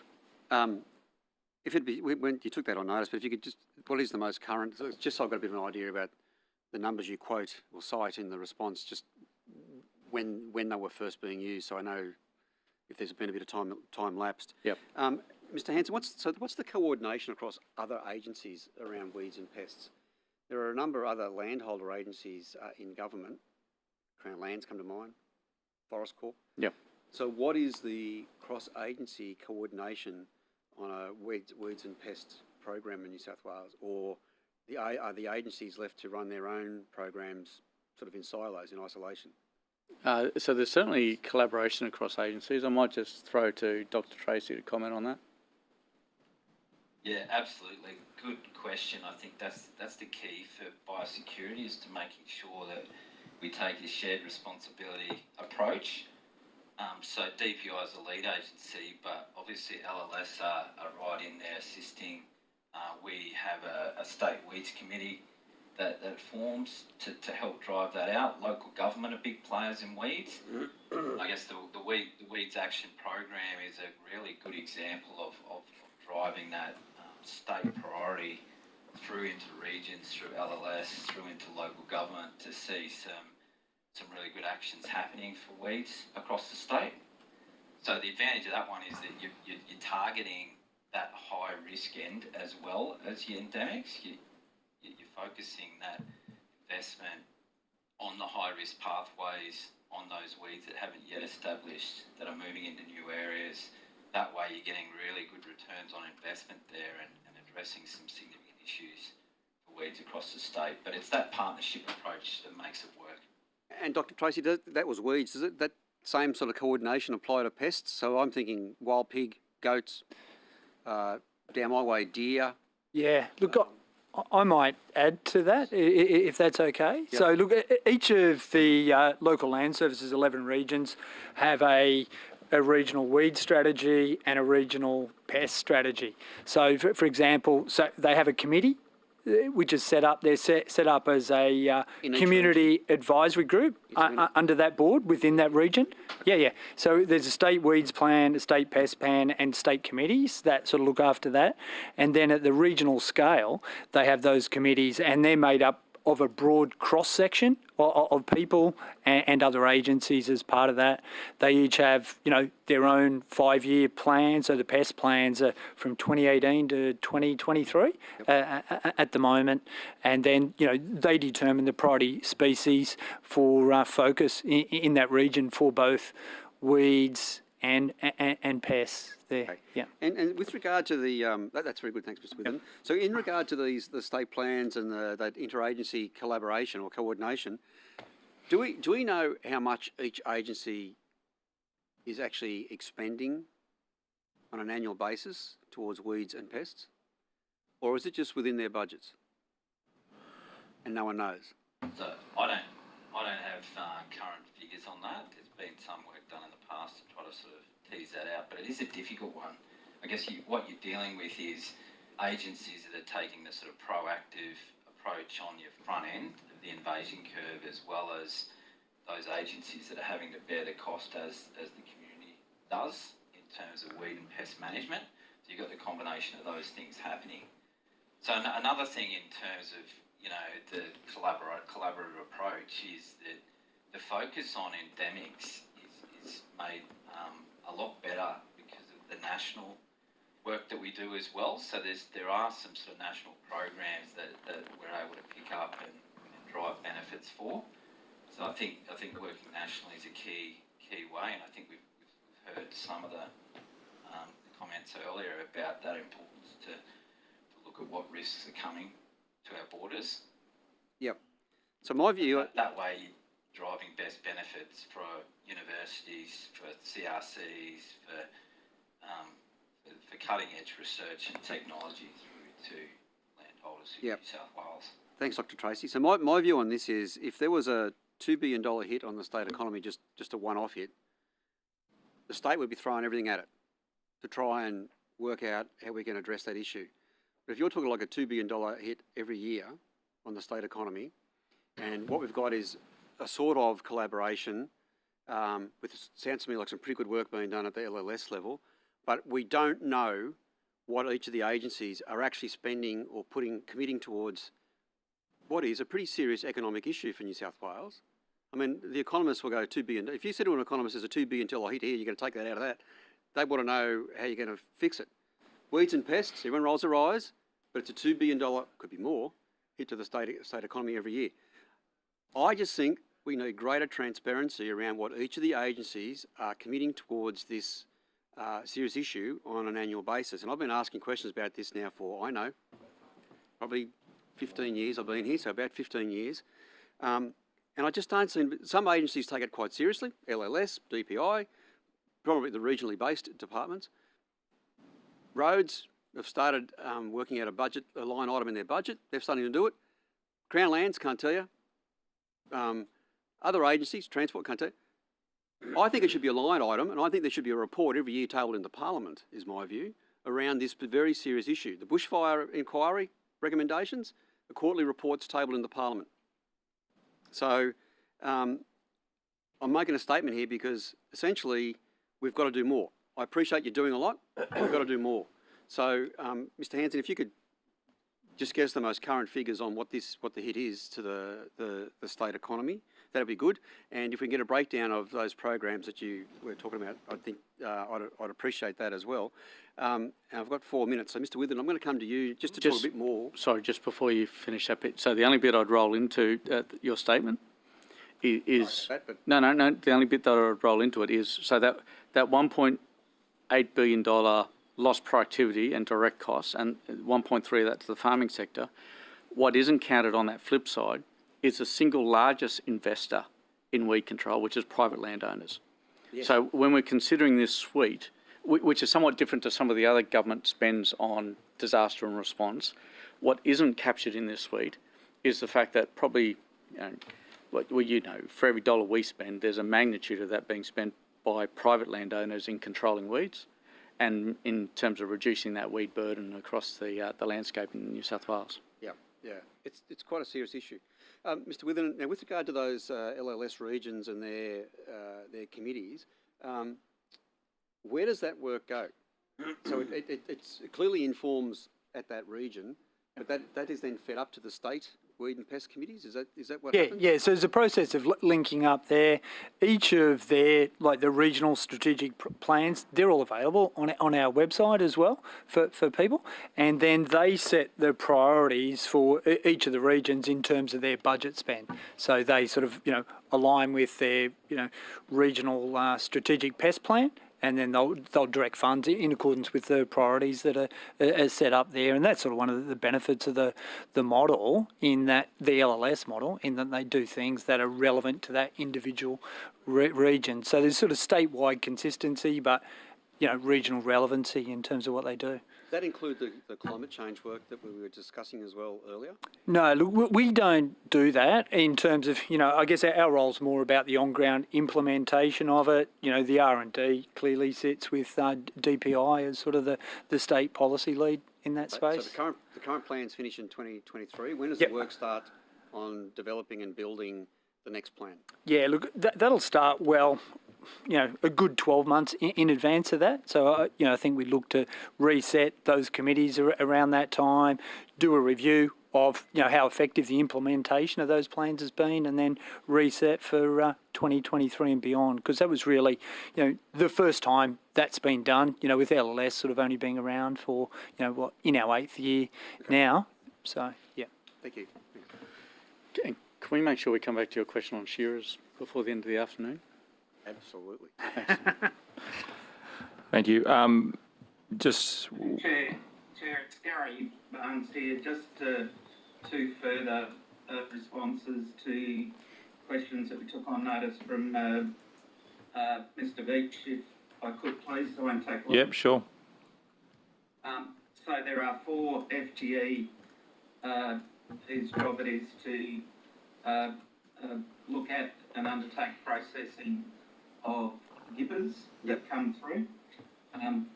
That doesn't include managerial staff or people in agencies and work groups who do that.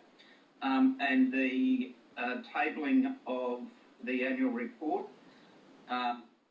for the 2021 year will be tabled, I think, within a month of the 31st of October. So be tabled in Parliament shortly. Thank you. Thanks a lot. Thank you. And just noting for everybody, we are trying to work on fixing the issue with Miss Filmer's connection, but it may mean that we have to do it in the break. So she may not be able to answer the questions for us until then. Just going back to you, Mr. Sloan, on some of those figures in terms of the emails that you were sending out. There's an estimated 1 million anglers. So you said you send out you've got the ability to send out emails to 500,000. How do you reach the other, noting that 500,000 is still a fairly decent result for a government agency, but how do you reach the other remainder?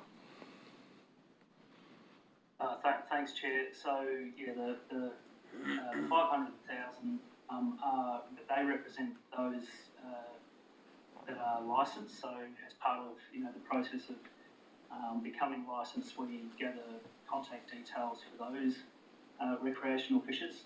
The other roughly 500,000 would be people that are under the age requiring a licence or pension card holders. Everybody else we generally have the contact details for. So in terms of reaching the wider community, we have the social media channels, we have public releases, we have our website. We generally, reach anybody with an interest in what we're doing to manage and support enhancement of recreational fisheries. We have a way of reaching them. Okay. In terms of anglers, they're a fairly culturally diverse group. Do you collect the data in terms of what language is spoken at home, or any of that data? And how would you then tailor this message, about dusky flathead, which is a great table fish, and the majority of culturally diverse backgrounds that fish for the table? How are you going to table this message to them? When recreational fishers apply for their fishing licences, we do gather information that's relevant, so we can collect that information. We also have moved, as a lot of other jurisdictions have, down the path of having signage out and around the state that doesn't refer specifically to words, but uses diagrams and pictorial information so that people can pick up what the rules are. When it comes to flathead, these are an inshore species, so they're largely caught in sort of estuaries and those nearshore environments. They are one of the most popular species, and so we expect there to be high levels of interest in catching them, also managing them sustainably. So when we move to make a change like the one that we have, it's well considered. It's been through an extensive process with our Recreational Fishing Advisory Council, and ultimately seeking to improve the situation for recreational fishers when it comes to accessing that species. So can I just go to the question of where's the line in the sand or the threshold for when we do a harvest strategy and when we don't? Because this is a sustainable species, or it's listed as sustainable under the current data.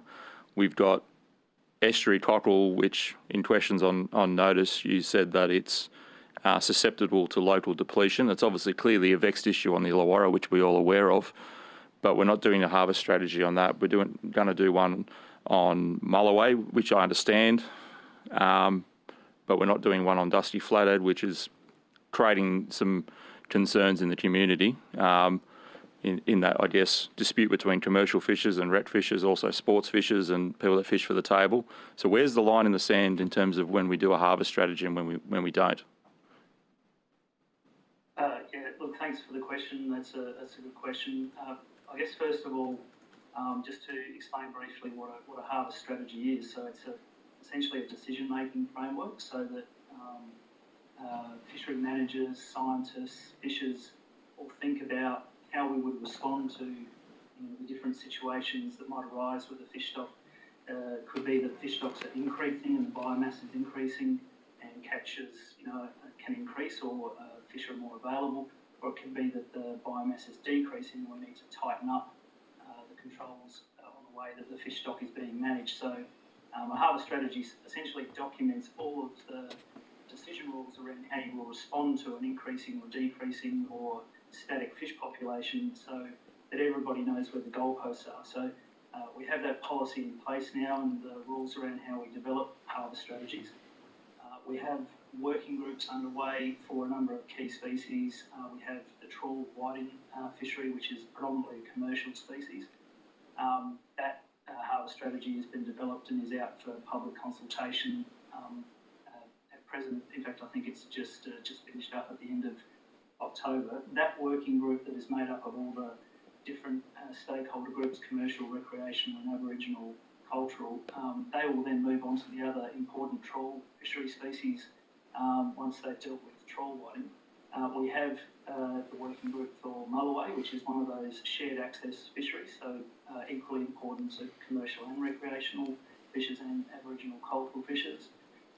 We have a working group underway for the spanner crab fishery and for the eastern rock lobster fishery. And the reality is that we can't do them all at once, so we're working through them in priority order. There will be, I believe, once we've dealt with mulloway, which is one of those coastal species, the opportunity to move to other inshore shared access species like flathead. So we're trying to prioritise those species where most of the issues are, and as you can appreciate with mulloway, which is currently classified as a depleted stock, we're trying to focus on those important species first. Yep, sure. I'll pass to Ms Hurst. Thank you. Just going back to Mr Hanson, we were talking before about the Exhibited Animals Protection Act and the fit and proper person tests. Can I just clarify with that, you were talking about that the authority holder or the licensee would be the person that would fall under the fit and proper person test, and that that they are then responsible in regards to the staff and other people working in that business. If somebody was the licensee but they employed people who you would consider unfit to be working with animals, for example, someone that was charged with serious animal cruelty, would the authority holder potentially lose their licence under the fit and proper person test, or is there absolutely no oversight from the DPI in regards to the staff underneath that person? No, so just before we go to Ms Robinson or Ms Filmer on this, again, someone being charged would not trigger. I'm not talking about the particular case. But I'm just talking more in general. Or if somebody was charged. So if somebody was found guilty. So found guilty is the sort of burden of proof that they. So that's a different category. Someone who was found guilty, as I said, our issuing of licence considers the. But sorry, I mean somebody that that doesn't have the licence. So somebody that works for someone. The staffing. I might ask either Ms Filmer or Ms Robinson if they can add anything to, so I'm clear, what insight do we have about who employs, so we have visibility of the licence holder? Yeah. What visibility do we then have of any short-term, casual, contract staff? Any of the staff that they would be hiring in. So if they hired somebody that had been found guilty of animal cruelty, is that something that would be flagged with the DPI? And if it was flagged, is there anything within your power to do anything about it? Yeah, well, I might just see if Ms Filmer or... I think we still don't have Ms Filmer, but maybe Ms Robinson might have something.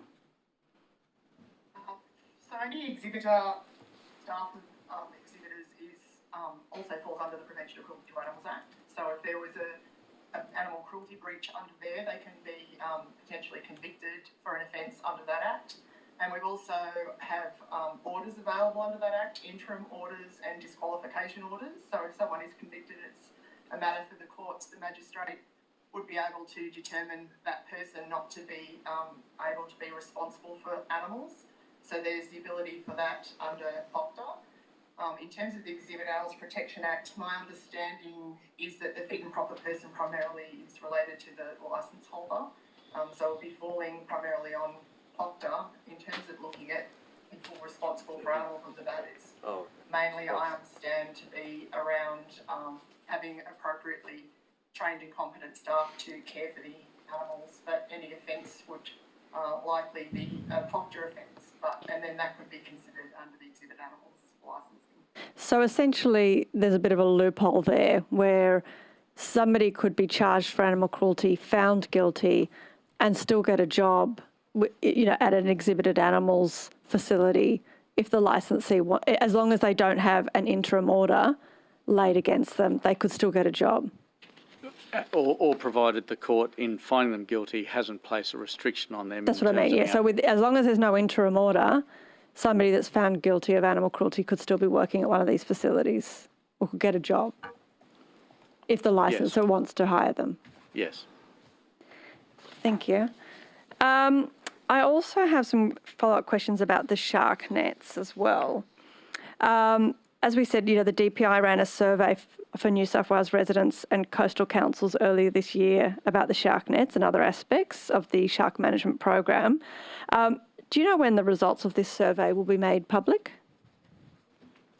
No, I have to take that on notice. Sorry. Do you know if it will be made public? I'm not sure. I don't know. Take that on notice as well. Thank you.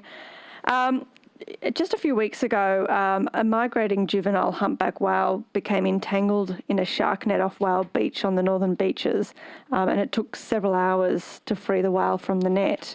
Was the DPI notified of this event? Yes.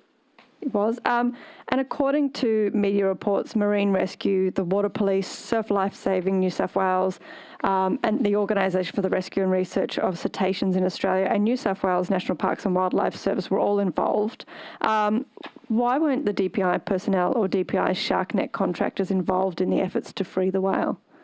I might go across to Mr. Sloan in a moment for details on this one, but I would say that we do joint training with National Parks and Wildlife Service with regards to entanglement and freeing up of animals that are entangled, of whales that are entangled.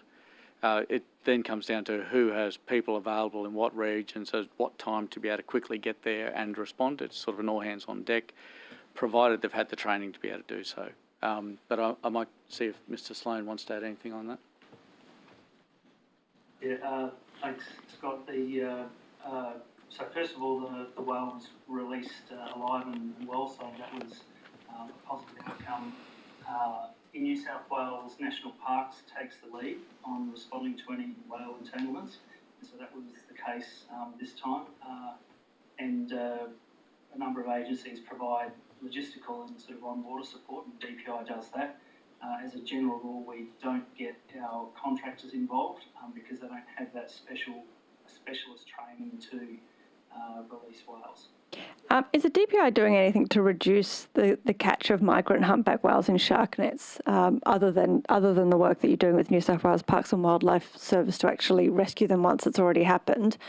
Is anything being done in that prevention space? So again, I'll go across. Yeah, thanks. Yeah, you go, Sean.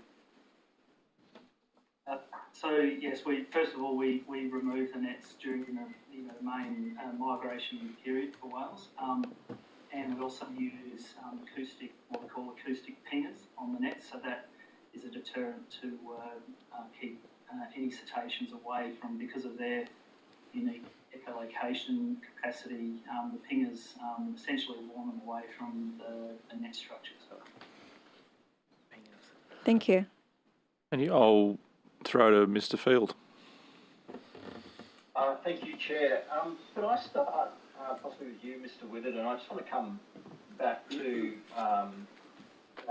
the status of the LLS code review. So I think we heard from the Minister that very recently, we're going to get the date specifically, but very recently the Minister wrote to the Environment Minister suggesting that the LLS code review be rolled into the statutory review. Just confirm, I heard that correct, right? Yep, that's correct, yep. Now, I know that you've, I understand, I think, that you've been involved directly engaging with EES on the development of the terms for some time now. I'm just wondering, at what point was the Department EES aware that this was the direction that LLS was seeking to go with the code review? Yeah, look, I'll talk you through it in a little bit more detail. I mean, one of the recommendations of the NRC trigger review, and you'll be aware there were three things. There was the Audit Office review, the NRC trigger review, and then there was the Legislative Council inquiry as well. And three of those were actually rolled into a draft terms of reference. So one of the recommendations of the NRC review was to form a Land Management and Biodiversity Conservation Board with both Dr. Grimes and myself, co-chair, and we have been undertaking since its formation, work there in terms of the NRC report, the government's response to those recommendations. I think all of the Audit Office recommendations are closed out. Things we're looking at, okay, so we're not waiting for the terms of reference to be approved here because the government's made a response. We're getting on with that work. Things like unexplained clearing, improved reporting frameworks, how to deal with new CECs and, viability tests there. Also, part of the framework here is around the BCT as well. So, we've sort of got to look at both sides of that. There's opportunities there. And I think, what forms that view around sort of moving what was purported as a 3-year review into the 5-year statutory review is there's actually a really limited evidence bank in terms of what's been implemented in terms of certificates here. So, we've issued a host of certificates over that time. Only about 3%, just over 3% of those have actually been implemented on ground in terms of management.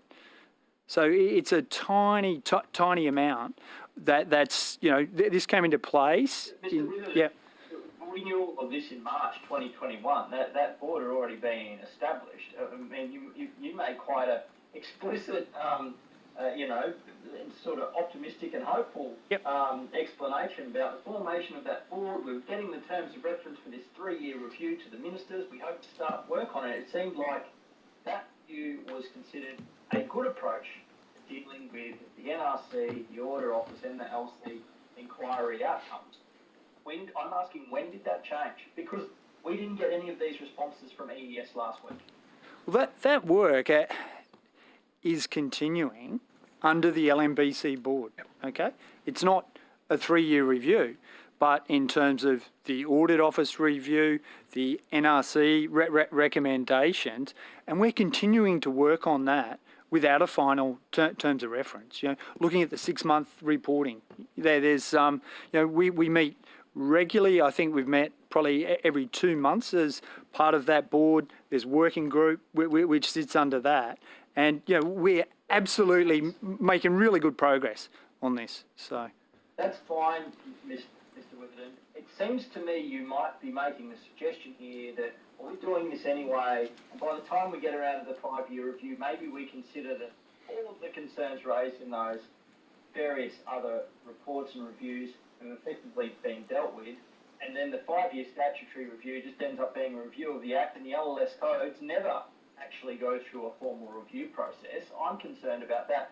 What assurances can you give the committee that the issues that were supposed to be dealt with in the 3-year code review, all of the different types of code-based clearing, is dealt with substantively as part of the statutory review?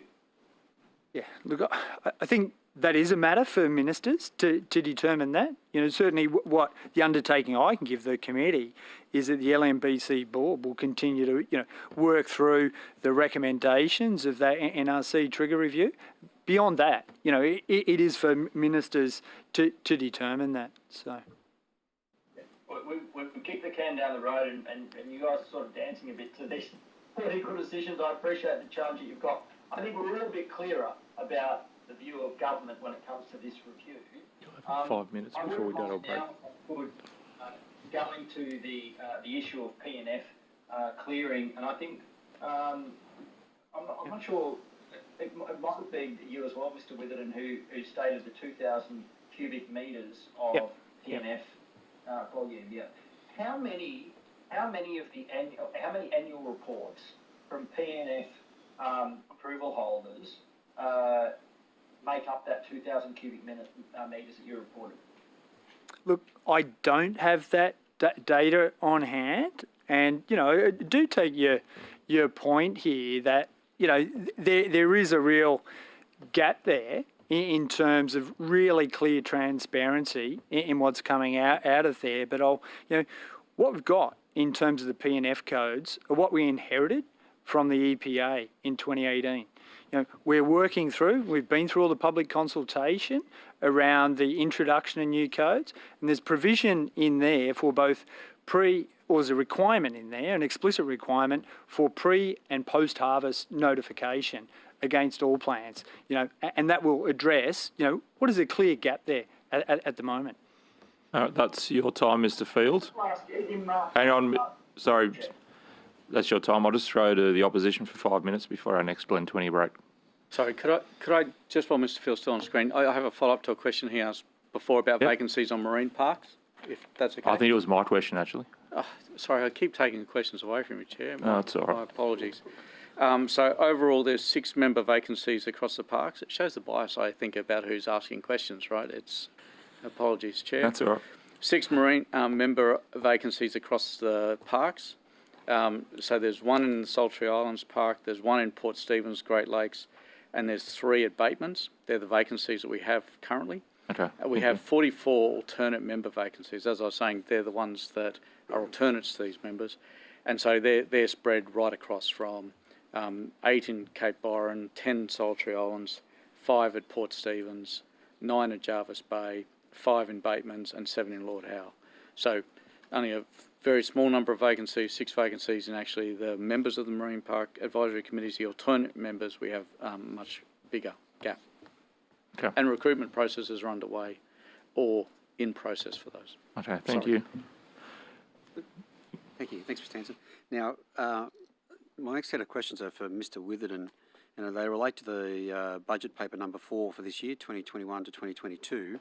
If I go to page 6-11, Local Land Services, Mr. Witherden, the employee-related costs, so the revised budget number for 2020-21 was 123,242 million, and the budget allocations for 21-22, 126,280 million.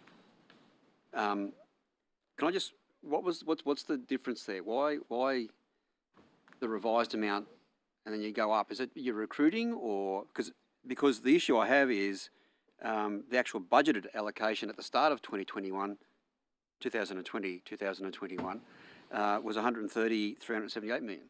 So there's a sort of a movement in the numbers there. What's look, that? I imagine, I'll need to take on notice the exact detail of it, but we've had a range of additional programs that come in. They sometimes have, or generally will have, a labour expense cap attached to them, and that's why you'll get a progressive adjustment through the cycle in terms of that. But, I can certainly go to our overall staff numbers, which... Well, I'm happy for you to take it on notice and just get to... So it relates to the numbers that were in the budget, so it's pretty easy to go back and have a look at. But I just want to know what the fluctuations, why they happened. And there's certainly been no substantive movement in staff numbers, so from year to year. Thank you. And on the same page, if you go down to revenue, retained taxes, fees and fines, so the budget allocation in 2020-2021 were 526 million. And then the 2021-2022 budget is talking about 47,237 million, substantial increase. So 526,000 to 47,237 million. Yeah, look, increase. Is that the reintroduction of LLS fees after the post-drought? That's what I suspect that will be. It'll be because those rates will come back in January 2022. Okay. So we've sort of had. Do you want to just take that on? Yeah, but I will we'll take it on notice to ensure that exactly. Yep. And also, and if it's not, I'd really like you to take on notice and explain. Why the substantial difference in those retained taxes, fees and fines? Because I'd hate to think it's fines. Nah, well, I can assure you it's not that. Okay, I'm sort of hoping that's not where it's going to go. And how much longer have I got? About 1 minute. I think I might finish there then if it's okay. All right, so that'll... more detail to go into. Okay, that's a good time to stop and stretch our legs.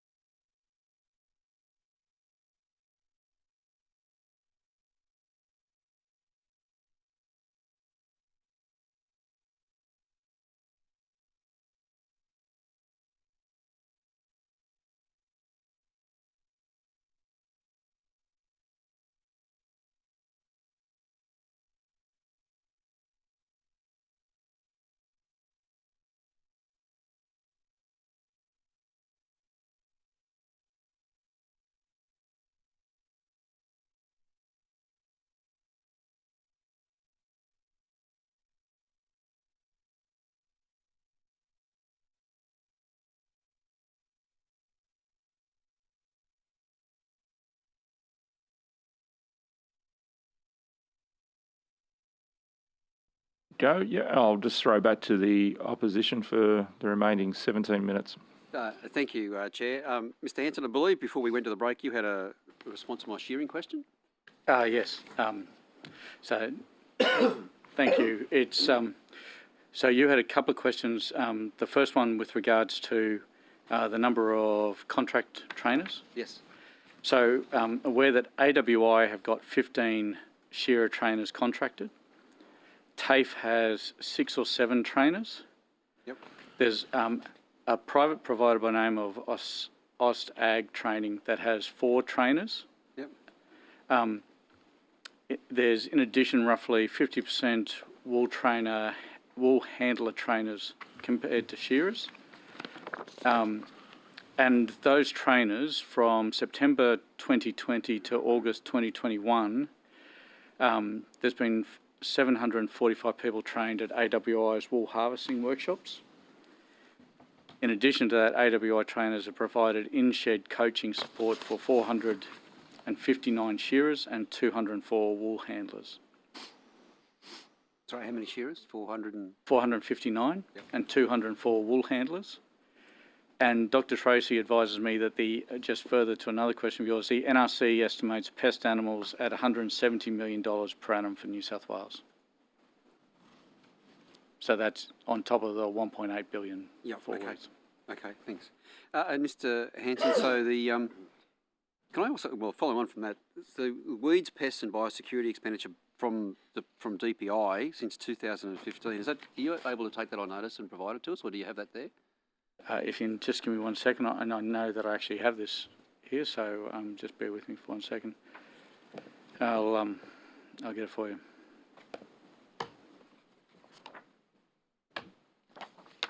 So, I've got visibility across both LLSs and DPIs. Yep. But I have 2016 as my starting year. Okay. Yep. Now that's important because that's also the Intergovernmental Agreement on Biosecurity base year. Okay. Yep. So in the Intergovernmental Agreement on Biosecurity, all states and territories have agreed to not let their funding drop below this level. Yep. So for ours, it was 146,479,000. Yep. Now that's combined local land services and DPI. Yep. In 2017-18, that number was 200,507,000. Yep.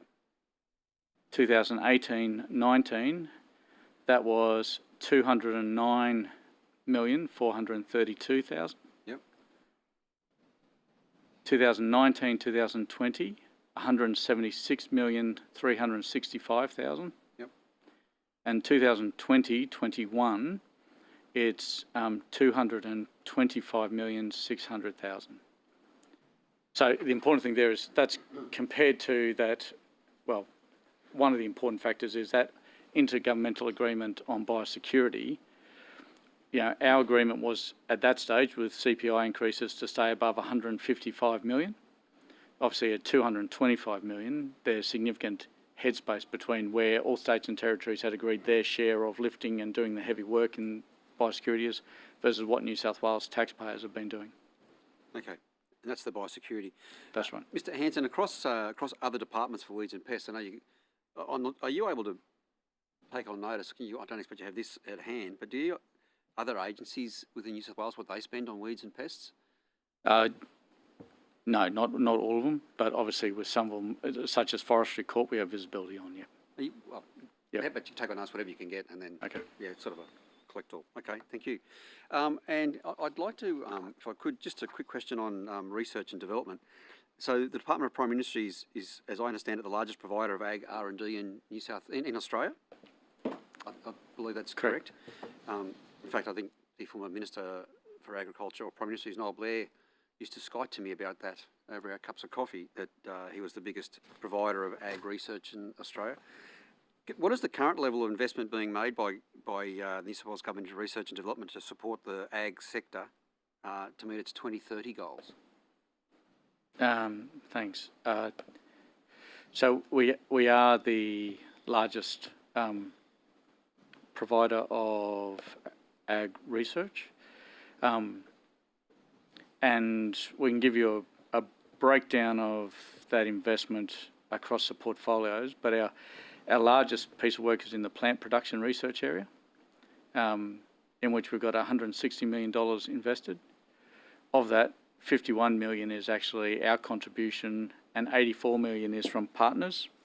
And there's an additional 25 million in partner in-kind contributions, so where they're not putting cash but putting their in-kind contributions. And that research is obviously Tamworth and Wagga are our big hubs for our plant-based research. Our livestock productivity research is the second biggest, and it's got a $53 million budget, 15 million from us and $36 million from partners. Then fisheries with a $44 million portfolio, forestry with a 6. We do have 22 projects worth $25 million in the natural resource productivity area. We've got $52 million in biosecurity risk mitigation research. We've got $5 million in projects in market access research. Climate resilience research has got $37 million in it. And plant protection, so plant biosecurity as opposed, has got $136 million in contributions in it. Okay. Climate change resilience R&D. Yep. 10 projects worth 37. Yep. Our contribution's $7 million in that, and we've got $30 million from partners. Okay. So those numbers you're quoting are not just DPI numbers, they're dollars coming from partners as well. That's right. Yeah. There's very few projects that we have in which it's purely taxpayer funds. In fact, the vast majority of what we try to do is leverage up. Yep, yep. I just want to go now to ag workforce. We'll go back to the ag workforce issues. There was a hotel quarantine subsidy. There was. Yep. As I understand, there's now no quarantine. But how much was expended on that program? Do you know? Yes, I do.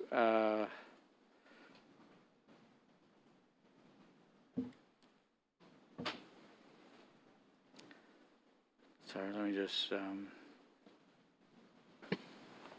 While Scott's finding that, I might just come in and follow up on those questions earlier. So there was one there around the increase.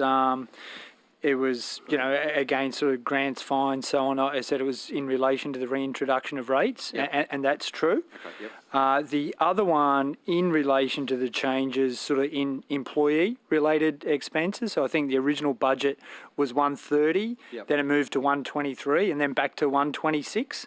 So the reason for that was there were employee-related funding we had there. It didn't end up going in that. It was expensed in terms of operating and grants to support the bushfire response. So that's why it dropped to 123.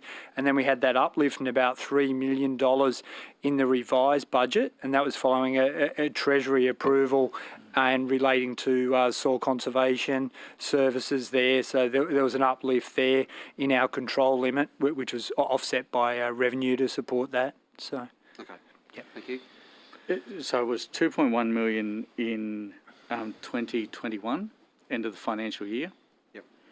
The remainder of that, total budget, which was 9 million, got rolled into 21-22. Yep. To date, 3.9 million has been spent of that. But obviously, I'm not sure that we've counted all final invoices or payments, as it's only today that the necessity for that ceased. Yep. Okay, thank you. And so, Mr. Hanson, how many workers did it bring in? And do you know what industries they came in for?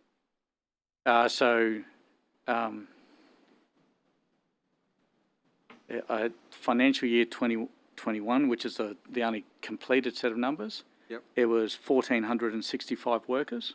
Yep. And I'm not sure if I have immediately available what that split between horticulture or meat processing would be. Okay. Is it possible to find that out? Yep. Okay, thank you. And how many producers participated in the program, do you know? So, not producers, but approved employers. Okay.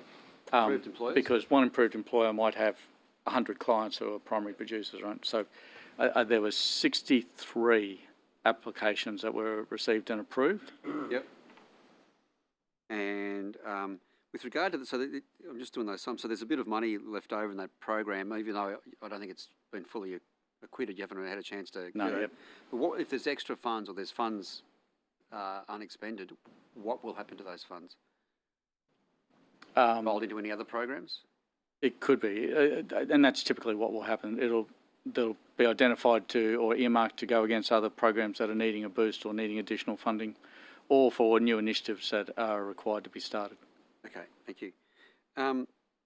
Mr. Hanson, earlier with the Minister, I raised the issue of the New South Wales farmers' 10-point plan, and I think the Minister said he was a fair way along the way of implementing those 10 points of the 10-point plan. I dare say you've had conversations with New South Wales farmers around this 10-point plan and the ag workforce issues. Are there any of the 10 points that we are nowhere near implementing? So I don't think any of them. We actually don't have something that we can put in the box alongside. In fact, I know we can put something alongside all of them. It's just their interpretation of what that might be versus what we have. So, for example, when they talk about create and deploy a harvest-ready training and upskilling program, well, we, of course, turn to the Ag Skill program and the $15 million investment that the Minister was talking to. Whether that's the full gambit, because obviously that picks up grains, cotton, and horticulture. Yes. So in each of the categories, we have significant pieces of work underway. It's just whether it's the full piece of work that New South Wales farmers would be looking for. And that's the same across the board.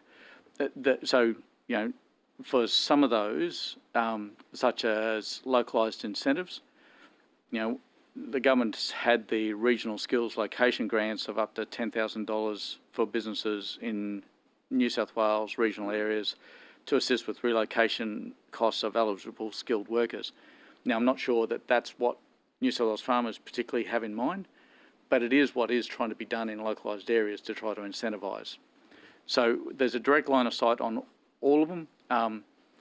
Probably the one thing that's been outstanding, and it comes through in the 10-point plan, has been the discussion around potential for a quarantine station or a quarantine facility, which obviously a number of states have chosen to go down the path of. That was investigated early on in the process, and instead the subsidisation of the hotel quarantine to provide both the level of confidence around maintaining a strict control over COVID outbreaks from international arrivals, whilst at the same time providing it at a cost-effective mechanism was the instead arrived at solution. Okay. Regional coordinators? Did you look at regional coordinators, for instance? So again, that's another really good example of where they'll talk about a coordinator to assist when in fact we've had a whole series of people on a COVID concierge line and that have been able to be work as those coordinators and those assistants. So, we have staff who have been working with individual employers who will ring and say, I need access to 20 workers. They're able to say, well, actually, I know an improved employer who's looking to bring 70 in. A full plane is anywhere from 140 to 170. We'll put you in contact with them to see if we can join you up. And they've actually been doing that across borders. So there's a flight, I think, due to arrive on the 16th of November, which is actually one that we've put together of a number of employers' requirements here in New South Wales, plus with a number in Victoria, to actually make up a charter flight to make it worthwhile for those workers to come out.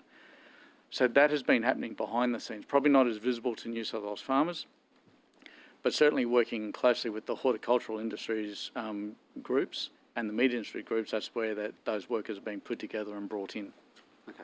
Okay, thank you. This harvest leave proposal,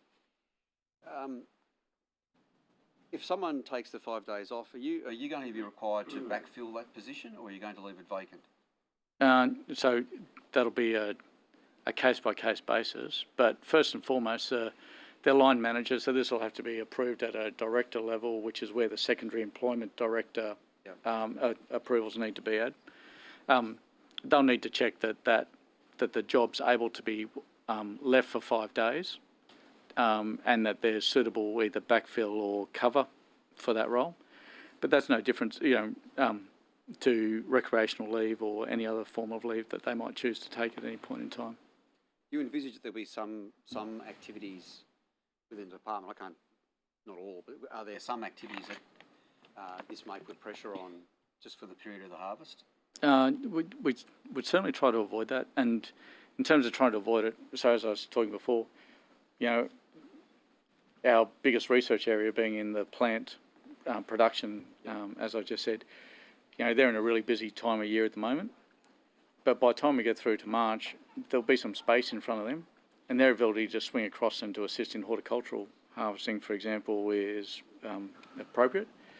At the same time, there's teams in our livestock teams are pretty busy at the moment as well, but they have a sort of period coming up in which they'll have gaps in front of them in which they can swing across to either southern crop harvest or.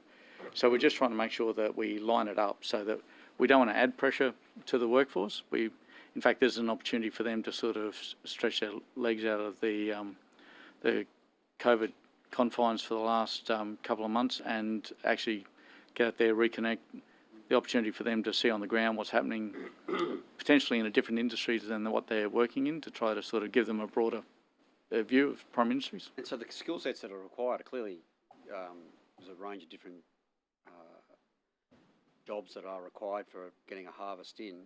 Is there any work being done around the skill sets that are available that you can then connecting with producers? Yeah. So has this been coordinated? So we're trying to keep a very light touch on the coordination piece, and for a number of reasons. But largely this will be staff reaching out to either people they know, staff being contacted by industry development officers that we have across the state, and already there's a little bit of jostling about whether everyone should go to Batlow to help pick apples or should go to Coffs to help pick blueberries. Our industry development officers are really keen to use this as a chance of showcasing their region, their produce, their producers as well. So they're reaching out in the department to sort of say, this is the kind of work that's available, this is the kind of work you could expect to be doing, to try to make sure that there's a marrying up of skill and capability.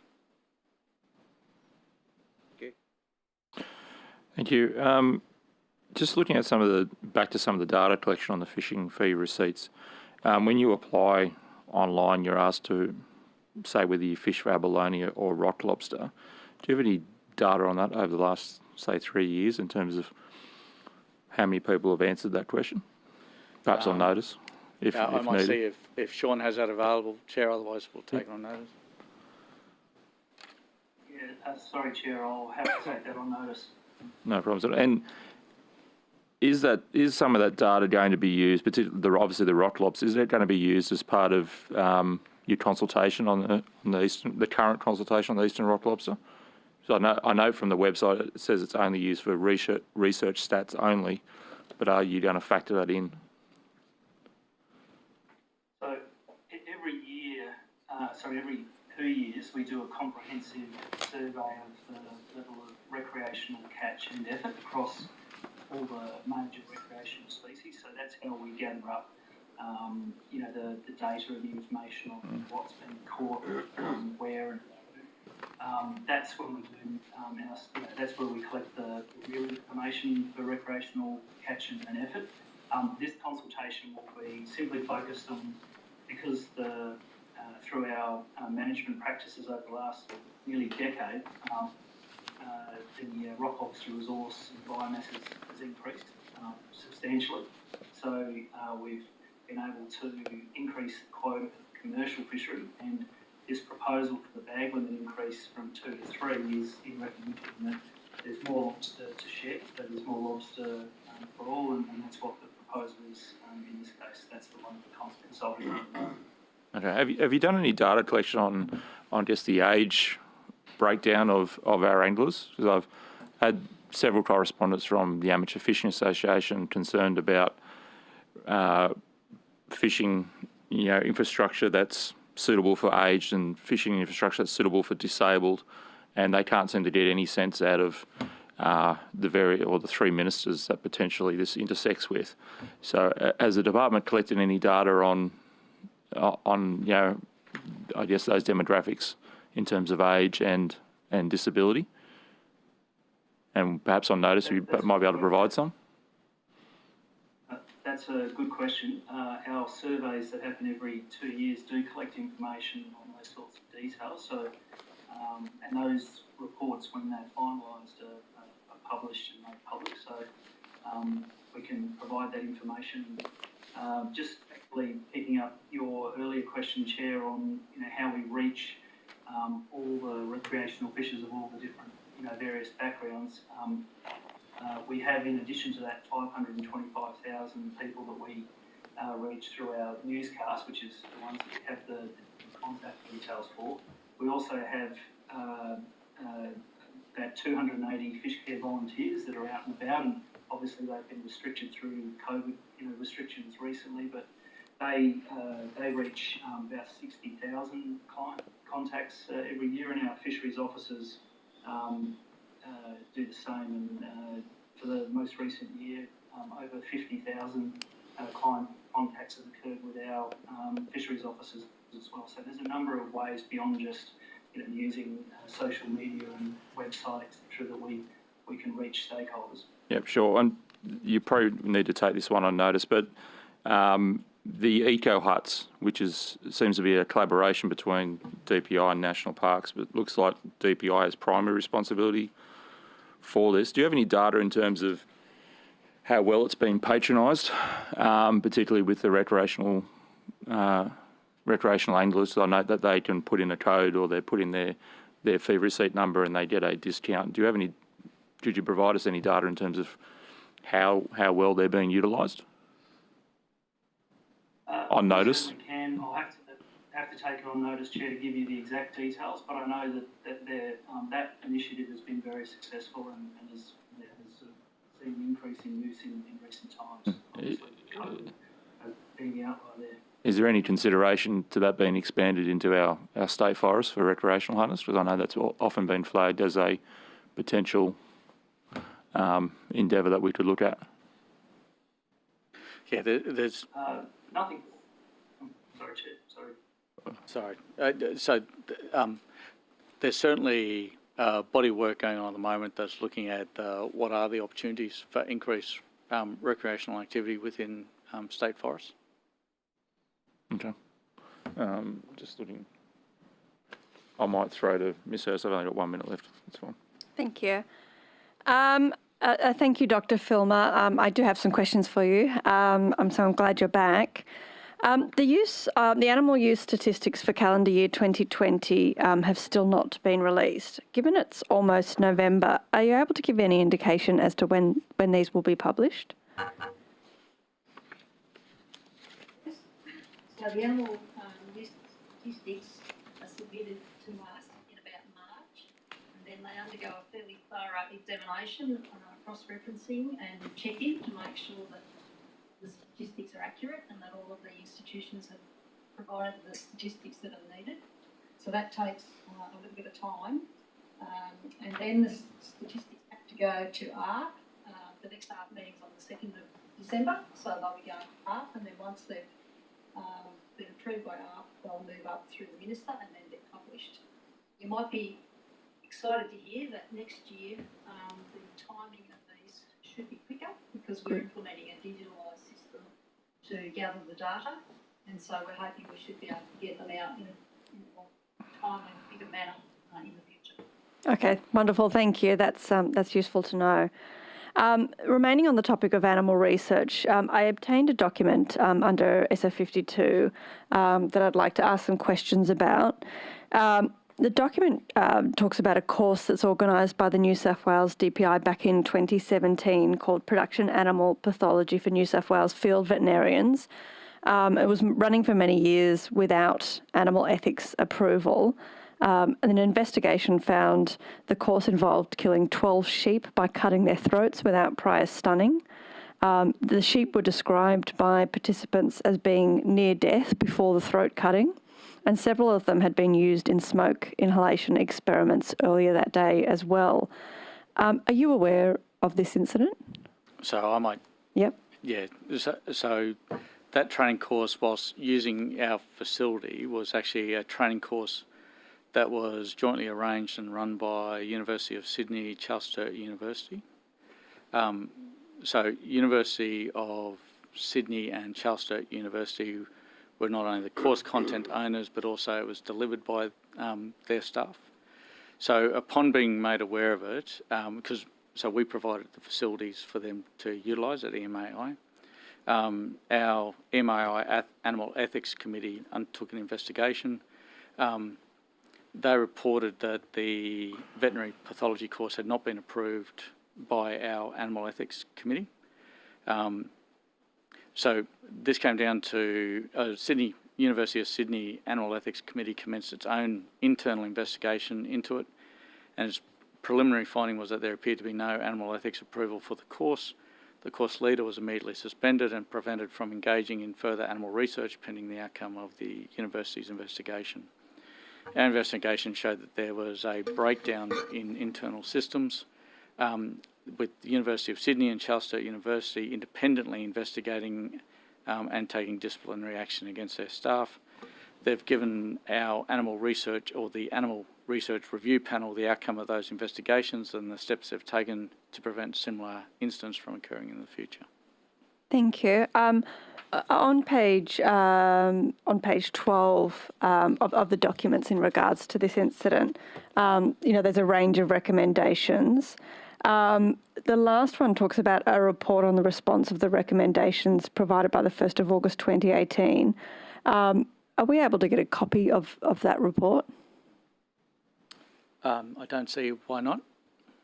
Thank you. Moving on, but still on the topic of animals used in experimentation, either Dr. Filmer or Mr. Hanson may be aware about a story that was published on news.com on the 16th of October about a tick experiment performed on dogs, and there was a flag of a potential biosecurity risk. Yep. So the DPI responded to the story saying that New South Wales DPI investigated the complaint and found the project presented a low biosecurity risk and no breach of biosecurity was involved. Why do you think that the complaint was the person who raised the complaint was so concerned then and actually flagged it as a biosecurity risk? I think they're probably concerned about the fact that paralysis ticks don't normally occur in the Armidale region, but you would know that particular type of tick, the Ixodes holocyclus, predominantly exists in sclerophyll forests and rainforests on the coastal areas. And so it was out of place, but they like to live in that area, so they're likely to survive coastal areas and not inland dry areas. And so why did the DPI conclude that there wasn't a biosecurity risk in this incident? Because, as I've just explained, that type of tick has predilection to living in a coastal environment. And so it would survive in an environment that it's suited to, not in an environment that it's not suited to. Sorry, so in the media, the DPI said that they investigated the complaint and that there was no breach of biosecurity involved. So I'm just wondering, where's that discrepancy? So the person that put in the complaint said that, yes, that there was a risk in that particular area of the tick surviving where the tick didn't already exist. But the New South Wales DPI concluded that there was no breach of biosecurity. So I'm just wondering where that discrepancy has come from and why the DPI has concluded that there was no breach. Because those types of ticks survive in a coastal environment, not in an inland environment. So the biosecurity risk, or the risk of them spreading and surviving in that environment, is negligible because they're not an inland tick. There's a different type of tick that can survive in that climate, but not the one that was used in this experiment. Okay, so the ticks may have escaped, but you think it was unlikely that they would survive? That's right, because that type of tick, different ticks like Rickecephalus sanguineus, which is the brown dog tick, it will survive in inland areas. But the one that was used in this experiment was Ixodes holocyclus, which is the paralysis tick, and it has a predilection and survives in coastal environments. So sclerophyll forests and rainforests on the coast. Are you aware if any action was taken by the facility where the research took place to stop any further breaches of this nature or other breaches within other experimentations? I can't comment on that. You don't know or you can't comment? I don't know. You don't know, okay. Are you aware if the tick experiment is still running at the facility or if similar experiments have continued to be approved at this facility? I don't have that information. Could I put that on notice? So just on that one, I'm aware that no further work's been undertaken on that project and therefore no further work in that space. Okay, thank you. I'll throw to Mr. Field.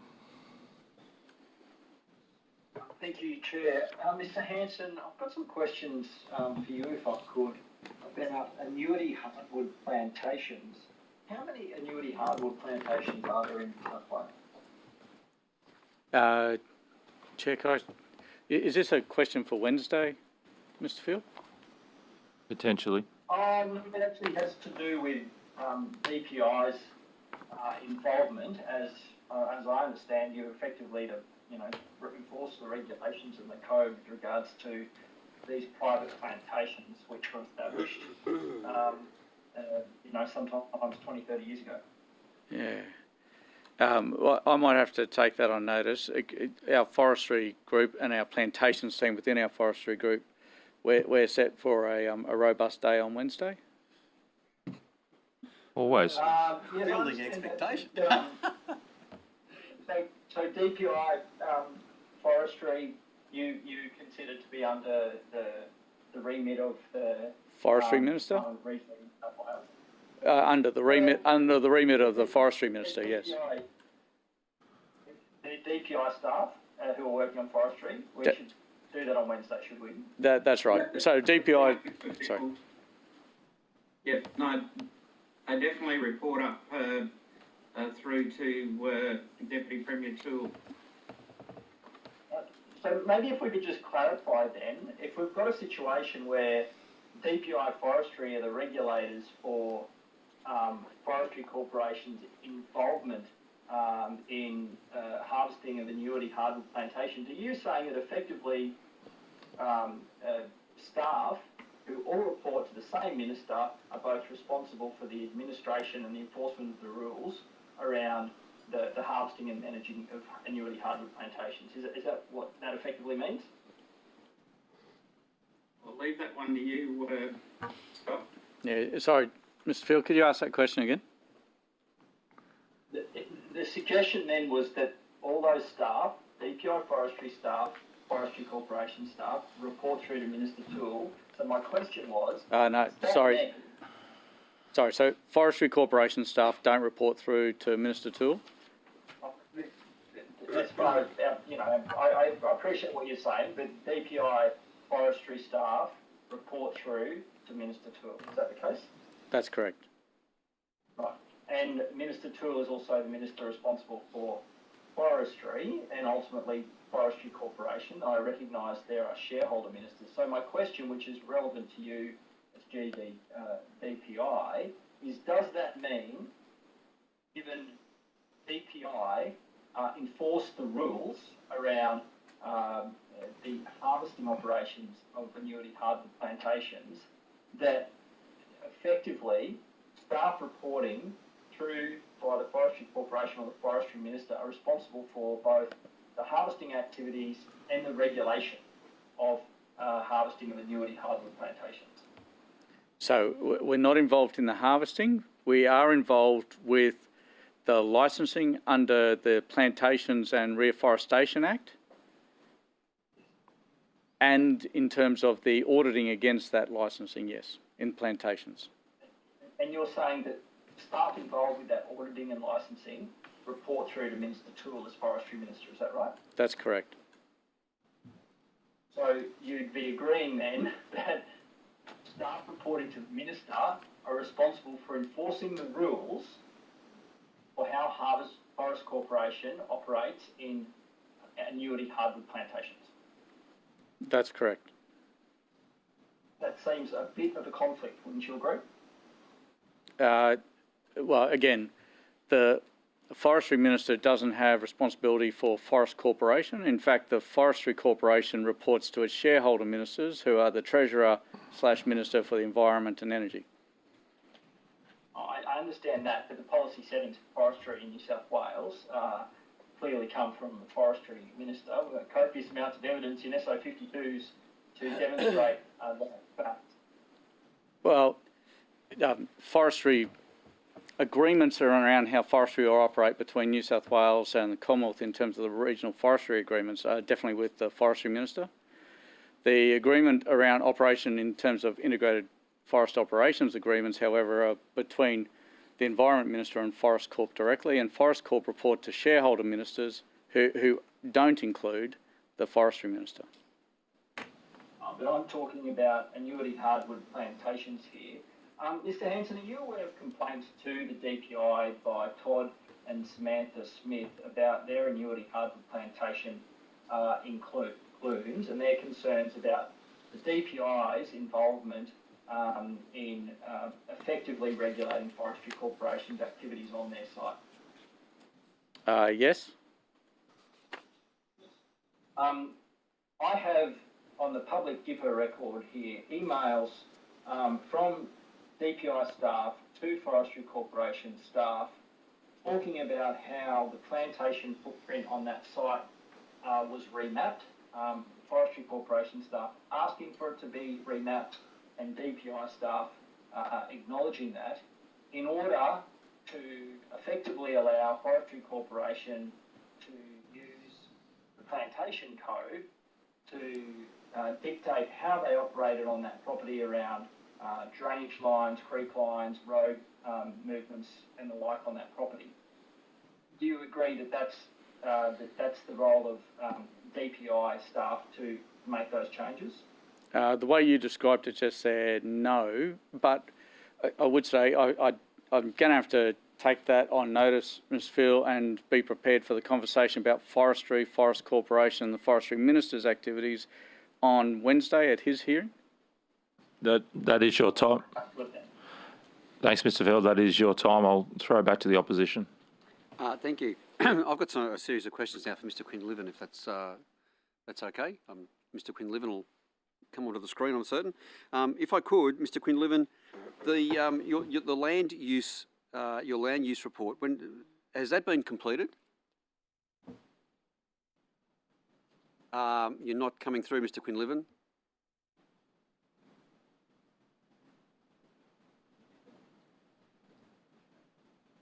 No, sorry. Still not coming through. You can hear Mr Quinlivan. It must be the same issue that previously we had one of the other online participants. Yeah. Can I ask them whilst I'll ask them some other questions if the Secretary can sort out Mr Quinlivan's issues. Can I just ask Mr Quinlivan to actually rejoin, leave the meeting and then rejoin and see whether that fixes the issue? Whilst we're doing that, Mr Hanson, I want to just go back to the intergovernmental agreement on biosecurity, and you kindly gave us the numbers for a number of financial years from DPI, but that agreement, I'm certain, would involve a contribution from the federal government, from the Commonwealth government? Yes, so it's meant to hold all state and territory and the federal government to a base level of 2016 financial year. Yep. To ensure that we built upon and not eroded away our collective investment in biosecurity. Okay, thank you. So the Commonwealth contributions for those financial years, they'd be available somewhere, or do you have them? They would be, yes. I don't have them available here now. Okay. But they would be available, yes. Take it on notice and get them to us. That would be good, thank you. And whilst we're still waiting for Mr Quinlivan, just the Recreational Fishing Trust. Are you there, Mr Quinlivan? Yeah, I'll just check whether you can hear me now. Yes, we can. It's a shame for you to sit there all day and then not be able to get on because of technology. So Mr Quinlivan, my question was, the land use report, has that been completed? Yes, it was completed and submitted to the government in mid-July. Okay. And do we know when that will be released to the public, or is it going to be released to the public? I think it has been. I think it was posted yesterday. Okay, that'd be right. Okay, thank you. And as a matter of interest, is the department recommending that your role as the, do you know, and maybe Mr Hanson here, but your role as Ag Commissioner will be extended once the term is complete? Well, I have a 2-year arrangement. We're halfway through that period, but yeah, the substance of the question is one for Mr Hanson. Yep. Yeah, well, in fact, I mean, the 2-year arrangement that we have with Mr Quinlivan, by the end of that, the government will have considered the recommendations in Mr Quinlivan's report. In those recommendations are a series of pieces that would be logical next steps. Yep. That report will be considered by government, and depending on what government's preferred option in terms of progressing that, will be what comes after the initial 2-year piece. Okay, thank you. Now, Mr Quinlivan, I haven't had a chance to read the document that was made public yesterday, unfortunately. Probably busy driving here to come and do this today, but I've had, along with I think a number of other members of Parliament, had representations over the past 12 to probably 18 months regarding what is referred to as the HumeLink corridor. This is about electricity infrastructure and a corridor that's required for that infrastructure. In your report, do you in any way address the issue around these land use conflicts that arise from the implementation of this electricity infrastructure? Not specifically. We've looked at issues of land use conflict generally, and we've got I have got a series of recommendations that I believe will improve the situation. But we didn't look specifically at the particular set of issues around either energy generation facilities or transmission. Although I have been involved in discussions with the New South Wales agencies on this, and I've also had representations to me from quite a number of landowners and representative groups who have concerns about both power generation and transmission, and I have transmitted those concerns to the government, but they were, of course, already well aware of them. They're not, they're well known. Those concerns are well known within the government. Thank you. And Mr Quinlivan, you might not be able to answer this, but the government's response to all of your recommendations, is there a time frame upon which I should wait for those? 2 or 3. I can't help you there. The minister, I think the minister's indicated that he's favourably disposed towards most of our proposals, but he's only just starting the consultation process with his colleagues, and I'm briefing other members of the government pretty much from now on. So it will be a challenge to have the package considered by Cabinet before the end of this year, because there's only a couple of Cabinet's meetings left, and the agendas are already fairly congested. So I think it's more likely to be in the first quarter of next year than before Christmas. Okay, thank you. Mr Hanson, the Recreational Fishing Trust, is it possible to get a breakdown of the expenditure since 2016 for that particular fund? Specifically what I'm after, so if I get the total expenditure, but specifically what I'm after is how much of that funding goes towards departmental research or departmental programs? That should be available. I think we've prepared it for previous questions. I waited all day. I thought Mr Banasiak might have been all over it. Oh, well, I'd already asked a question on notice, I think, for the latest data. Yeah. Well, let's bundle it all together and just get it in one go. That'd be great. Fantastic. Okay, thank you. And if I could now,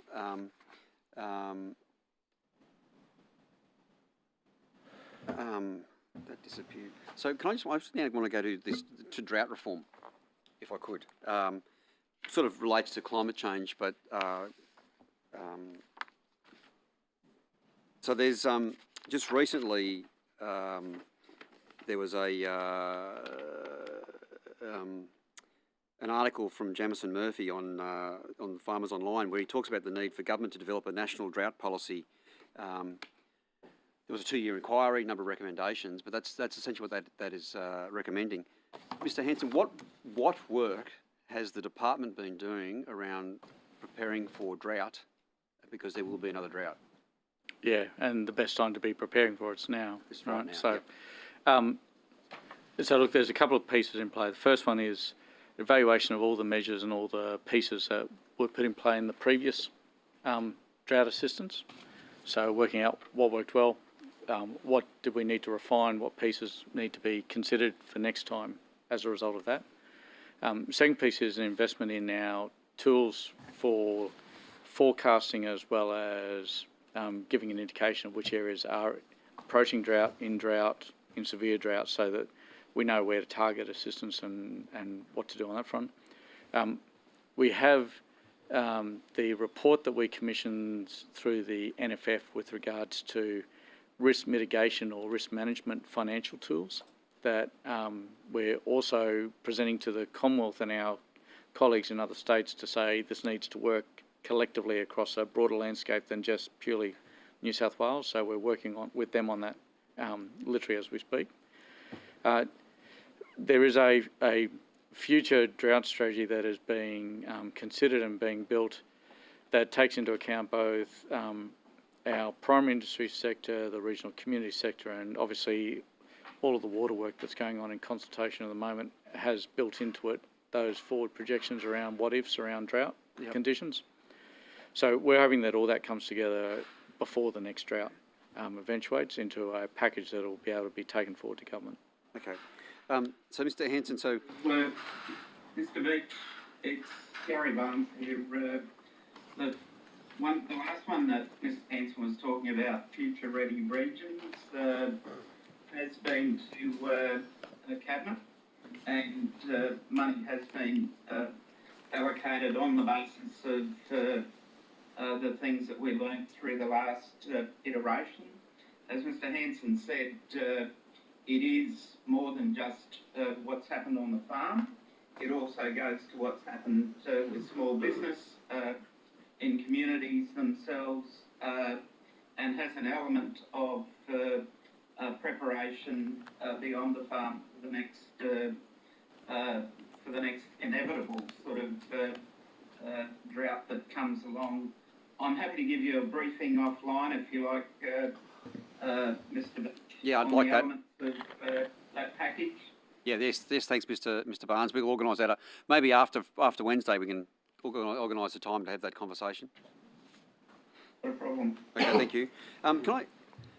One of the things that's been raised in this review was the fact that ad hoc arrangements across different states on measures sort of actually undermine drought resilience measures, which I think is pretty important, because a part of what should be happening now is putting in place measures to ensure farmers are as drought resilient as they can possibly be, whatever resilient really means in this context. Our learnings post the last drought for New South Wales clearly inform what we take to the federal level as well. But is that consistent with what our learnings are from the last drought? Yeah, it certainly is, and it's certainly what the Commonwealth has been working with all the states and territories on in terms of trying to come up with a national agreement, or at least a national framework for what should be considered in the toolkit for each state, recognising the fact that each state will respond depending on its circumstance and the situation it finds itself in, both in terms of the assistance needed and their capacity to provide that assistance. And so ensuring that there's a consistent set of rules, one side of an invisible line versus the other, to stop perverse outcomes, is definitely one of the things that is captured in the national drought discussions and national drought agreement. Yeah. And again, Mr. Beach, both farm business resilience programs and regional drought resilience planning to support both communities and small business and industry is a part of the Future Ready Regions package that we'll brief you on, and you might want to ask Fiona Dewar on Wednesday, because she coordinated the effort right across all of the government agencies in pulling that piece of work together. Okay, thank you. Well, I'll see how I go. I've got a fair bit for Wednesday. We'll see how we go. The other thing I'd like to talk about here is one of the issues that was raised with me consistently during the drought from farmers was the fact that they were filling in applications, and the fact that each program had a separate application process. This national committee it recommended simplifying simplifying and streamlining the form process, where information just populates the form if it's already known. Have we looked at how, I mean, a lot of this stuff we're doing now with COVID, we've sort of developed and refined our processes. Are we looking at here at how we can do this? Because it was a serious frustration for the farming fraternity during the last drought. Yeah. So it's certainly one of the things we've been very focused on. And, you know, to the RAA's credit, it's taken a significant step forward in the fact that, you know, its database of customers now basically have a customer number. That customer, we know, has been verified through checks and balances with regards to eligibility criteria and so forth. And so we quite regularly will not only be able to communicate directly with them when new programs open up, but also just get them to tick a box to recommit to the previous advice that they provided to us, or reconfirm that all those conditions still apply. Where we run into some of the challenges and some of the difficulties, which is what we're trying to work through with the Commonwealth and our other state partners, is the fact that quite often the funding that and the assistance we're providing will have a matching component from the Commonwealth. Yep. And then it's about that consistency of eligibility criteria. And so the definition of a primary producer might vary between a number of states or between the Commonwealth and a number of states, because they're applying it generically across it. So what do they come up with? And if there's any slight variation away from what we otherwise would use as that definition, we go through the painful process of having to get someone to resubmit documentation to prove eligibility for the Commonwealth funding. Now, as I said, we're trying to strip all that away, and we've been very successful with discussions with the Commonwealth over the last series of packages to be able to say, if you pass muster here, then you pass muster there. Therefore, we can streamline the online process for them. And that's helped us significantly. But in terms of a number of the assistance programs, you know, I think we've made good progress at a state level, and we're now working with the Commonwealth to try to lock that in for future. In terms of, we're always going to have a duty of care around testing the capacity of someone to repay loans, to make sure we're not getting them into further problems by being negligent in actually that test up front. Yeah. And so we will continue to have to ask for paperwork around that to get them to demonstrate their capacity to make repayments, so they're not getting themselves into a worse situation than what they might otherwise find themselves. Okay, thank you. The repayment of the loans, so particularly the no interest loans through the Farm Innovation Fund, do we break down? I'll be keen to see the repayment processes there and whether people have started that process. I mean, hopefully after this bumper season we can start getting some of those loans being repaid. But do we break those down into like small farms, medium farms, large farms, or very large farms? Is there a categorisation? So if you were to interrogate the data, you have an idea about farm size and to better understand who's got the capacity to repay? I'm not sure that we have an automatic categorisation. We'd probably be able to go through the data and sort of rework back out. The drought assistance fund loans, which were the smaller loans and the interest-free, repayment-free, they kick back in February next year. So the first of the repayments fall due on that. But I'm not sure that we actually have categorised the client base at RAA into size of category. If we have, I'll find out and get back to you before the end of the day. If there were some categories, that would be interesting to find out what they were. I'm sort of worried about the drought readiness of the farming sector in New South Wales. There was a recent survey I read, and I just can't find where it's from now, but it says, the National Drought Agreement. On page 13 it says 1 in 3 farmers are ready for the next drought, 33%. And that the 33.7% agreed that on our farm we have a plan in place for the next drought. Like, these are low numbers when you consider we know there is going to be a next drought. Probably don't know how severe it's going to be. But those numbers concern me around drought preparation on farm. What body of work are we doing? on that? And is this a part of what Mr Barnes was talking about with the programs? So it's certainly part of. So the Farm Business Resilience Program's one of the new initiatives in this space. It's one of the areas funded under the Commonwealth's Future Drought Fund, with co-investment from New South Wales. So the program commenced this financial year and it's got 3 key delivery areas: coaching of farm businesses using private consultants. So that's 150 farm businesses have begun this process using 21 business coaches to try to build that preparedness, build that planning.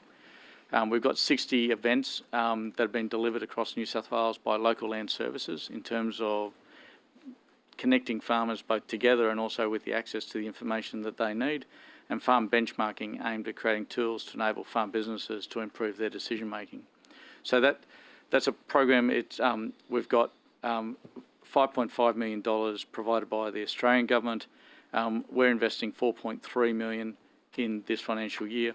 It's targeting 4,000 farmers in the program to try to get them prepared and to increase that preparedness in time for the next drought. Okay, thank you. Mr Hanson, I just want to go back to the mouse funding before my time runs out. You provided the breakdown of the expenditure previously for us, so into farms, small business and households who receive funding to date. Are you able to just clarify for me those numbers again, thanks?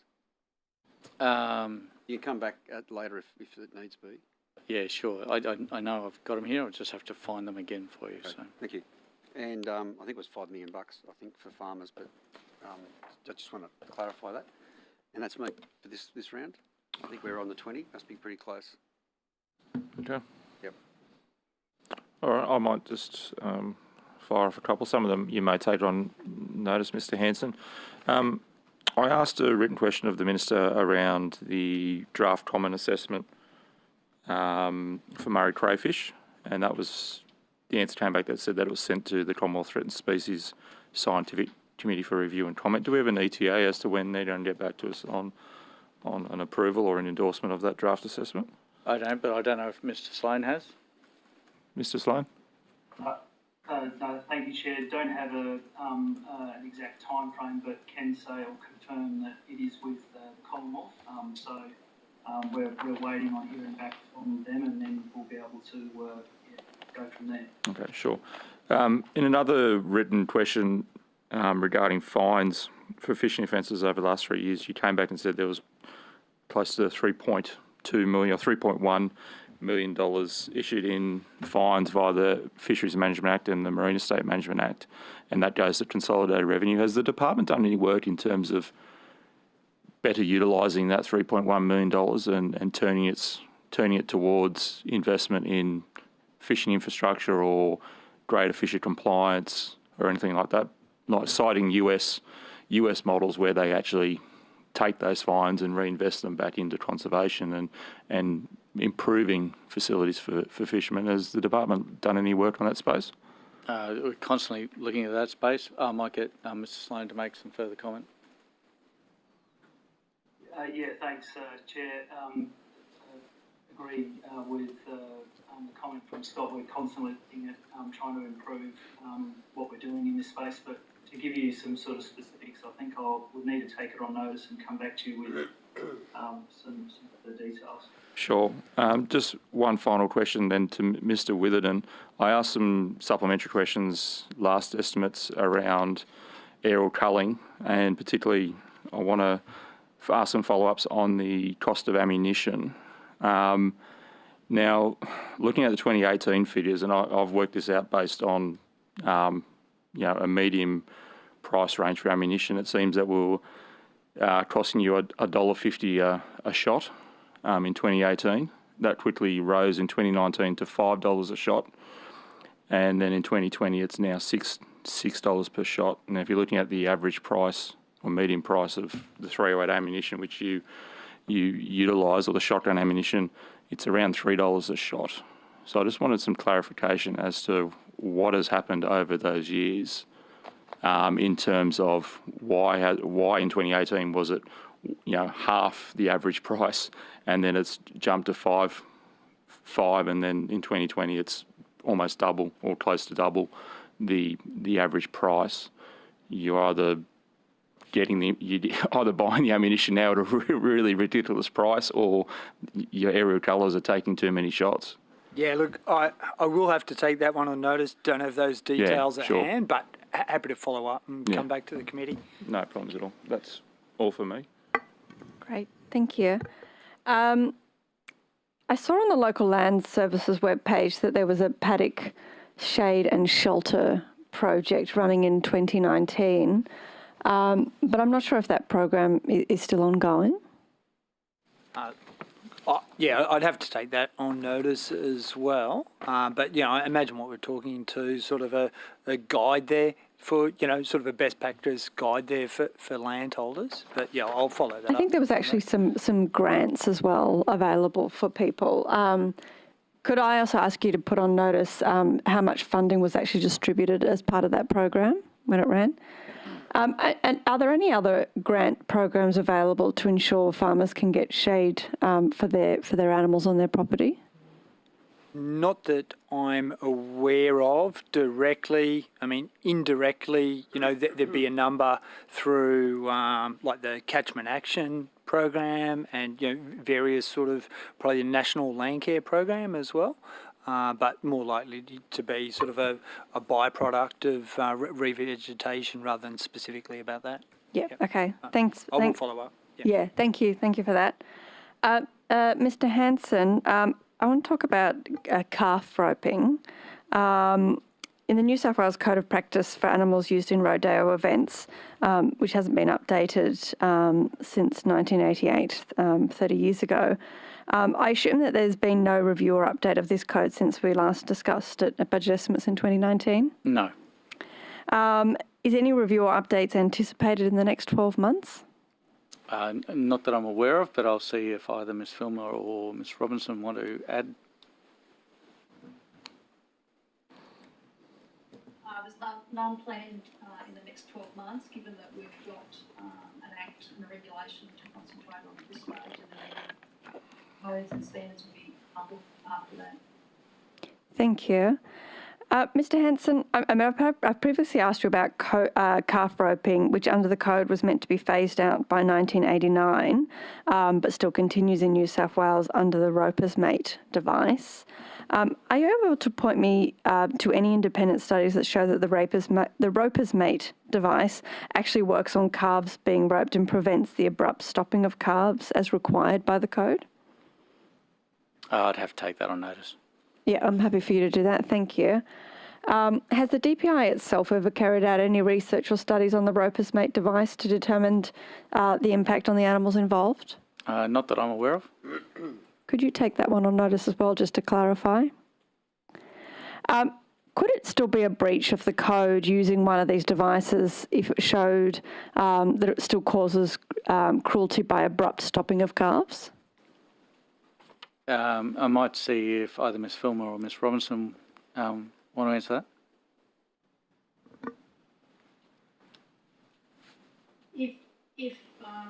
If the calves are abruptly stopped, one of the rules of the rodeos is that the person that causes that to happen is disqualified. So that's in place at the moment as a safety mechanism in that space. So if it was proven that the roper's mate device was doing that, then the people would be disqualified. Would it still be a cause of animal cruelty as considered under the Act, or the code, I should say? Yes, it could be. The idea of the roper's mate is it's like a shock absorber, I guess, is probably the closest thing to describe. So when the calf's on the end of the rope, reaches the end of the rope, instead of it being abruptly stopped, the roper's mate device actually allows a bit of give in the system so that the rope more gradually stops the animal rather than suddenly stopping the animal. Thank you, Dr. Filmer. Mr. Hanson, in a number of other jurisdictions, including New Zealand and Canada, there have been legal challenges to holding rodeos on the basis that they cause animals unnecessary suffering. Was a ban on rodeos something that was considered at all under the animal welfare discussion paper at all, or different aspects of the code? Not that I'm aware of, no. I want to ask you as well about the Puppy Farming Task Force, the RSPCA Puppy Farm Task Force. Are you able to advise how long the task force has been funded for?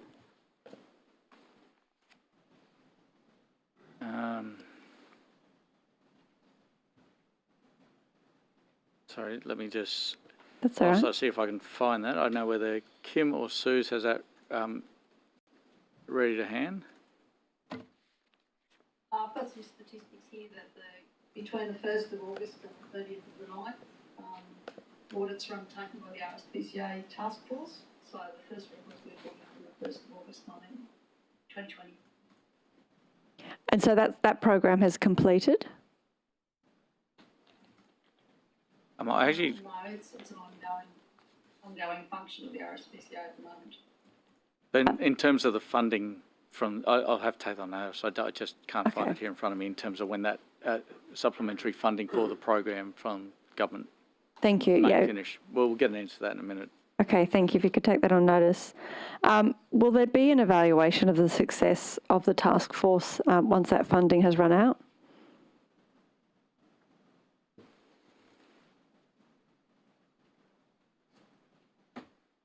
Who are you directing? Sorry. I don't mind. Whoever is best to answer it. Sorry, in which case you better ask that again to make sure I... Yeah, sorry. So will there be an evaluation of the success of the task force once that funding has completed? I don't know, Ms. Fulmer, have we got a planned evaluation, or would it just likely be an end of project evaluation?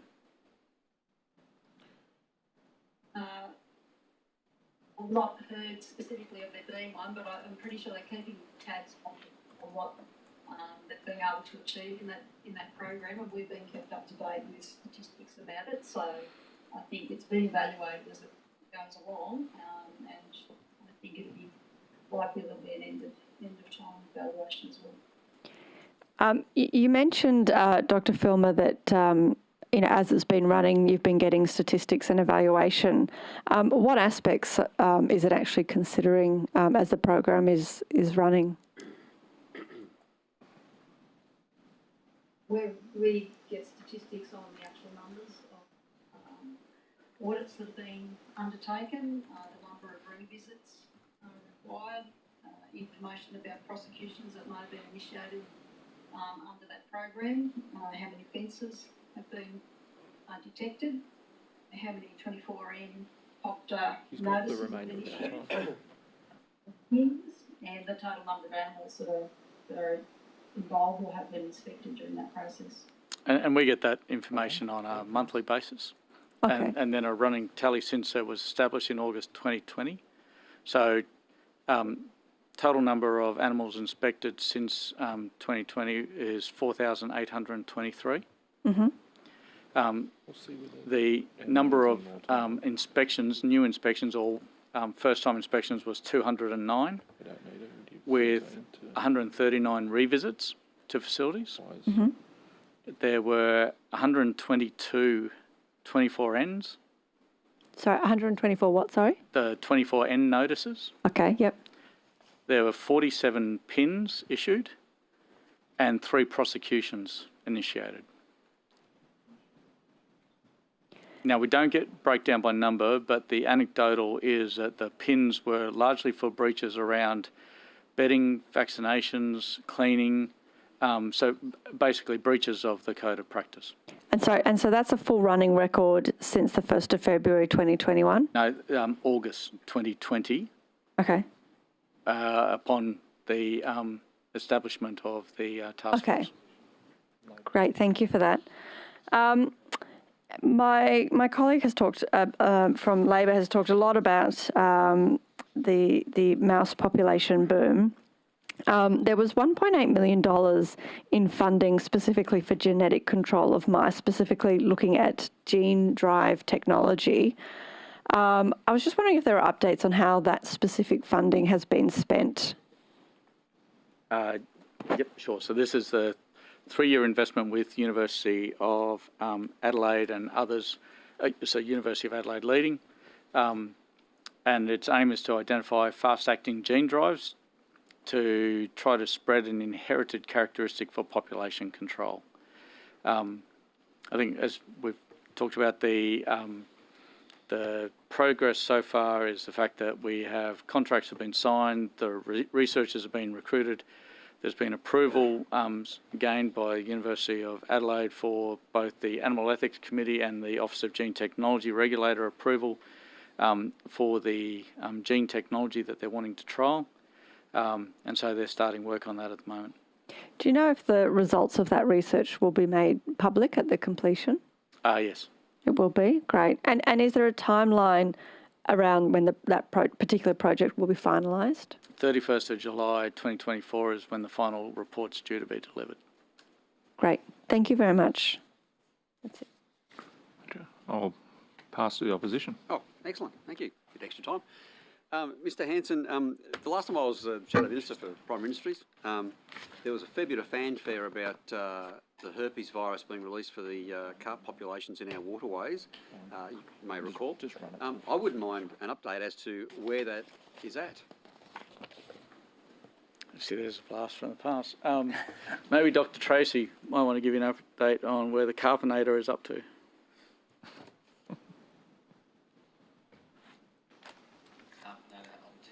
Seeing if I can find my notes on that. So that one was a national program that was funded through the So I'll just let Labor run Centre till for Invasive they're done. Species Solutions. Yep. And I'm just trying to find a few notes on it.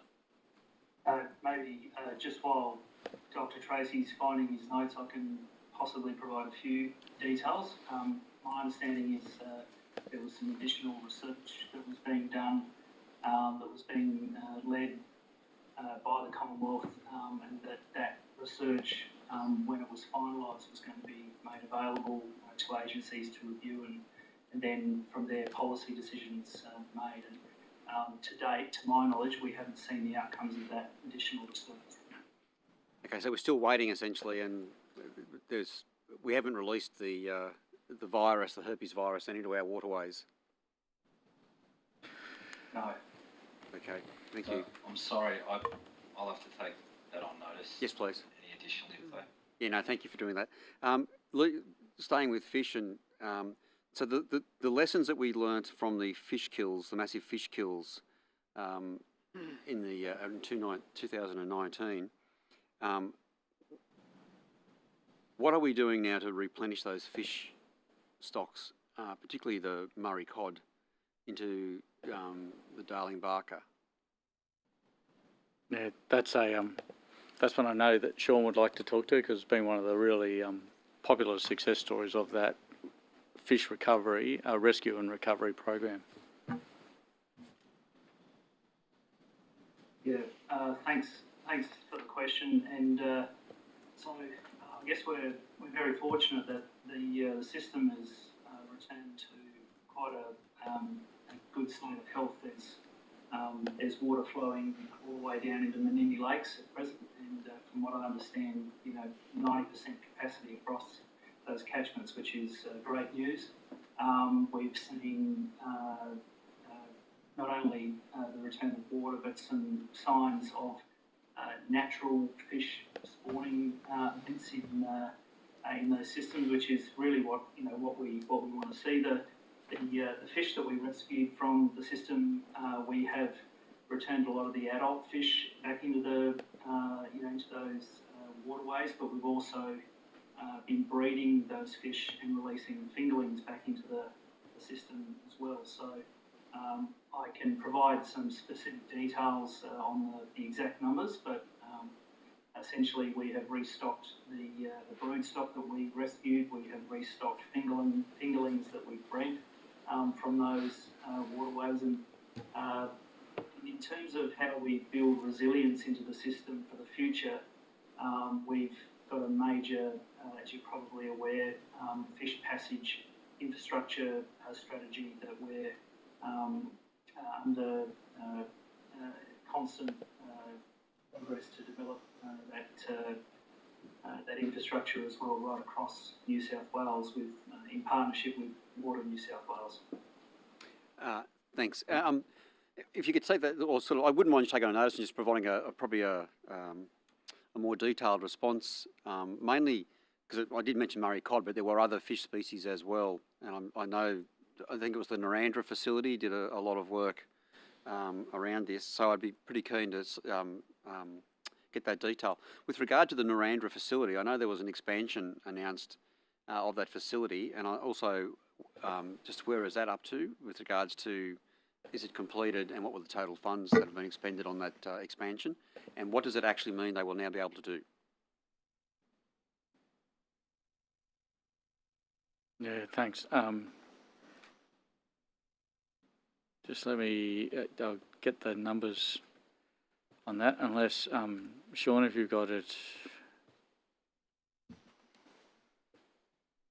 No, sorry, I don't have that information right at my fingertips, but can easily provide that in a few moments. So basically the upgrade is both for our breeding facility as well as for additional ponds. The earthwork is largely completed from what I've seen. And I don't know, I thought we were not too far off the completion of the breeding, the indoor breeding equipment. But again, I'll try to find it for you. Okay, thank you.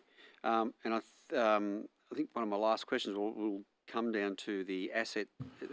Have there been any asset sales within DPI in the last 12 months? Any of the arms of DPI, including LLS?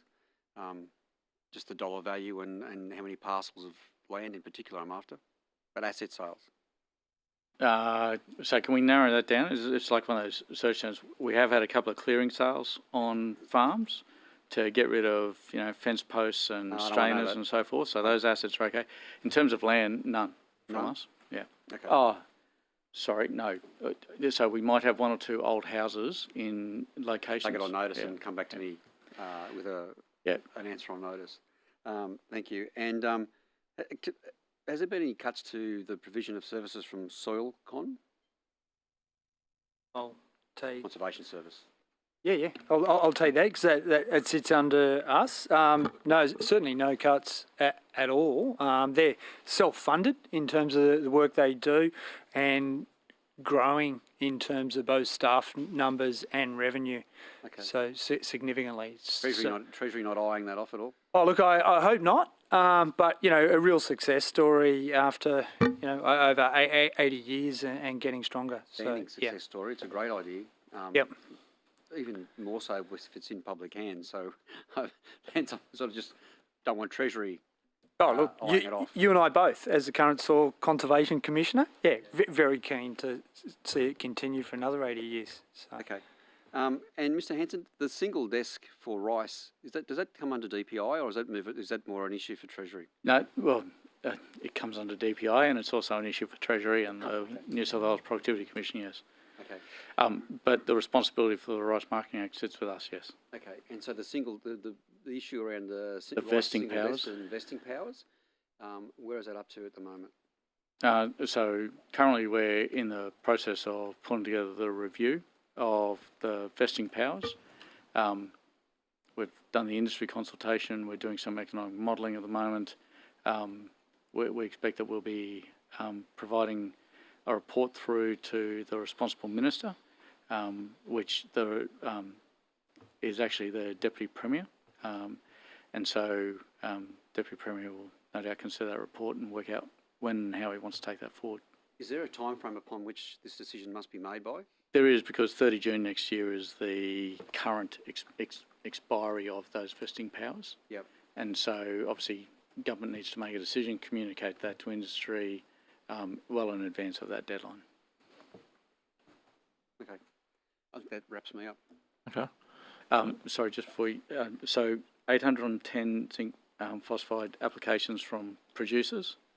Hang on. Worth 810? 810 applications worth 5.03 million. Okay, and they're farmers, that's farmers. That's right, that's the farmer. That's the application for the 50% subsidy. Thank you. Excellent. We probably have about... I was to say, we've got about 10 minutes before we have to hand over to the government for their interrogation. Is there any things that your team want to clear the decks on so they don't have to take it on as homework? I'm sure there would be. It sounds as though Mr. Sloan Mr. Sloan? Yeah, thanks, Chair. I just thought I could provide that detail on the fish stockings. Oh, yes. Question that was just asked. So, in total, in the last financial period, 2021, we've stocked 5.3 million fish in New South Wales. Now that's the total numbers of fish, but when it comes to native freshwater fish, we've stocked 1,763,868 native species, and that includes trout, cod, Murray cod, Australian bass, golden perch and estuary perch. We have stocked 98,468 small and large body native species as well. And there have been 536,386 native species, and that includes golden perch, Murray cod and Australian bass, released under the community-based dollar for dollar native fish stocking program. We had 500 Murray cod released under independent community events, and they were again carried out during the course of the last 12 months. Thank you. Mr Chair, I don't know if Mr Field's still here. I know he made a comment about nothing happening in the marine park space. Oh, yes, please. Yeah, do. Since Enlighten us. 2011. In 2012, there was the independent scientific audit of marine parks. That came up with the fact that government needed to take a evidence-based approach regarding management. As a result out of that, government announced its response, which included the creation of the Marine Estate Management Act, which was introduced in 2014. The Marine Estate Management Authority was tasked in 2014 to a pretty hectic work program that started, some of you will remember, looking at the future of line fishing from ocean beaches and headlands in 30 mainland marine parks, which, based on that independent scientific advice, environmental, social and economic considerations, put in place amnesties at 10 sites, which were permanently rezoned to allow that activity. 2015-16, they did an assessment of the Hawkesbury Shelf Marine Bioregion, looking at what opportunities there were in there to improve protections. 2017, it completed a statewide marine estate threat and risk assessment, which actually identified all the threats and risks to the community's benefits that they saw in the New South Wales marine estate, and was able to actually quantify for the first time where those risks sat, water quality, habitats, biodiversity, as opposed to where some of the previous lines on maps have been drawn to take into account what was perceived to be higher level threats. The draft marine estate management strategy was developed in 2017. That was actually funded in 2018, which was a $45.7 million funding for the first stage of implementation of that 10-year marine estate management strategy, which is one of the biggest single investments in improving the marine estate and addressing those threat and risk assessments that came out of that previous report. In the meantime, they've been working on pilots in Bateman's Bay Marine Park. As you all know, they've been working on a network management plan for all the remaining marine parks. So I think for it to be characterised as though nothing has really happened since 2011 is a little bit unfair, well, in fact, very unfair to the staff that have been working in this space. They have to manage a portfolio that includes 4 clusters and 2 ministers, as well as delivering on the ground during circumstances that include drought, fire, flood and COVID. I reckon they're probably one of the hardest working groups we've got within the department, and I couldn't let today go without finishing on. No, fair enough. Managing 2 ministers is probably a big enough job in itself. I don't know, one doesn't do too much. Well, as long as you're not managing their meetings. All right, if there's no other updates, I'll throw to the government if they want to follow any questions. I can give an update on carp plan if Yeah, like. yep. Yeah. Herpes virus. Yes, so really good program. So at present, MAI, we're actually undertaking some virus transition mission studies to provide key data that's going to be fed into the plan before that's finalised. So that data is going to be used to assess the practicality of a virus release, help set up the lease strategy going forward. So that's all expected to be sort of finalised by early next year. So that's the latest update on that. Thank you. Cool. And Narendra, the $6 million upgrade new hatchery there is meant to be completed February next year. The refurbishment of the existing hatchery has been completed. It was completed in September in time to breed the trout cod, but the final works are meant to be finished in February. Excellent. Mr. Sloan, was that you with another follow-up? Yes, Chair. Thank you. Earlier today, there was a question asked. I think it was your question about EOI that was fish screens. Yes. So just have a response to that for you. So there was an EOI run which was just closed, run by the Public Works Advisory. It's a group within DR and SW. That was to establish a panel of qualified screening manufacturers and installers to support future fish screening work across New South Wales. DPI and the Public Works Advisory will now go through an evaluation process of all the submissions, and after that we'll run tender processes to effectively bring relevant contractors on board. There was no money from the Recreational Trust used to do that exercise.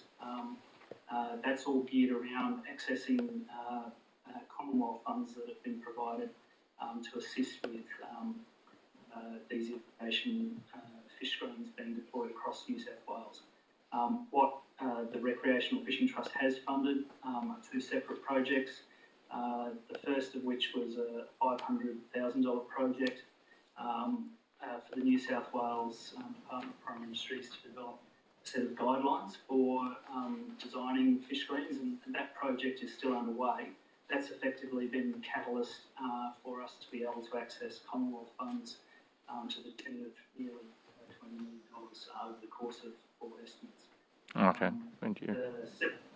The separate project that we also have funded from the Recreational Trust is for $148,000, and that's to conduct workshops with the recreational fishing sector and to develop a strategic plan around how we'll work with the sector going forward.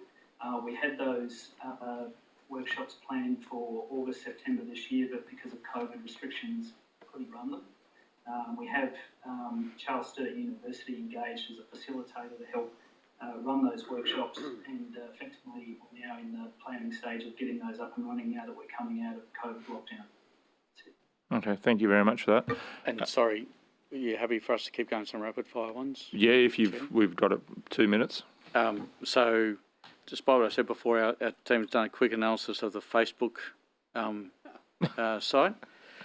About 50%, 29,000, state that they're from New South Wales. 34% don't give us any details or any information, and short of stalking them, we wouldn't know. Come on. 6% say they're from outside of Australia, and 11% say they're outside of New South Wales. Okay. This is a bit like Dalton's page, isn't it? Most of them. I don't stalk it like you do.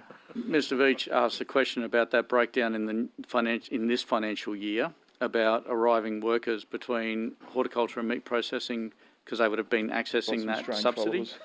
Followers. It was 678 in the horticulture sector and 453 in the meat processing as a breakdown.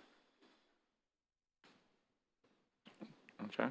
Sounds like that might be it. So over to Sam. Fire away. No, Mr. Hanson's answered everything. He's done a fantastic job. Okay. Excellent. And his team. All right. Well, that will conclude our